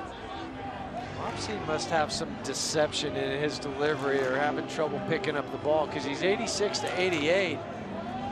Doesn't see really any of the clear swings at it.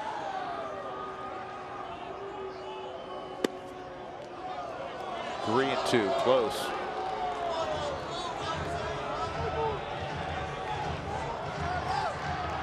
One thing he hasn't done, leave many pitches over the middle part of the plate. He shaves the corners. And he won't leave one over the middle part of the plate in all likelihood here.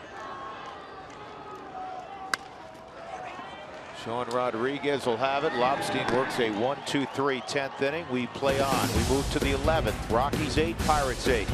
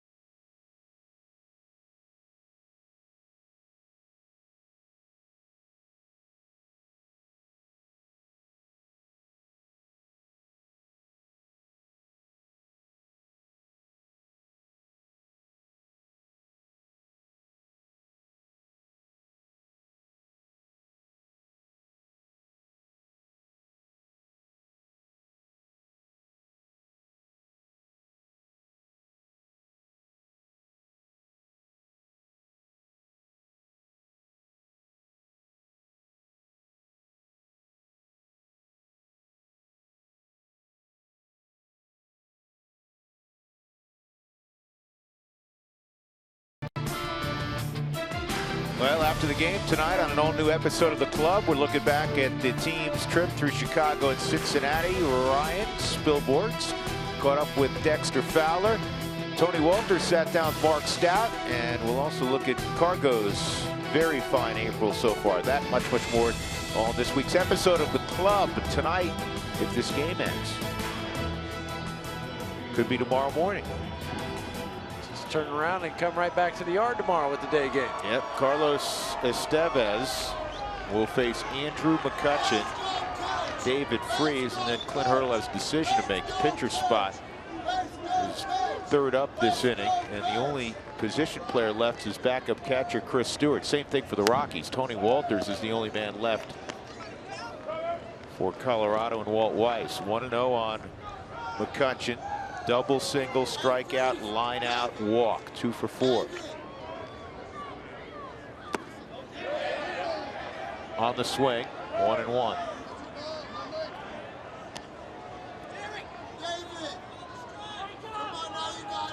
It's like the poise that Carlos shows.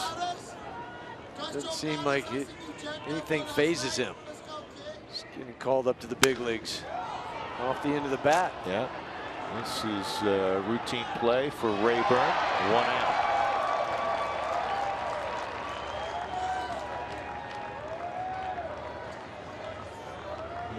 That'll bring up Freese. He's got a couple hits tonight. 2 for 5. They do have Rob Scahill up in the bullpen, and Chris Stewart, their last position player available, has come to the on-deck circle. Inside on Freese. This is now officially the longest game the Rockies have played this year. Opening day, which was a 9-inning game, longest 9-inning game ever at Chase Field, went 4-11. We're at 4-12. 2-0.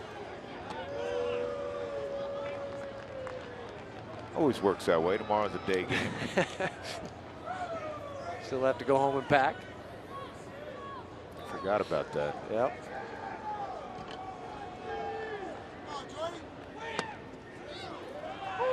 Two and 1.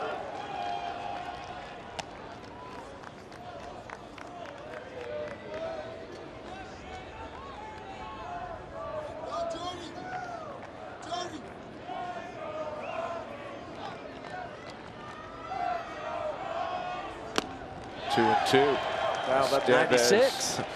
Reach back for a little extra mustard. Some finish on it too. Quick arm action on the Subaru Supermo. Yeah, that's that was late run. That was by Freese. 97 on that delivery.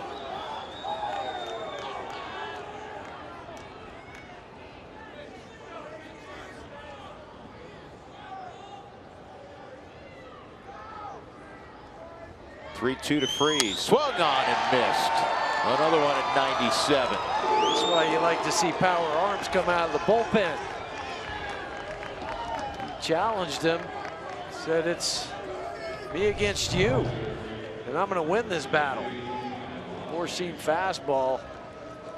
I mean, this ball's in the glove by the time Freese is even halfway through his swing. Now, with the first two guys out, they'll keep Lobstein in the game.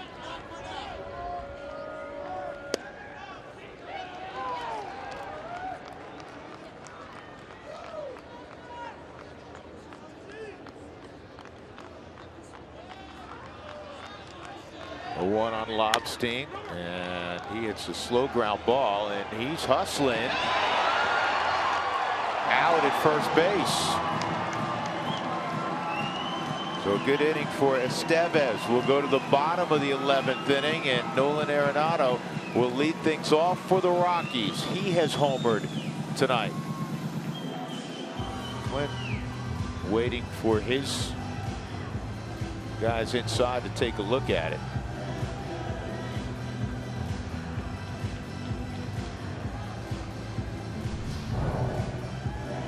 It's not going to matter because he was out. All in glove. Yep, good call. So we'll go to the bottom of the 11th. Rockies and Pirates tied at 8. Nolan coming up next.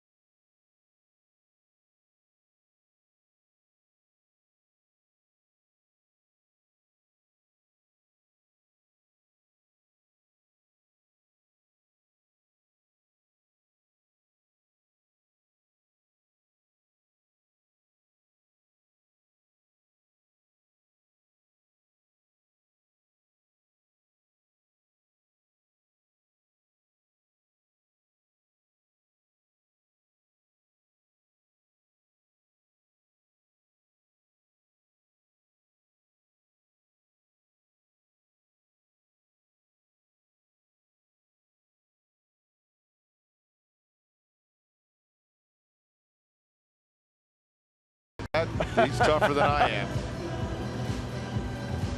I like the rally hat, rally cap. Here we go. So Lobstein remains in the ball game, and it'll be Nolan Arenado, Mark Reynolds, Ryan Rayburn.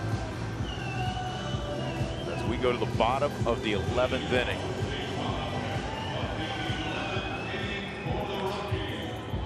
Rockies went 1-2-3 in the 10th. They have 2 men on with 2 outs in the bottom of the 9th. Then Paulson bounced one to short to end that inning. Just to review again, the Rockies were down 7-0 early in this baseball game.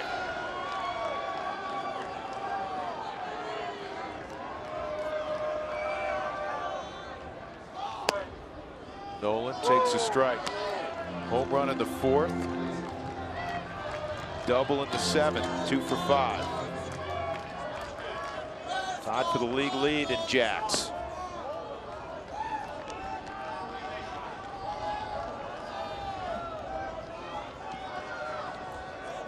Lobstein has allowed a couple home runs this year.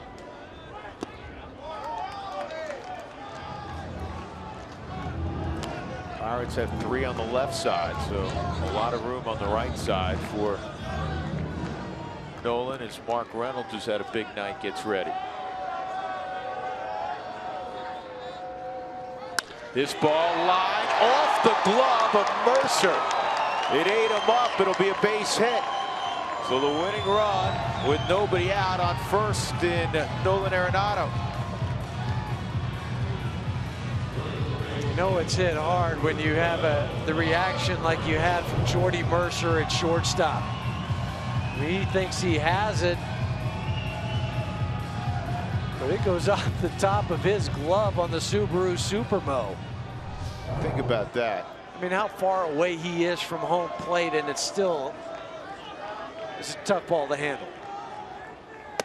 Up on Mark Reynolds. Reynolds single, double, 2-run home run, 3 for 5 tonight.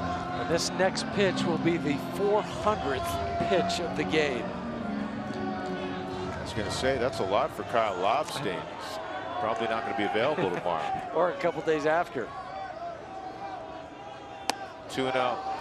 And I think too for Mark, this is the second time he's faced Lobstein. So he knows what he throws. He knows where the ball comes from. Does it have sink? Does it cut?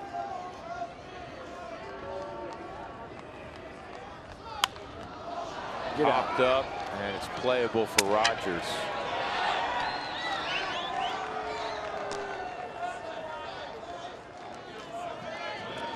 That'll bring up Rayburn. I thought for a moment, I wonder if you were thinking this. And obviously, Reynolds one swing can end it, and that's who he is. But everybody's so far back that if you put down a bunt, at the very least, you're going to get Nolan to second, and now you're base hit away from potentially winning it. Outside. I think maybe if it was Ryan first and then Reynolds after that, you would think about it. But you're right. Mark, one swing of the bat's 2-0 or 2 runs. You win 10-8. You go shake hands and get ready for tomorrow.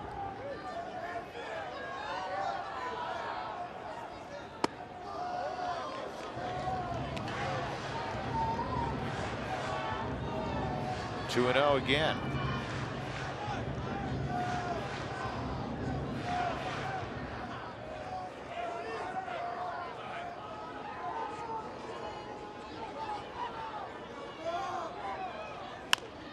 Rayburn fouls off the off-speed pitch. Hundley on deck.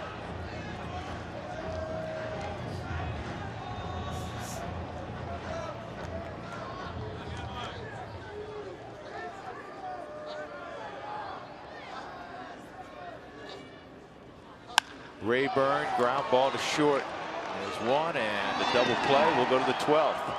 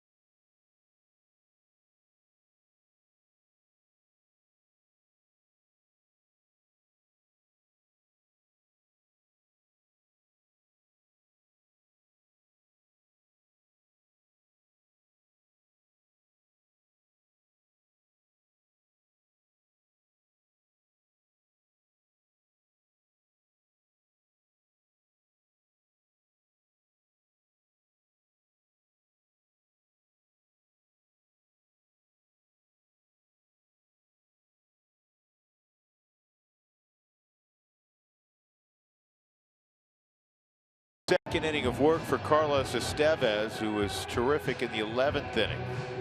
He'll get Francisco Cervelli, Gregory Polanco, and Matt Joyce in the 12th.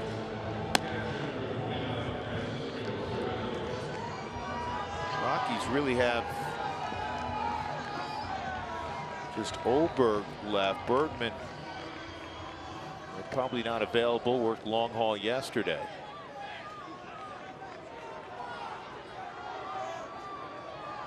Temperature right at 40 degrees. Germain's thrown 2+ innings the last 2 nights. That's right. I failed to mention Gonzalez, but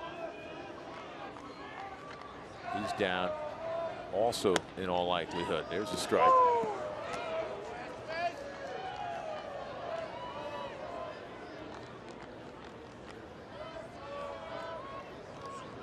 Cervelli, single walk double, strikeout, 5-4-3 double play.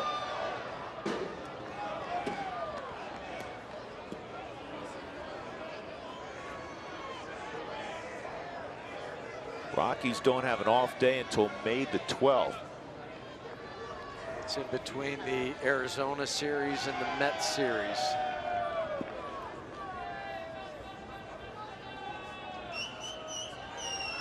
Oh, 2.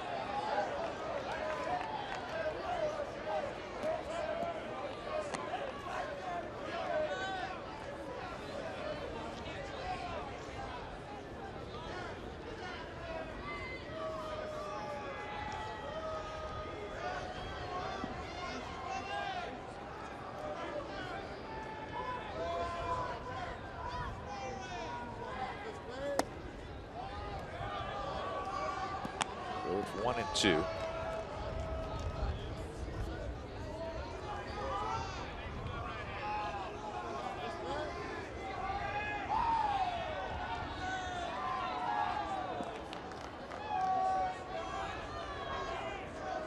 '23-year-old's ready. And he misses there.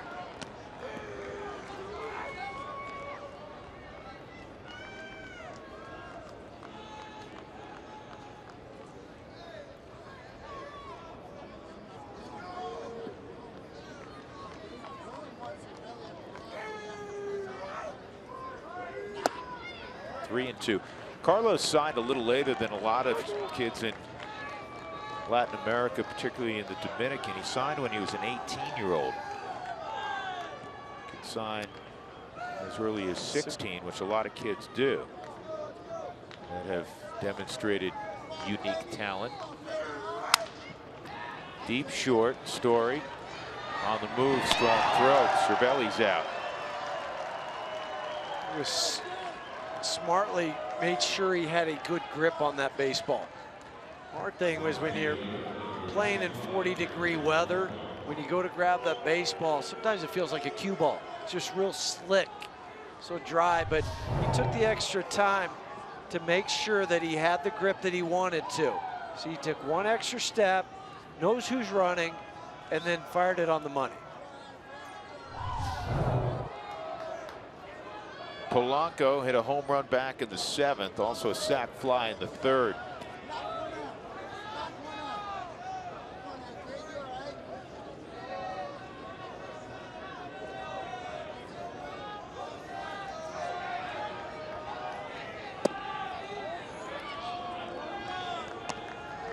You said it was more than 400 pitchers. Ramon De Jesus has done more than 400 squats then.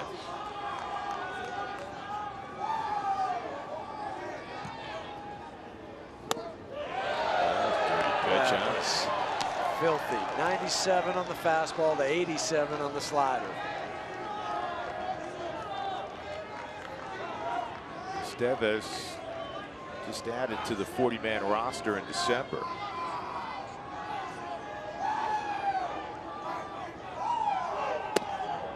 One and 2. Very well received by Nick behind the plate. So soft. Hold it.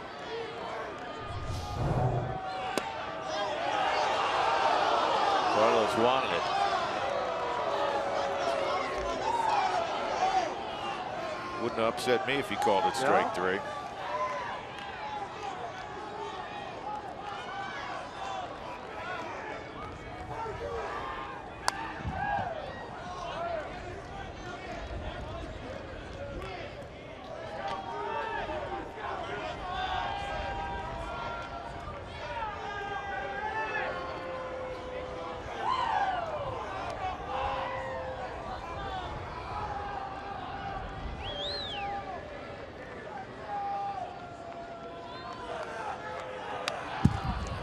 Estevez gets another foul ball from Polanco. 2-2.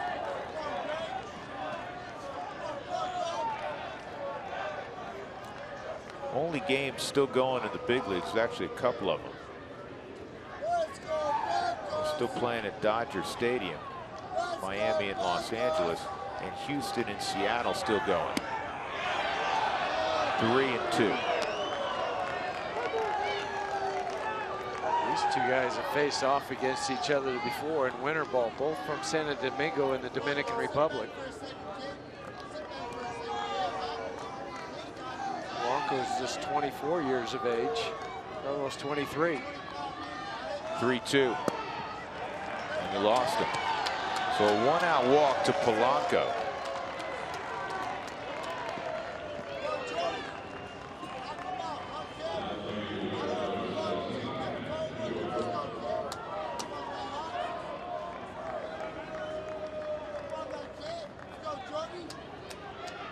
Polanco's attempted 5 stolen bases. He's been successful 2 times. Start getting to this stage of the night. Managers get a little more aggressive. Hitters get more aggressive. They want to end it. Matt Joyce at the plate. He doubled in his first at bat. Came in a double switch in the 9th inning. In left field for Marte.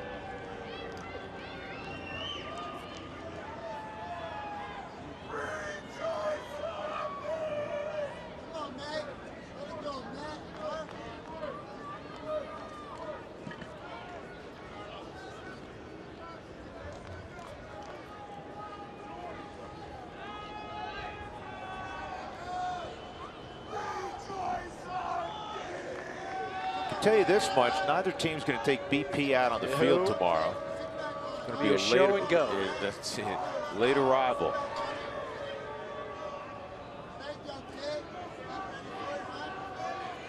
Pirates go home after tomorrow's game. Rockies go on the road down to Arizona. Short flight, gain an hour. That helps. Yep.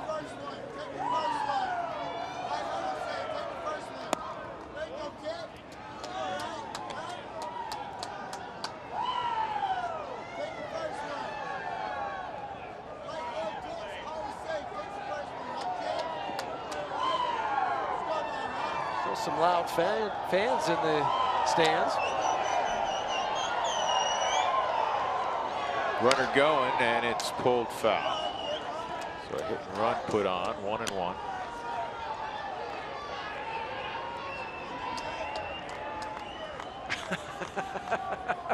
Aaron, I hope you did your studying already, where you're basically pulling an all-nighter.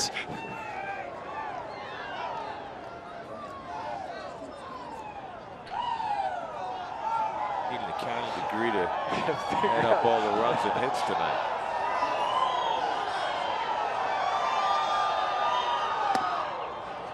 Two and one. Double switches. Pitchers used. It's more like geometry.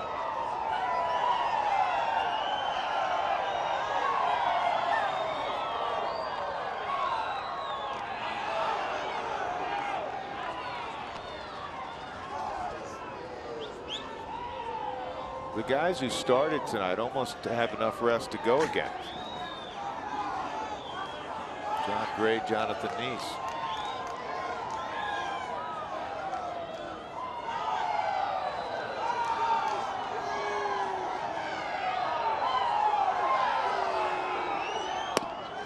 That's in there, 2-2.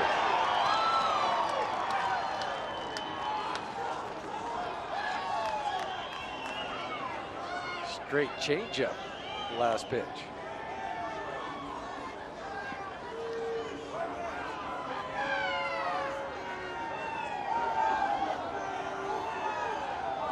This is the loudest 12th inning crowd we've heard in a while. That's fly ball center field. Parra. 2 outs. Said I've stuck it out. I'm waiting to the end. You know what? Jersey on backwards. That young man will not make first bell at school tomorrow. Might not make the first stoplight in the car. He's going to be asleep.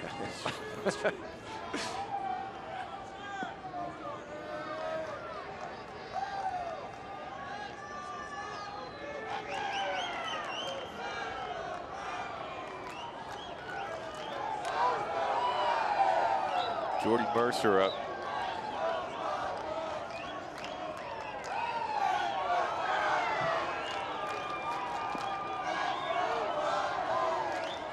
Mercer drove in a run back in the second on an RBI ground at 0 for 4 tonight and a walk. And ball 1. Rockies in the bottom of the 12th inning.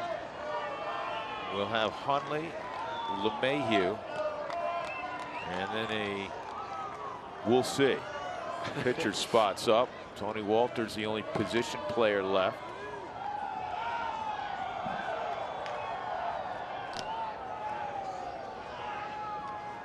My guess is this would be all for Estevez.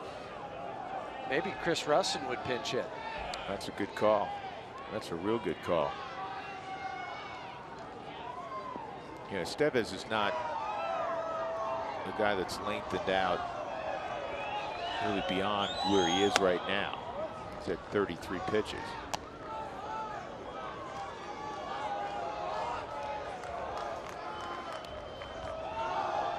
There's sprinters, there's middle distance guys, and then there's, you know, your starters that you hope well, and it wouldn't be fair to him marathon guys to do that where you're asking him, hey, go out and throw 50+ pitches. 2-1. Not that he'd probably turn down the baseball. He'd say, whatever you need me to do, I'll do it. No, but, of course, he's a kid, but yeah, I mean, this is in fairness to him. This is a kid with a big, bright future. Injuries happen when there's fatigue more often than not.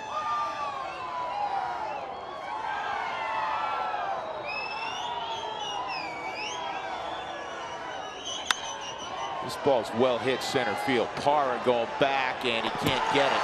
Short hops the wall. Polanco around third. He's going to score. RBI double from Jordy Mercer, and the Pirates take a 9-8 12th inning lead.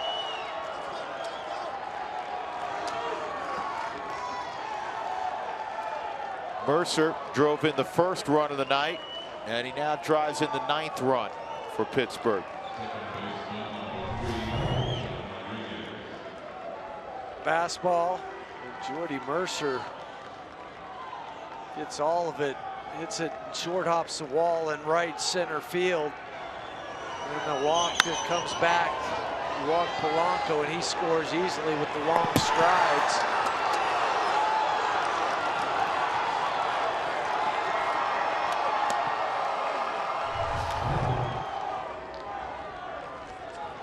Jordy Mercer, 13 RBIs, and he's now hit in 9 out of his last 10 games.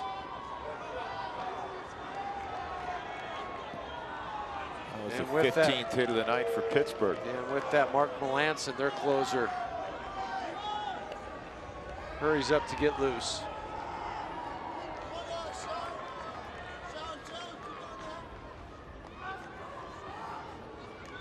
Sean Rodriguez. Thought it was a good visit by Foster. You know, Estevez is upset, but you got to keep it a 1-run game. Lose the focus, and all of a sudden now you're down a couple. Also a chance for him to catch his breath. And I mean that by he's thrown 36 pitches, 35 before the last one. Just regroup, get this final out. Don't expand that lead.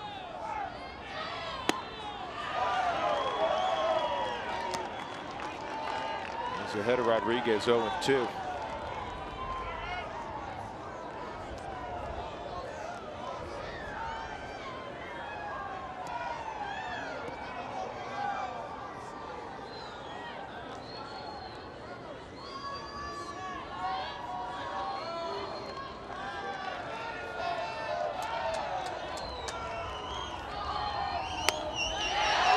Strikeout ends the inning, but a 2-out double by Jordy Mercer has given the Pirates the lead again. He played at Polanco, 9-8.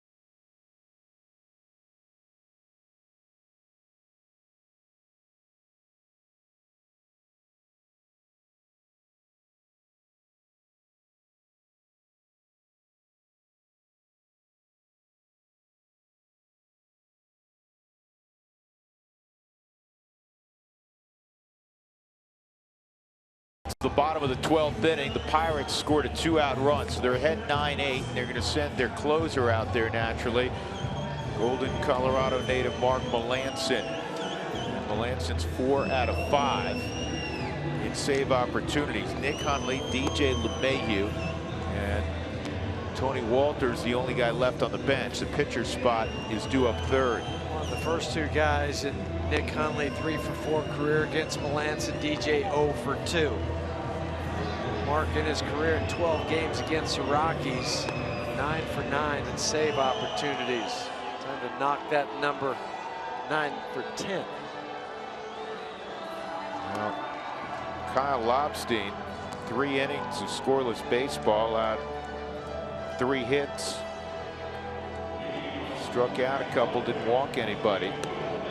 Pitched very well. Hundley tonight, 2 for 4 and a walk. So Nick's been on 3 times. DJ behind him's 3 for 5. Took a fine catch in right field. Otherwise, DJ'd have a 4-hit night.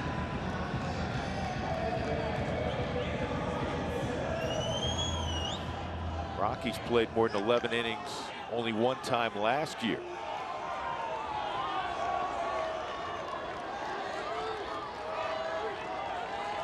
Sixth pitcher of the night for Pittsburgh. And Hundley drives it to right. Polanco will get there. He's playing deep naturally, but he came on and made the catch, 1 out.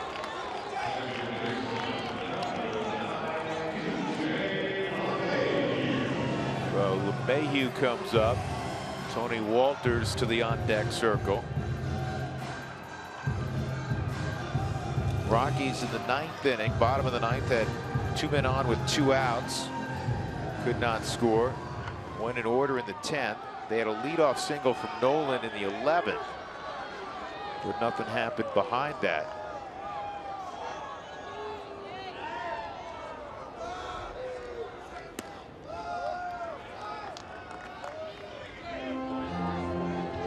the action on that baseball, 90 miles an hour. That's a cut fastball for Melancon. Pitch he uses a lot. There's the 1-0 to DJ. That's in there. He's about 65% of the time.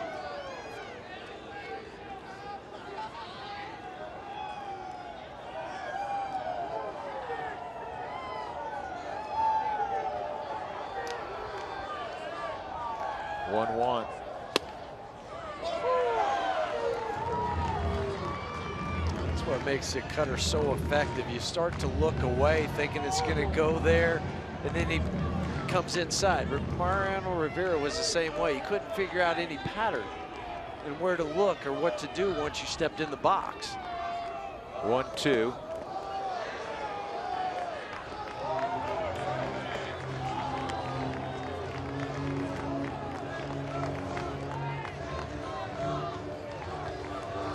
Eight runs, 18 hits for the Rockies.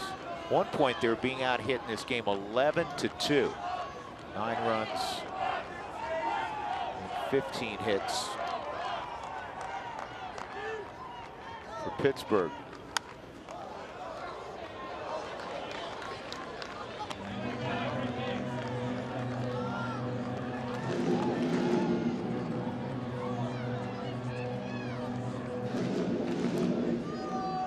Rockies won the first game of this homestand, knocked off the Dodgers, and won since then. 1 out in the 12th, down 9-8, 2-2.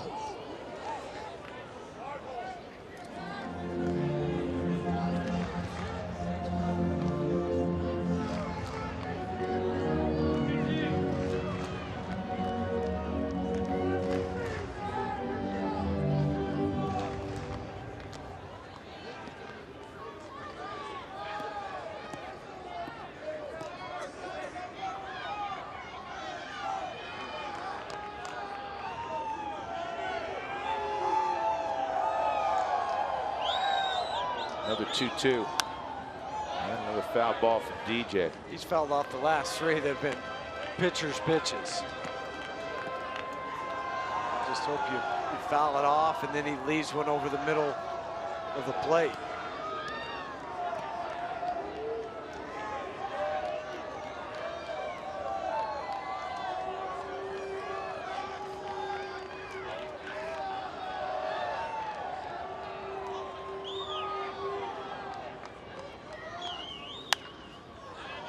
This one's going to reach the seats also.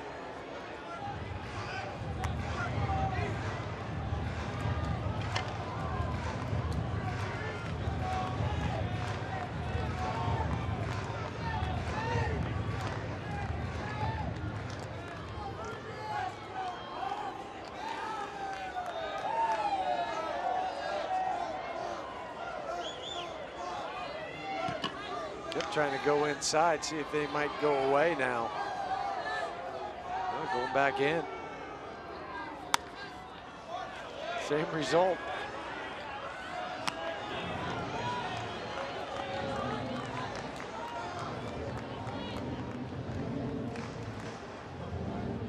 So it'll be pitch number 10 upcoming. Well, the last 5, you see it on the Subaru strike zone. All inside.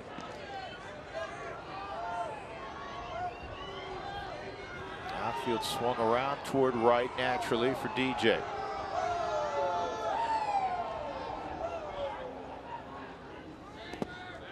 And it's 3-2.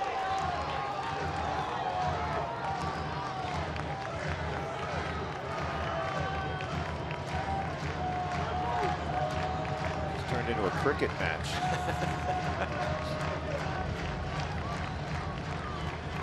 Five-day test match. Playing.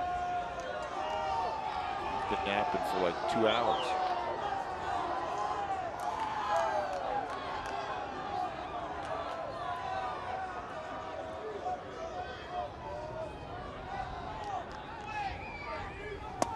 Ball 4. Great at bat for LeMahieu. So he'll go down to first with 1 out. Greeted by Eric Young. And That will bring up Tony Wolters, the last position player available for Walt Weiss.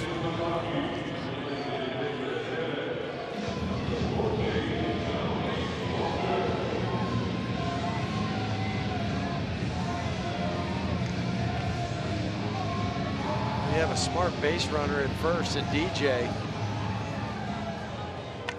if he might measure up. Melanson. Cervelli 4 for 15, throwing out would-be base stealers. A lot of closers, Huey, as you know, don't hold runners particularly well. I don't care about that. Pretty quick to the plate there. Yeah, he was. Get him on the stopwatch.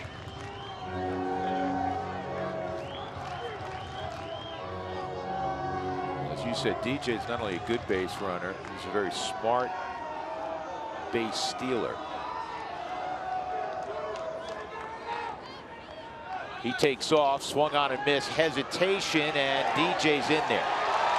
And hesitation for a moment by Cervelli helped out, and LeMahieu swipes second base. So with one out, he's in scoring position, an opportunity to tie it, his 4th stolen base of the year. Well, Melanson was 1.26 to the plate. Just quick.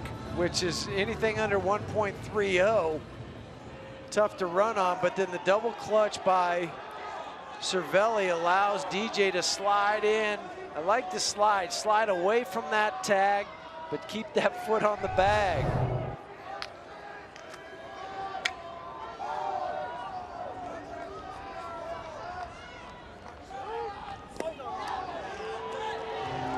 Time called. I think time might have been granted. I'm not sure. Just looking at the reaction of everybody involved.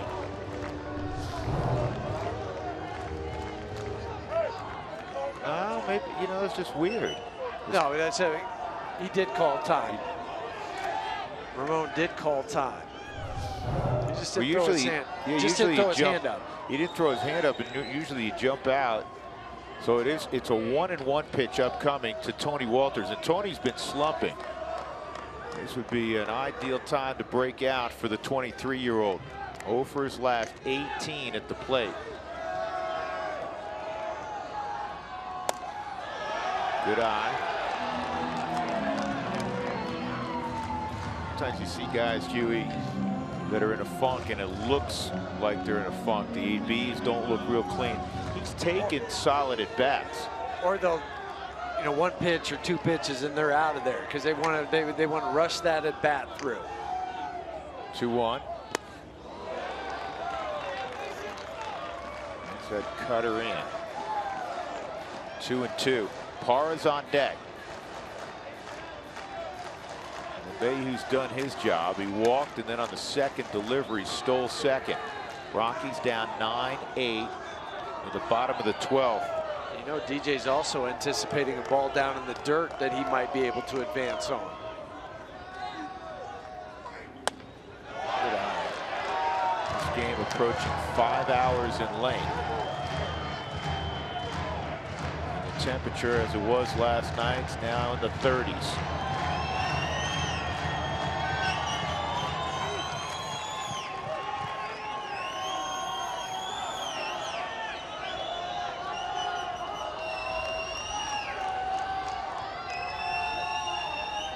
Three-2 to Wolters.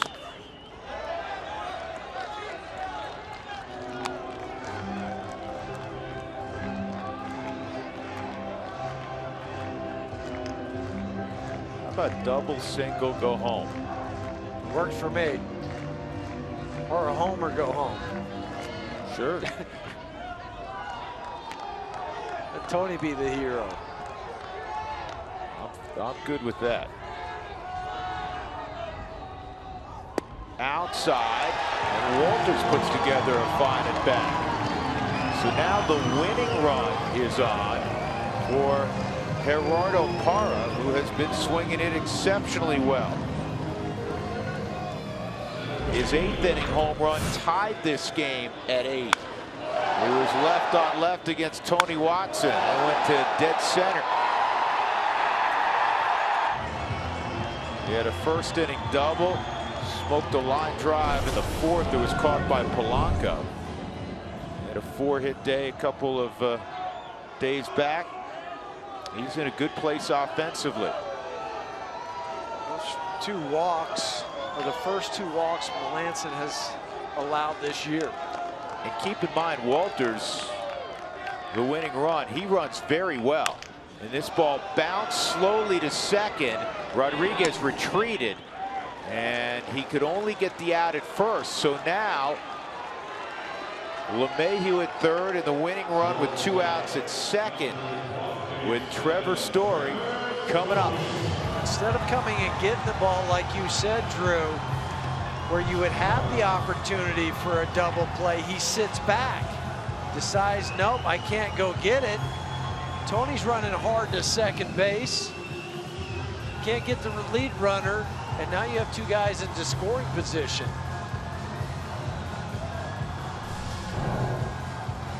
Well, Trevor Story, who's had a monster month of April in his first taste of the big leagues, hit his 9th home run, tied for the league lead in that department with his teammate Nolan Arenado, Bryce Harper, and Neil Walker back in the 4th inning.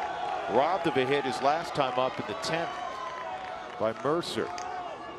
Here we go, 2 outs, and that pitch is in there for a strike.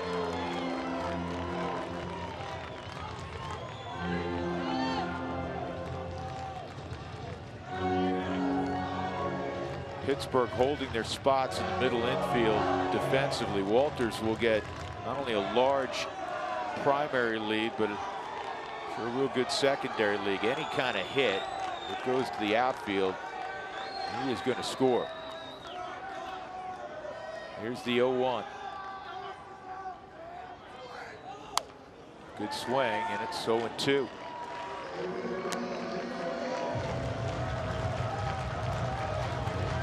That's what that cutter does, Huey, doesn't it? Just moves enough that you Like I think said you're about earlier, to square too. it up.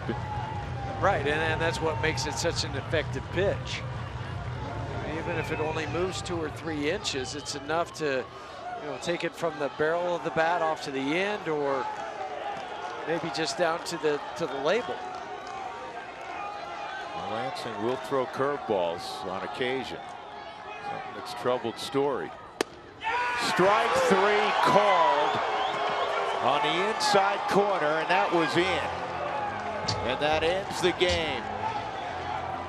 And I'm with you, Trevor. That ball was in, and another tough loss for the Rockies. They came back from a 7-run deficit, and they lose in 12 innings. 9-8. That's not a strike. Cervelli reached, caught it, and pushed it back over the plate. You see him move his hand.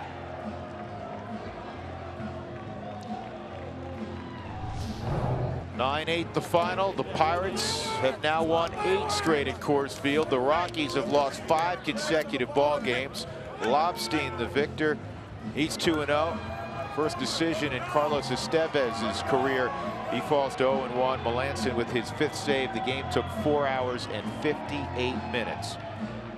Our Jimmy John's delivery of the game in the top of the 12th with 2 outs. Jordy Mercer, who one of the few guys who didn't have a hit tonight, takes a low fastball and hits a double to deep right center field, bringing home Polanco with what proved to be the game winner tonight. Again, the final score in 12 innings. The Pirates continue their mastery over the Rockies, 9-8. They win. The Toyota postgame show is up next.